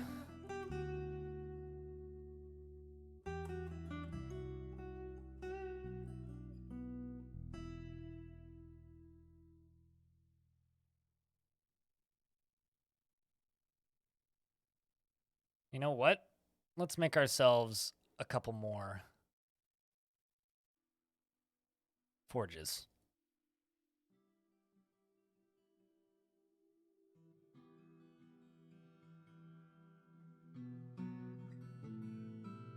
To speed this process up a little bit.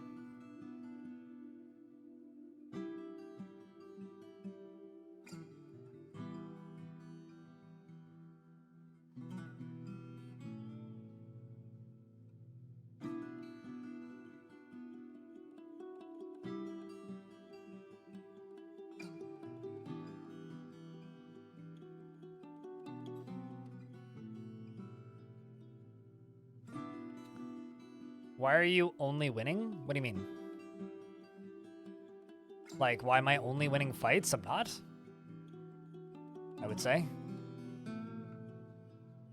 But we've won quite a few because my soldiers are pretty well trained. But I don't just win.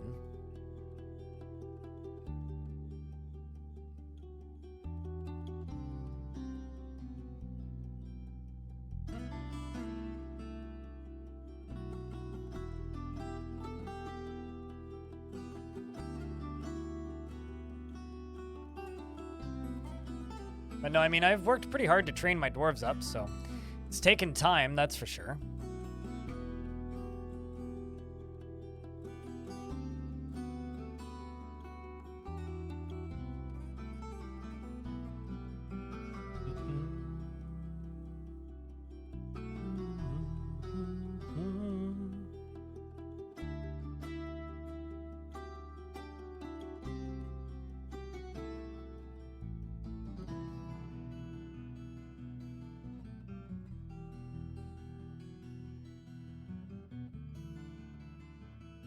But, I mean, we're not only winning. I mean, we've lost a few. Like, literally our first, or not our first, but our first attack of today, we actually lost the fight. So there was that.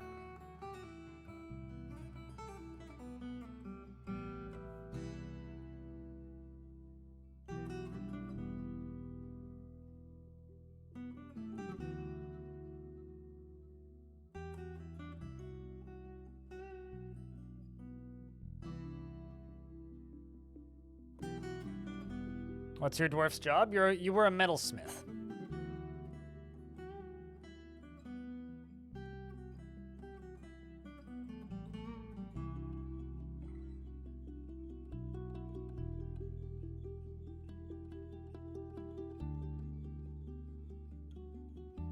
Ah, I gotcha, I gotcha. I thought it was a question. At least that's what it seemed like. Chat, CJ would like you to post some beers.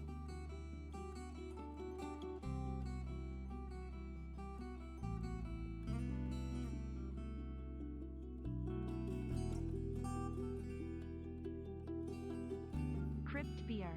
Hey, Claiborne, long time, dude. What's up? You ready for TwitchCon?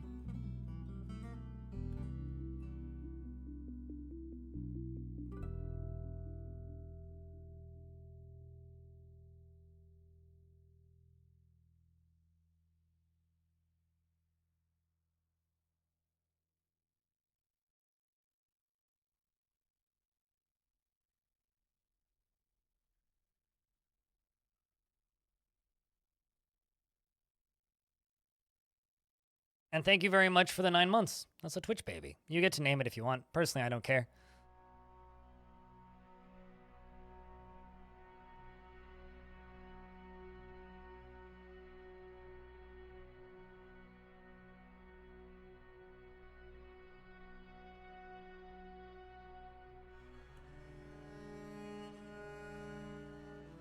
And a trip to Germany in a week and change. Damn. Been running around a lot. I getcha. Vile Force of Darkness has arrived, and they are seeking a parley. Clearly, it's Claiborne's fault. This Claiborne just got here. Well, all right, so we can let my dwarves continue building this for a minute.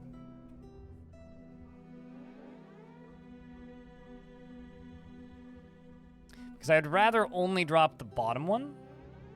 Bottom one is also not currently connected.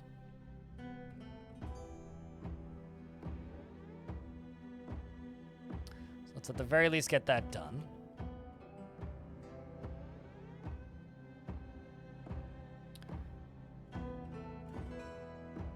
A parfait? I do like a parfait. I mean, don't we all love a parfait? But a parlay is a much different thing.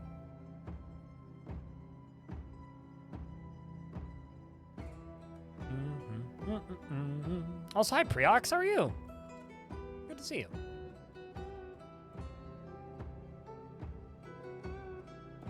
Until it survives the next beast attack, it's a deadly world. It's a deadly world indeed. And I need to sneeze for some reason. So it looks like we're at war with dwarves. We're not, actually. This is a goblin faction. That appear to just simply have a lot of dwarves on their side. This is what happens when you... Oh, looks like they have a commander with them.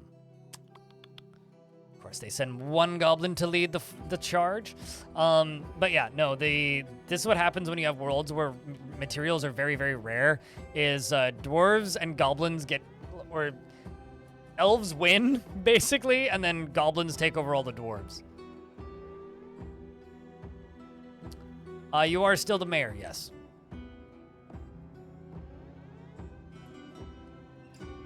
And I need to reassign the captain of the guard.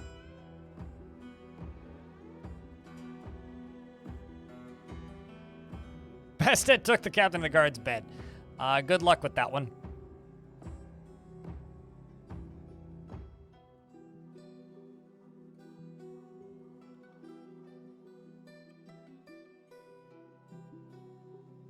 We're gonna have to be kind of smart with our fire precautions here.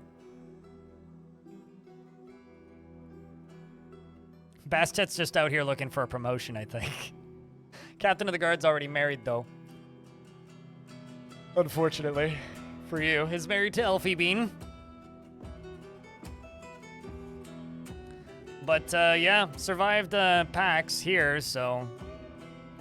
TwitchCon's next. It's gonna be interesting. Been a wild summer so far. Been an exhausting summer. It's honestly, this has been one of the worst summers of my life. One of the worst. Just a lot of shit happening. But it's been okay. Surviving.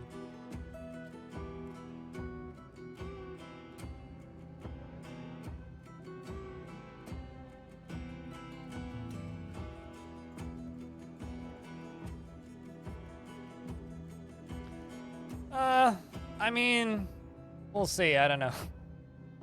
It's not hard to be better than this summer. Sounds like quite the intrigue. And did I freeze to death, or did someone push you into the river as you froze? So if I recall correctly, you were fighting with a agitated raven. And fell into the river. And then we found your body when it unfroze.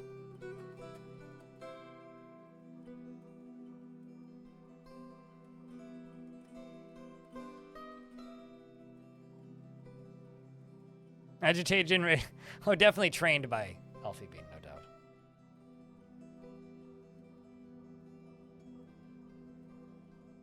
no doubt. Although to be fair, Tellen Artho was the manager, but also had a side gig of chopping down trees, which agitates ravens. So perhaps Tellen Artho had it coming. It's hard to say, though. And who can say for sure?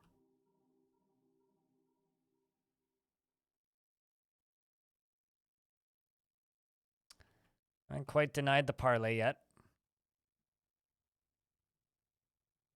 By the water situation yesterday. I mean, I guess, like, yeah, your order management could have been better.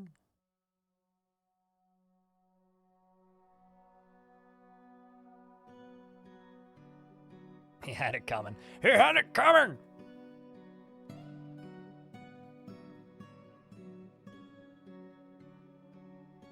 And also, the new manager has a much nicer office. Strange. The old one had just, like, a square somewhere. The new manager gets this. With, like, windows and bookshelves and all kinds of flashy additions. Perhaps it was more than just simply favoritism.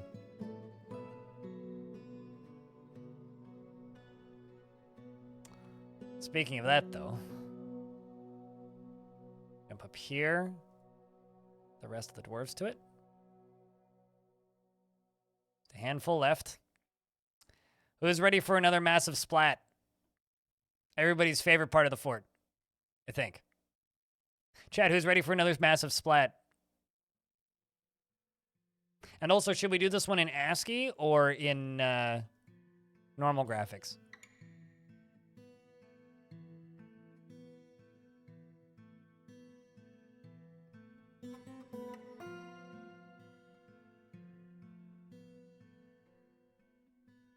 Show us ASCII? All right, we'll do it. We'll do her in ASCII then.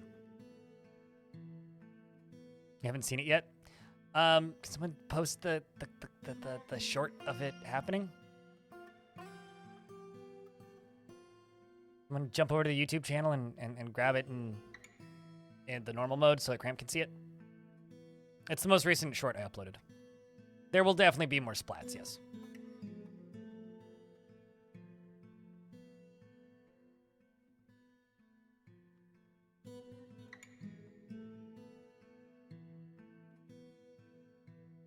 There they go. If you watch here, I'll show it on stream. Think. So you see? Pull the lever. Yep. Lever get pulled. And then that. That's what it looks like in normal. Just that huge crash. God, I hate the way those are displayed on PC.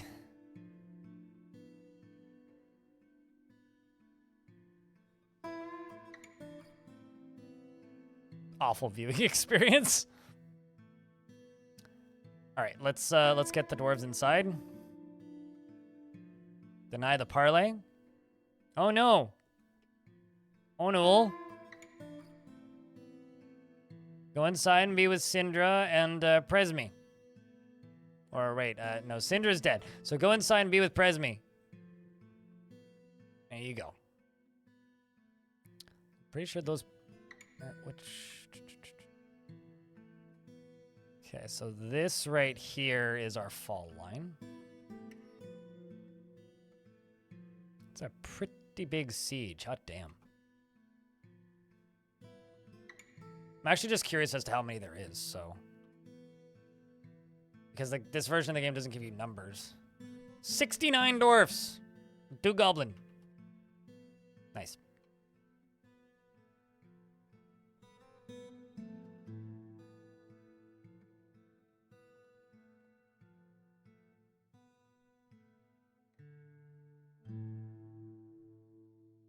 Support of Splatoon is very strange. I tend to agree with that.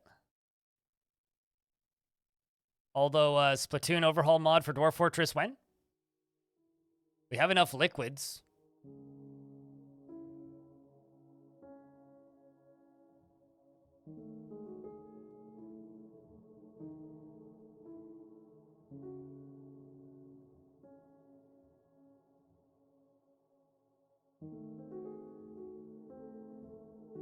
Here they come, over here. Their army is small enough, I could probably win if I just told my soldiers to charge, but I don't really want to do that.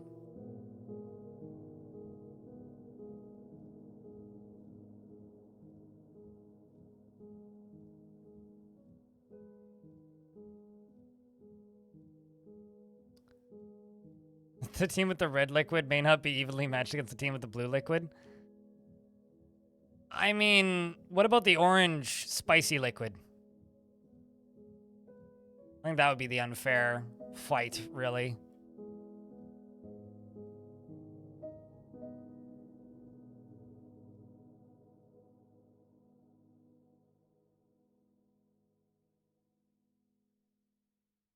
All right, here they come. So the way this is... Uh-oh. This is one of my dwarves was running out to go get a thing and is now running away in fear going, ah! Okay, I mean, wise. You'll be turned into a pancake if you're caught underneath this, so it may not be wise to be caught underneath this. Look at them. There they go underneath. All these ones are flat. Soon to be flat. I love watching the dwarves with the pikes because they're so long. It's like 3 times the size of a dwarf. Don't have much leeway on this. Ugh. But worst case, I can send the squads in after we win the initial fight. One's running back. Are you out of ammo? Nope, we've got 39 shots left. Wondering why they're holding. Why are they retreating? What's going on? Well, maybe they're regrouping? That would be nice. Okay, you guys are probably almost all going to get caught. Oh, I see. They're getting stuck in cages. I get it. And then they're running away in fear when they get stuck in cages. Okay. How many do I have underneath? That feels like a good chunk of them. Let's wait a little longer. Let's do 1, 2. Okay, let's go. Let's go. Let's go, let's go, let's go. So, now let's swap over to ASCII.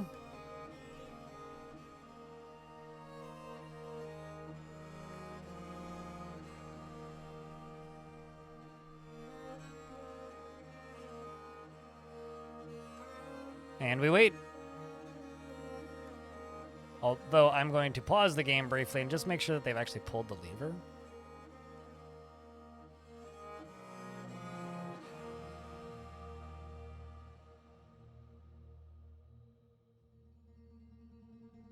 Dwarf is coming to do it.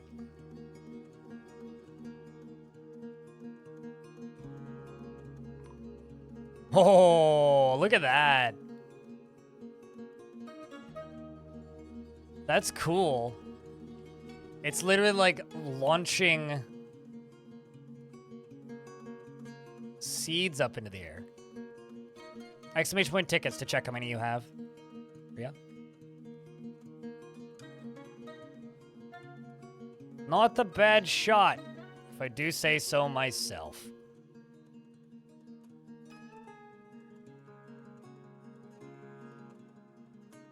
That is such an effective defense. And then these guys are just like, duh, yeah, nah. Fuck this shit, I'm out. Now we gotta do it again.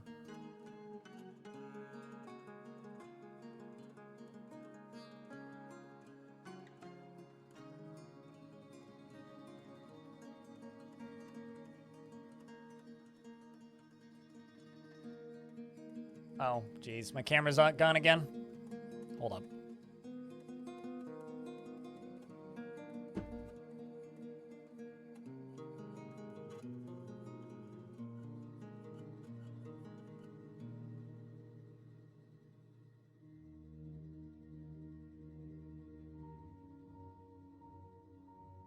Oh yeah, no, I personally feel that the dust in ASCII is one of the things that's vastly superior. But the general legibility of the game is like obviously it's way more easy to quickly parse for just about anybody. Not in ASCII. Hey, look, we got the goblin. Good shot.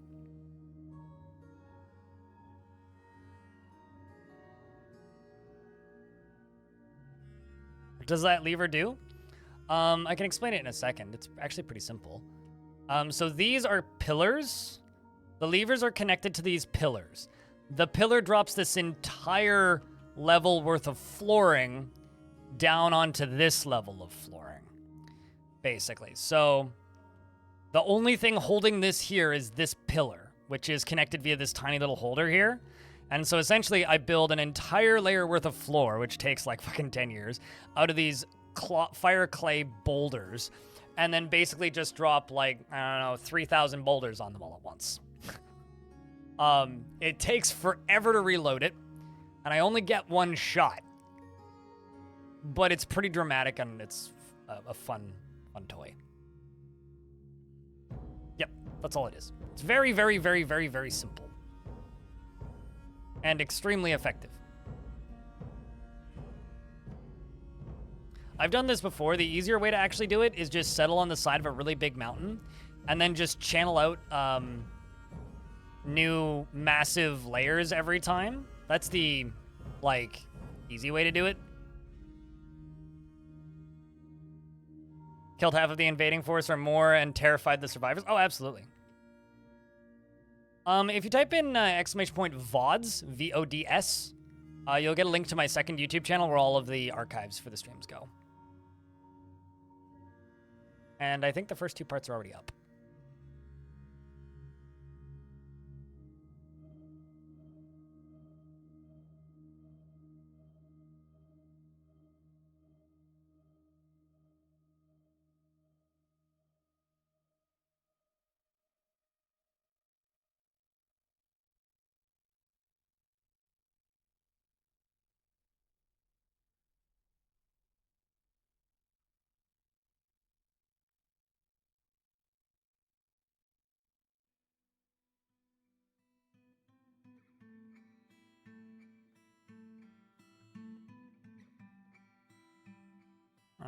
And then the main channel is just for like edited / unique content. But which gives me kind of a bananas level of workload, but it is what it is.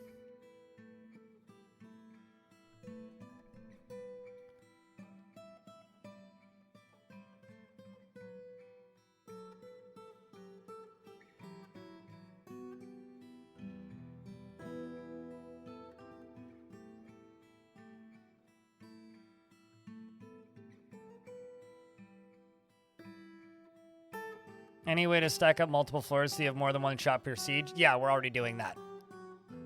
I mean, that was only half of one because it wasn't finished being built yet.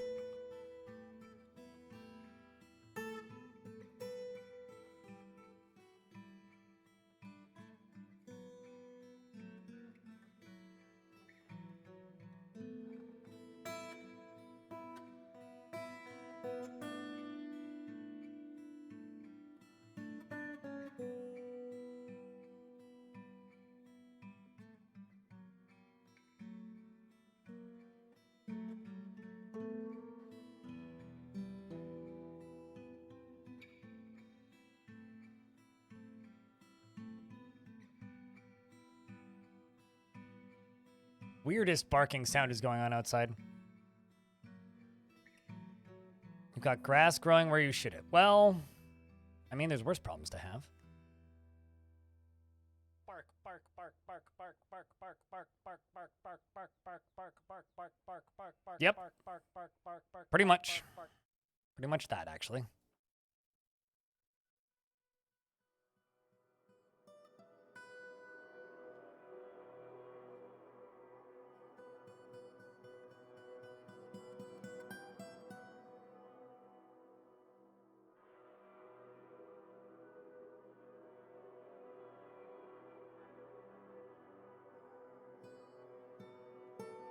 Does it conserve matter in how many boulders you get back? No, there is no loss. You get 100% back. And also, I get because I'm using fire clay. It's an infinite resource. It's like sand. You just gather it from a clay spot, from a clay location. So it is a infinite resource. So I don't need to worry about that really. It's not really a concern.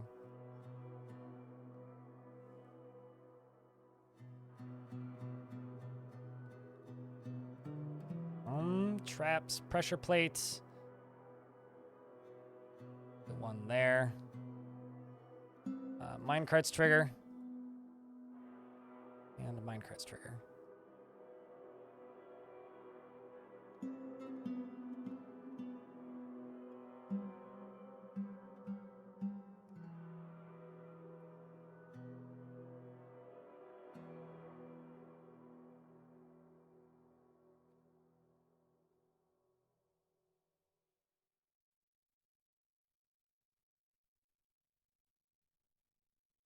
And now I'm trying to make a minecart switch so that I can build a, what's the word that I'm looking for here? I'm trying to build a minecart switch so that I can have a sustainable way of killing these things. We're going to connect all of these, or these two switches to all of these, basically. All of these pressure plates that I'm currently connecting.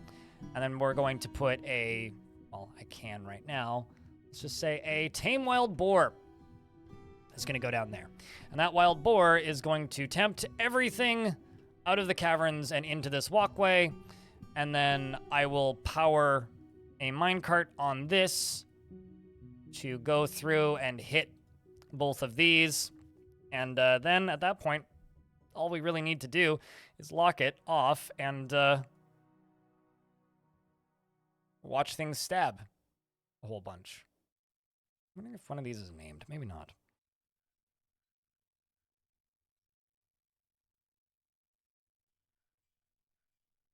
It's going to take a little bit to make them all, but we're working on it.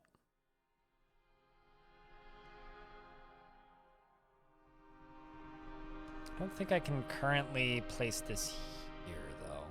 Nope.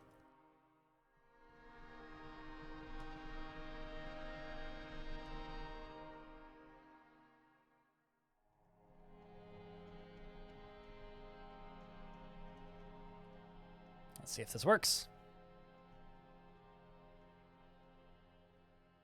Actually, you know what? Let's deconstruct this from here because this is going to cause us some problems. Instead, put it right there.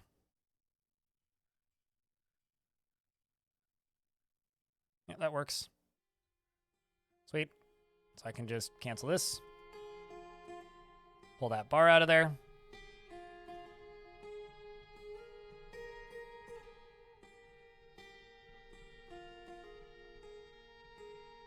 We'll just let it keep powering itself up. Seems to be working actively. I don't actually need to put more power on it. But because I can, might as well.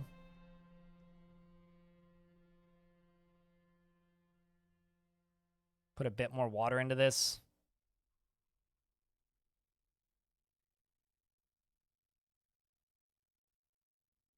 Not sure how water just got over there, but... Okay, that's enough water. That's enough water, guys. Stop now.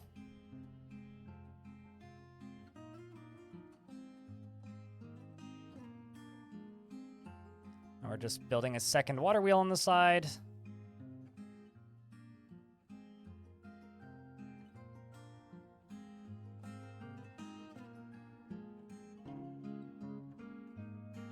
Let's make 10 wood mine carts. Sure, I'll use them eventually. I like how there's just a spoder going for a ride. Just going for a good old whoopee.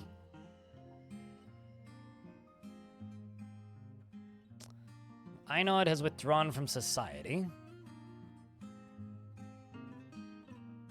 He's claimed a metalsmith's forge. Ooh, that's exciting.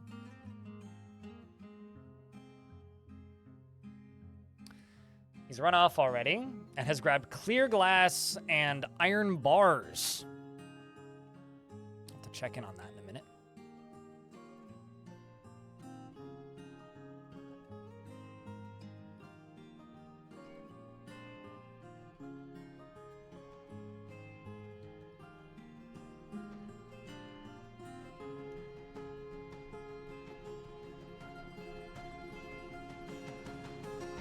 And then we're also going to put a door right here. Have to move all these buckets out of the way.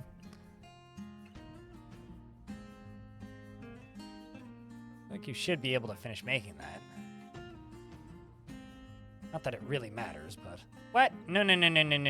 Okay, here I was expecting them to go get a bunch of boulders to make this, but no, we're not going to make those out of bars. That is a waste.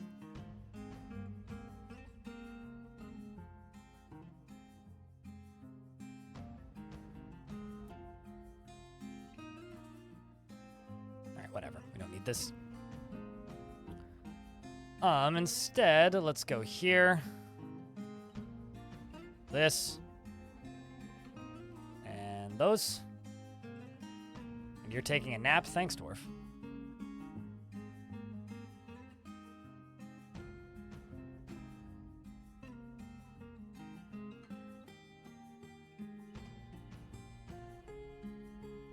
This has some really weird, like, buggy sprites going on, but...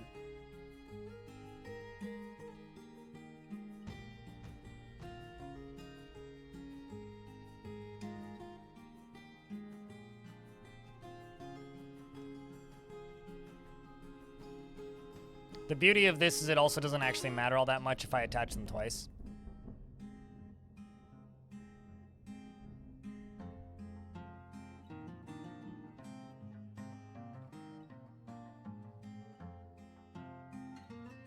And then I could also put some cage traps at the end. Well, no, then I need to go in there and unload it. Don't really want to do.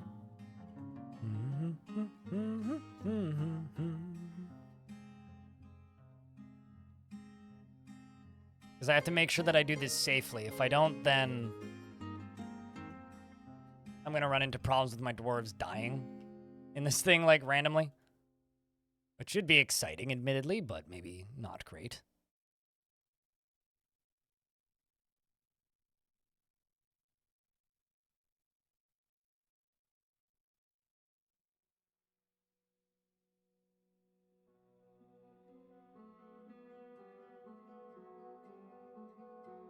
Right. Well, instead of using that boulder over there, instead we'll just use some blocks. Same with you. We'll just use some blocks. It doesn't really matter.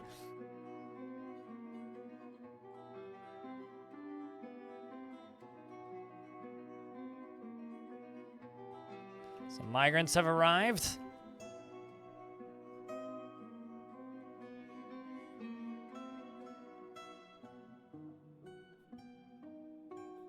Looks like I can't connect them twice, which is a good sign.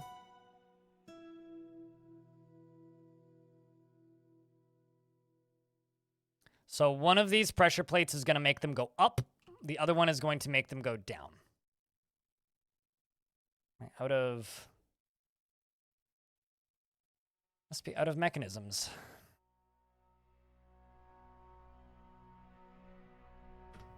Let's make 50 more.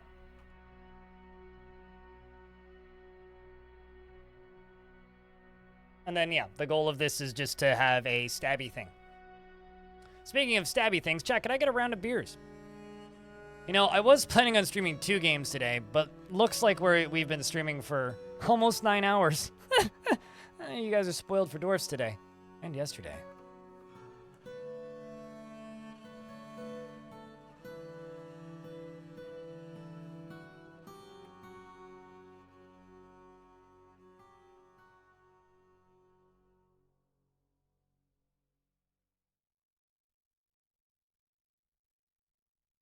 Stabby beer, damn right. Since I got back yesterday, yeah. Certainly seems that way.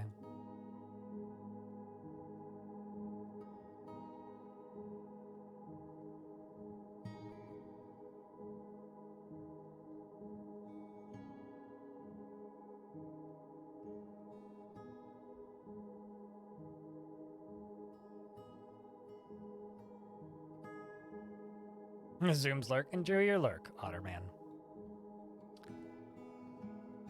Although, if there is more than one person saying yes, maybe we could run some cheese later. You know what I'm saying? You need wood. Okay. Bags of cloth. A query. Cheese for everyone! Am I just out of wood? Nope.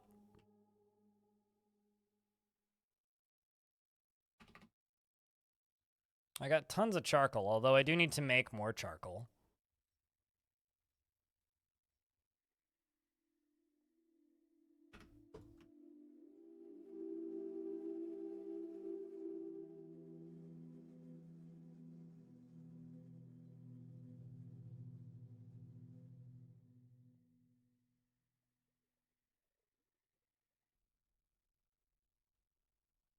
It's really kind of goofball that they go this way. Let's just say, don't walk this way. And certainly do not walk this way.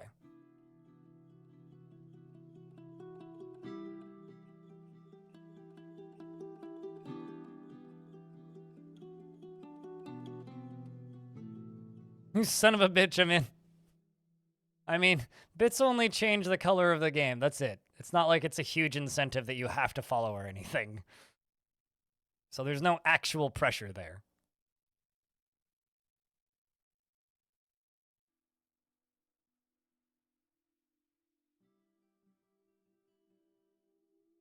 Color are fun. This is true.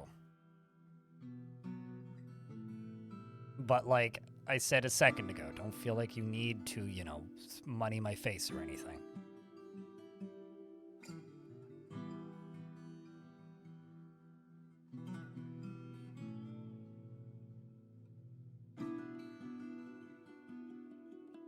Going to put another piece of livestock down here. Is going to look through here and see stuff coming in. And I'm going to put a little drawbridge right there.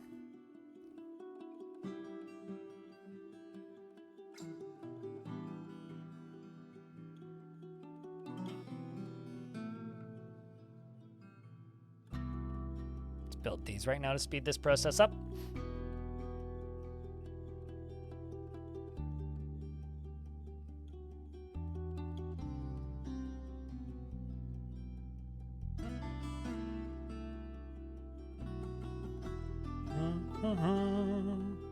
Ba-da-da-ba-da-da-ba.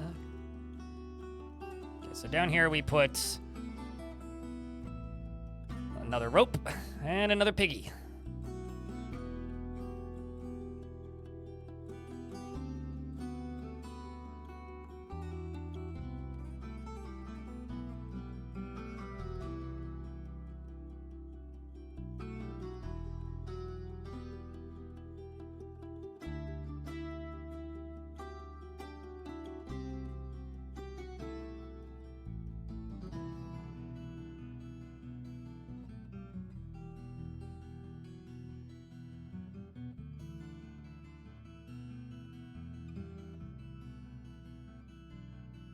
Although the problem is I can't actually remember the hotkey to change the colors, so I'll have to figure that out. See how this is coming along. Oh wow, they haven't even started. Why are they... Construction's immediately suspended? Why? I was like, huh? I was like, oh, I was expecting that to have made some progress at this point, but no. The heck?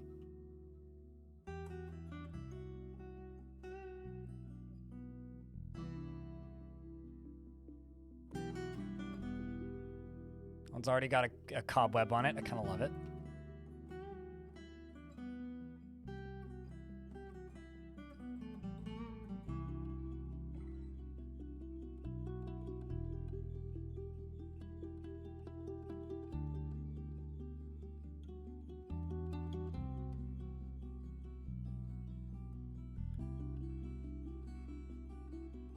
Throw a little chalk block down here so I can seal this whole thing off. This also, the 500-something cavefish people is also a really good explanation for why The Forgotten Beasts kept vanishing. It's like we kept getting attacked by Forgotten Beasts, and they just kept disappearing. Like, with no sign. Like, they just gone. Just completely and totally gone.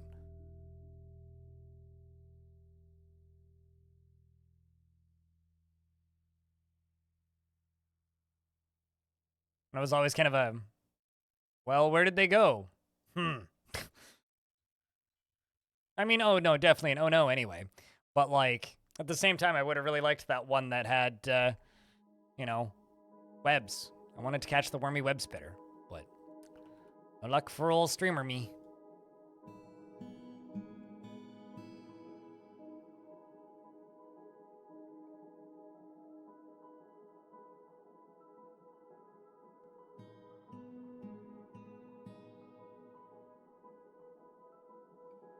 Where'd they come from? Where'd they go? Where'd they come from? Cotton Eye Joe, yeah. Exactly.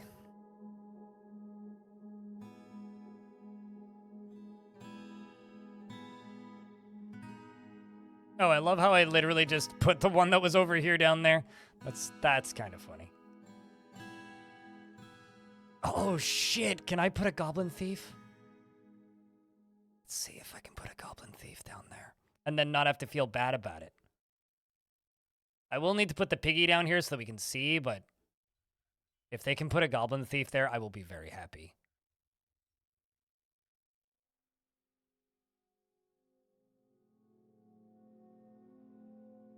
I don't actually know if I can, but hopefully we can.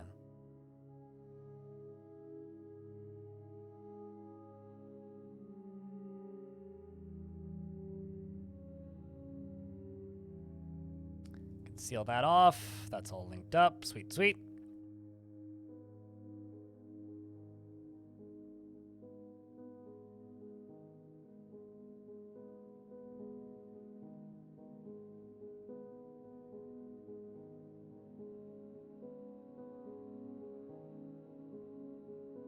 You had that question an hour ago, but you never wrote it?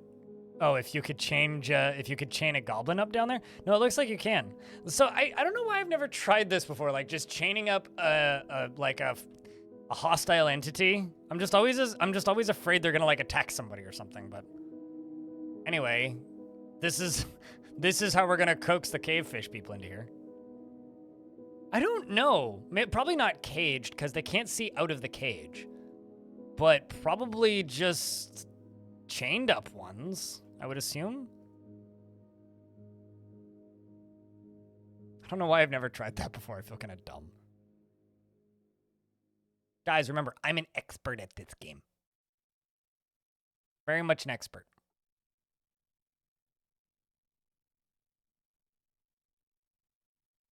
That might actually already be enough. But you know what? Let's make it go single file. I can get more bang for my doll hairs.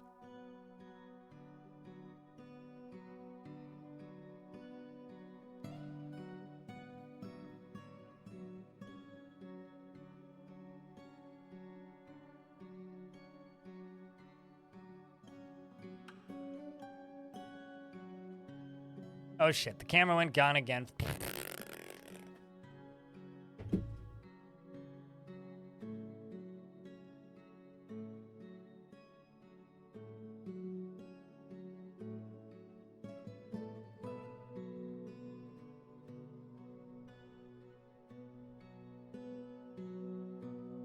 Also, before somebody suggests it, no, it is not, in fact, the USB ports, because I've swapped to a different USB port every single time.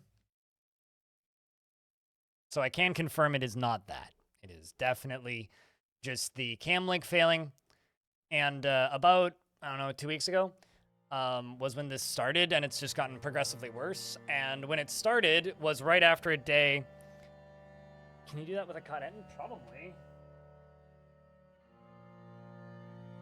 I know I've done it with dragons, so I would assume you could do it with an end. Just try it and find out.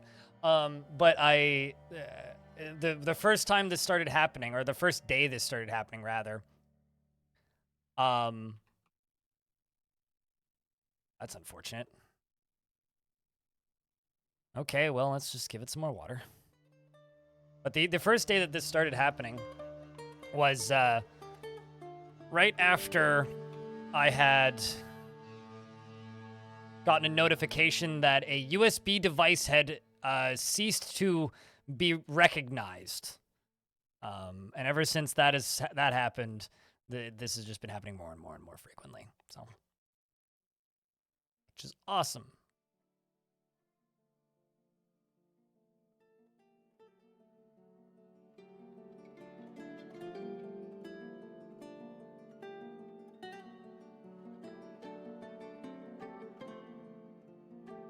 When moving hostile creatures come around, they sometimes attack. Yeah, I'd be willing to bet that they would like smack, but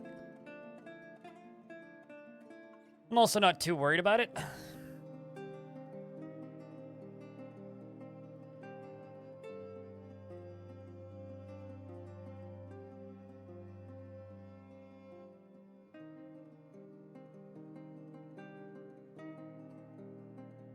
Do I have a chipset update? Everything is up to date. I've already checked. Pumped to see this Pokey Pit. Yeah.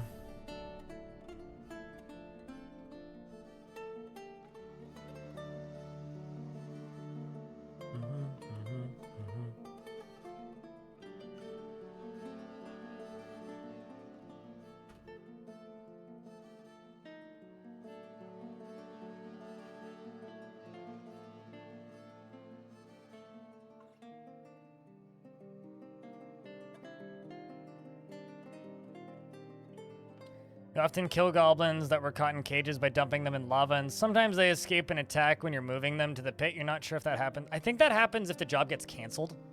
Like, for some reason, if the dwarf, like, stops dragging them to the pit for whatever reason.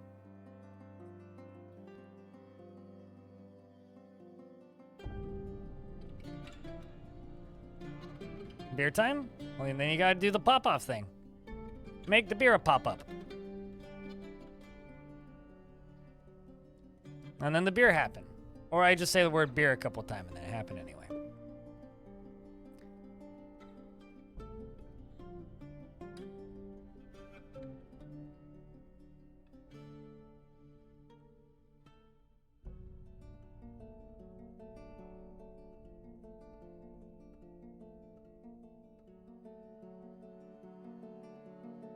What's up, Finnegan?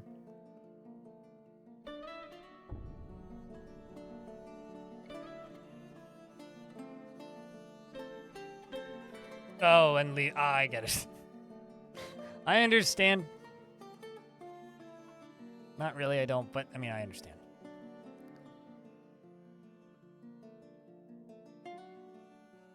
Okay, at least I can just like click all these things. It's not like some of the other things where I can literally only connect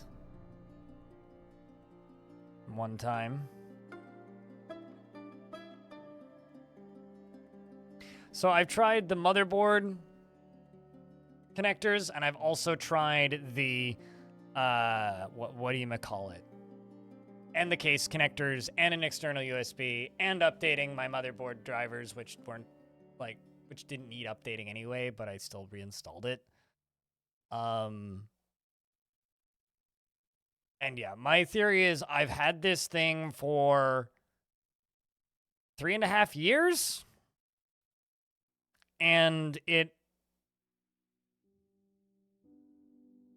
let's just say that Elgato isn't exactly good. They have a habit of failing after a couple of years. It's not like I haven't used it an excessive amount. It's absolutely been used an excessive amount, so. Cable look okay? Cable's fine. It's not the cable. I've already tried swapping that. Besides, we bought a new one, so we'll just use the new one when it arrives.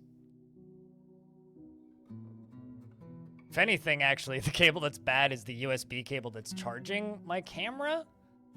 But, that's fine, because it's still charging my camera, so. There is some exposed wire on it. Stopping by to say hi, to say thank you for all the content. Watch a lot of your YouTube videos. Well, cheers, friend. Does your parents' Furby chew on cables? I don't think he can see them. So, no. He also doesn't have many teeth left. He is 20, almost 21. Little exposed wire never hurt unless you touch it. Also, hi, thanks. The key is just don't touch it. As long as you don't touch it, it literally can't hurt. It's not like it's going to jump at me.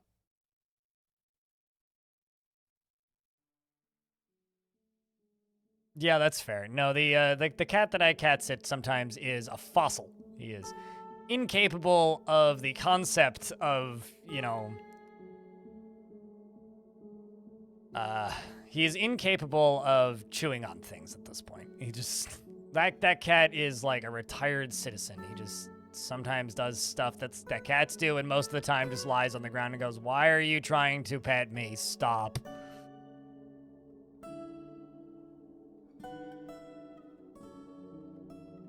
So if it doesn't connect, then they haven't been connected yet.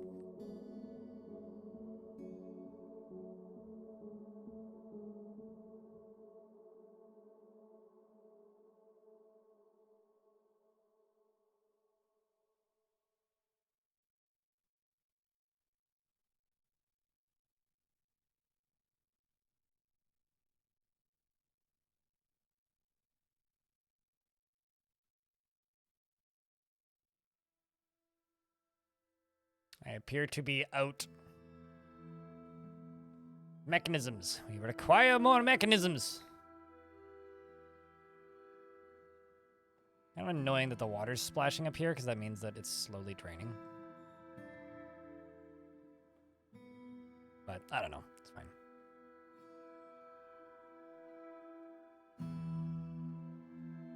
Gonna run the ad break a minute early because we're stuck in a load screen anyway. Good time to run it. DisplayPort cables taste yummy. Incorrect. Moving DisplayPort cables look like they should taste yummy. Is what I'll say. And if cat bump into it, then it moved. So thus it must taste yummy. I shall bite.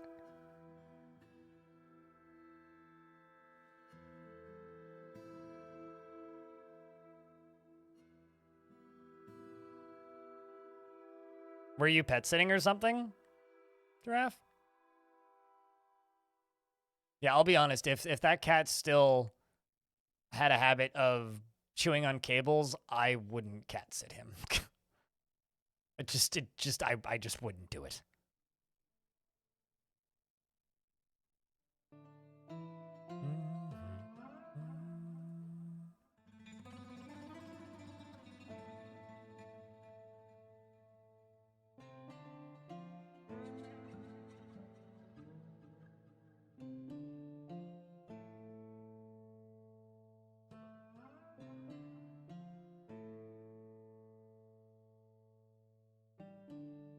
Oh no, we're stricken by melancholy. Because I because I thought that I'd completed an artifact, but we're getting to that point in the day where I start forgetting basic things.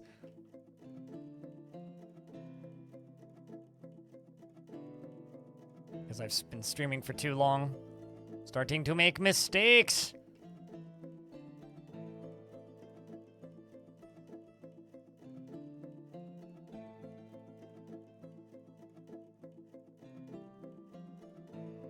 Still making mechanisms. You know what? Let's fire this puppy off. See how she goes.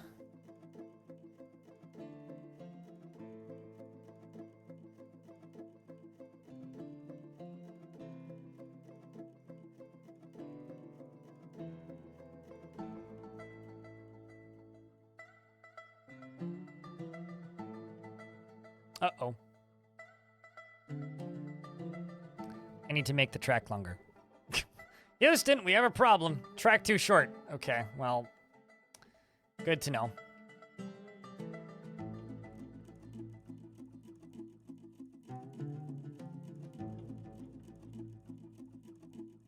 Now we just have to wait for it to slow down.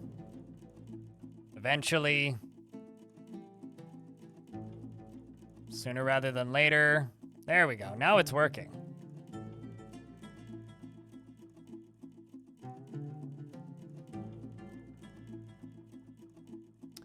I just have to add maybe a chunk about this big.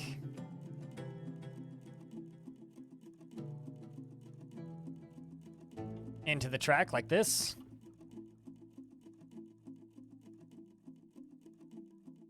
Add this and this in.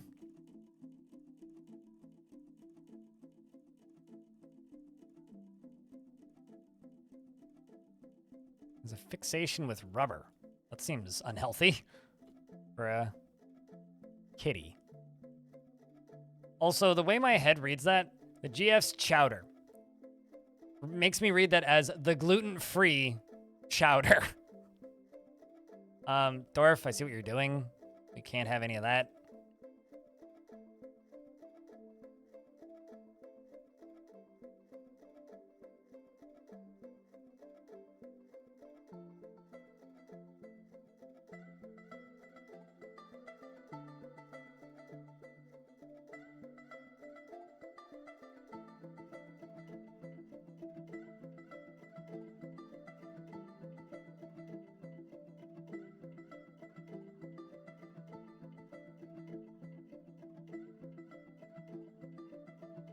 Also, let's just deconstruct this and just remove these tracks and place new ones in. Checks out. The gluten-free chowder, yes. If I build flooring on that, will that fix it? Okay, cool. So it looks like building flooring on it works. We'll do that.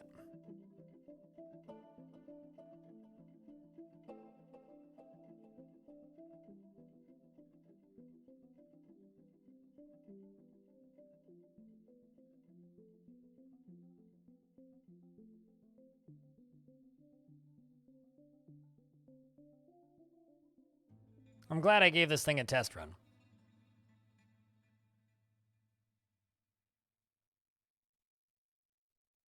Can also add a few more in.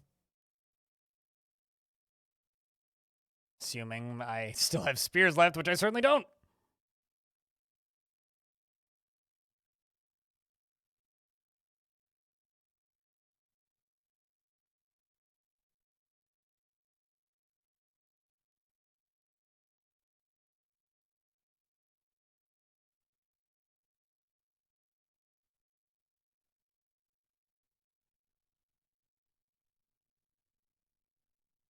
I want to do more with them eventually. It's funny, they're great for a lot of things, and almost none of them are their intended use.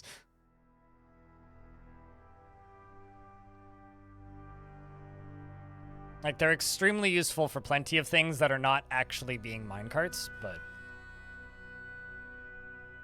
something I find kind of funny.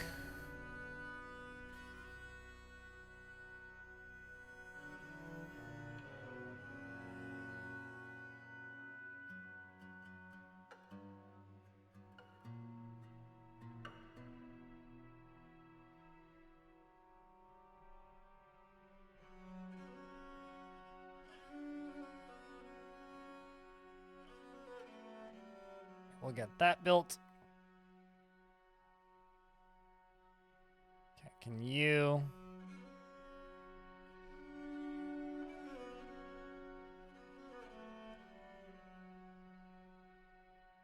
link a few of these last ones to triggers.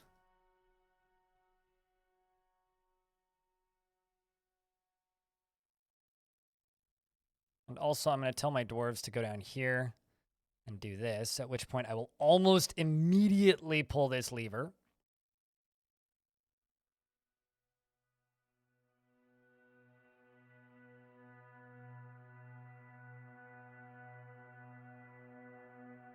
Because I need this shut.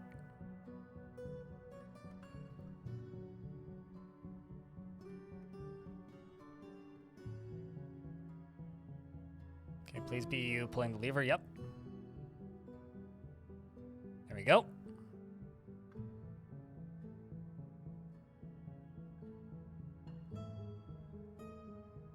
I've got 3 more of those to connect.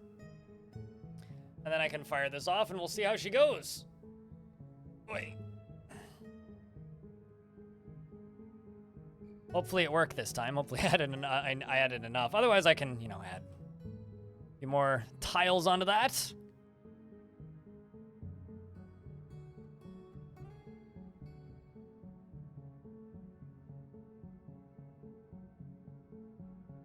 And having these right here makes things very convenient and quick.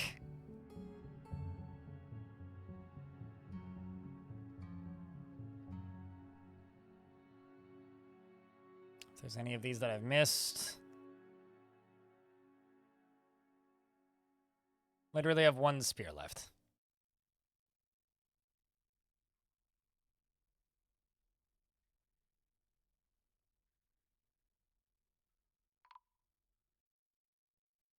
Caravans arrived. Am I still making spears, or have I... Did I make all of them? Oh my god, I did.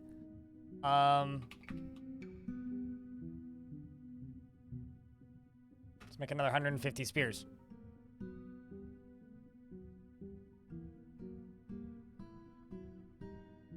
The one on the ground?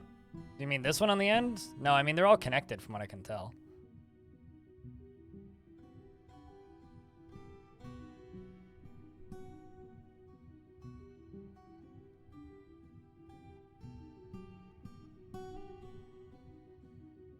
Two more to connect there, and then we're done.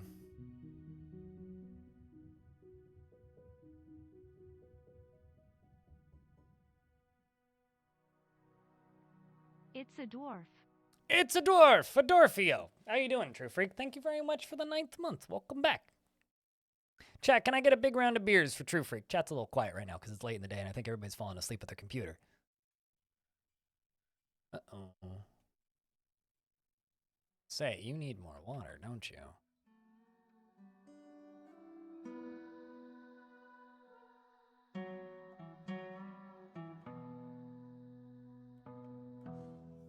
How did you know? I had no idea. It was just a lucky guess, I suppose.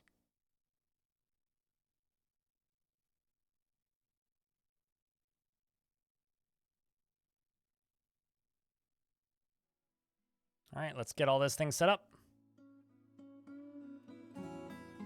Crap.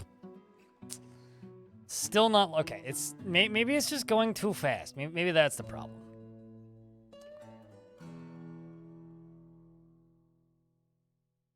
We're just going too fast.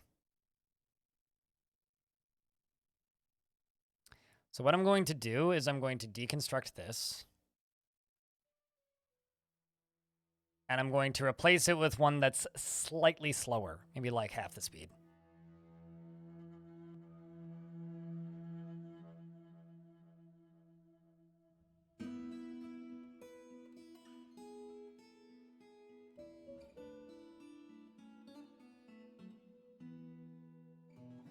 Let's try that.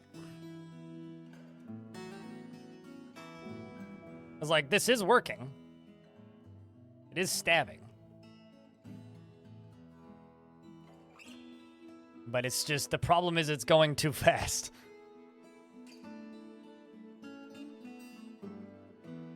And I just need this to get put back. Okay, I can just show you with DFAC. We have a little bit of a cavefish man infestation. A little bit. So, trying to take a little bit of pressure off. Small, yeah, just a couple of them, like several hundred. There we go, now it's working. Sweet. Now that that's there, I can pull this lever.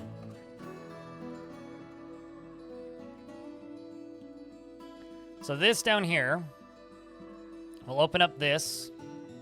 Hopefully Piggy will see them.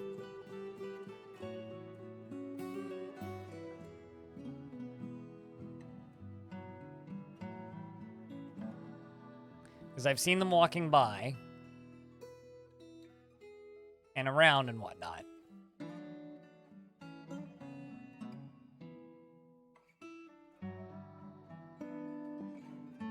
A couple times we've actually spotted them through the walls, like through these. But hopefully this goblin is enough to coax them over. Rings dinner bell, pretty much. Step right up. Oh, geez, would you look at that? Merit deserves reward. I come empowered to establish this colony as official land of our realm. Could you imagine the trade wagons? Of course, there are responsibilities in the... Nah, I'm good. Thank you much for offering, though. Not quite yet. Maybe in a stream or 5.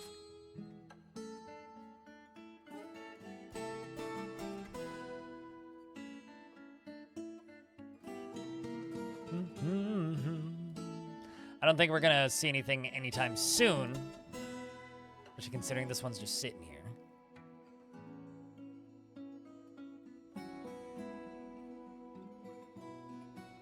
But eventually, hopefully, we'll get some effective-ish response. Maybe if I open this, it'll help. Let's see. Don't really want my dwarves running in there, though. Yeah, I just did. And Selena. I don't really expect there to be a crazy bum rush to it, though. We really need something to aggro them.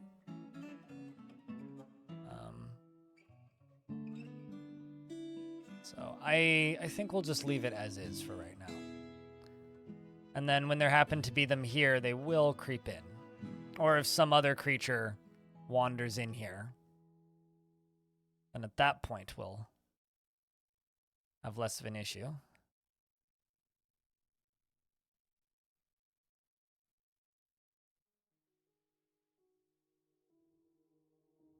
But we have had them walk by a couple of times.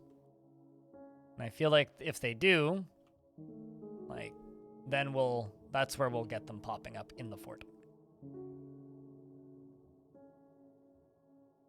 I mean, there's a whole bunch over here, basically.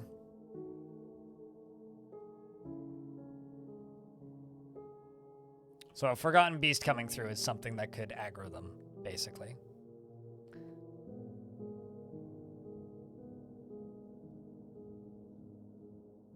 But here's a thing I could do as well. Oh no, if I tell the military to go stand there, they'll just kill this guy.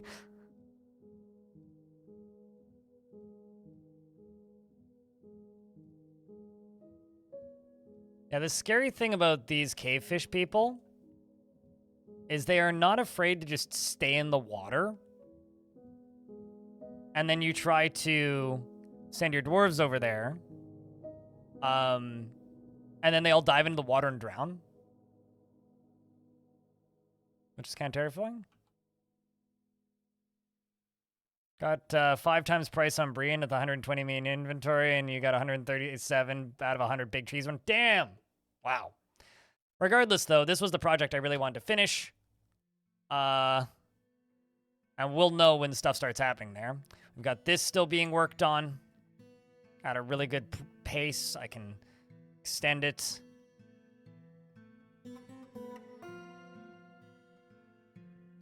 First time you had they just hung out in the corner and the Forgotten Beast wall. Well, they hung out for a bit, and then, yeah, a particularly strong Forgotten Beast killed them all. Just to wall off the caverns, there's one dwarf that decides to hang out on the outside of the wall, and you're trying to put, and you cancel it, and he goes back inside. Put another wall that is forbidden on the outside where he's trying to stand. They don't like to stand in locations that have another job planned for them. All right.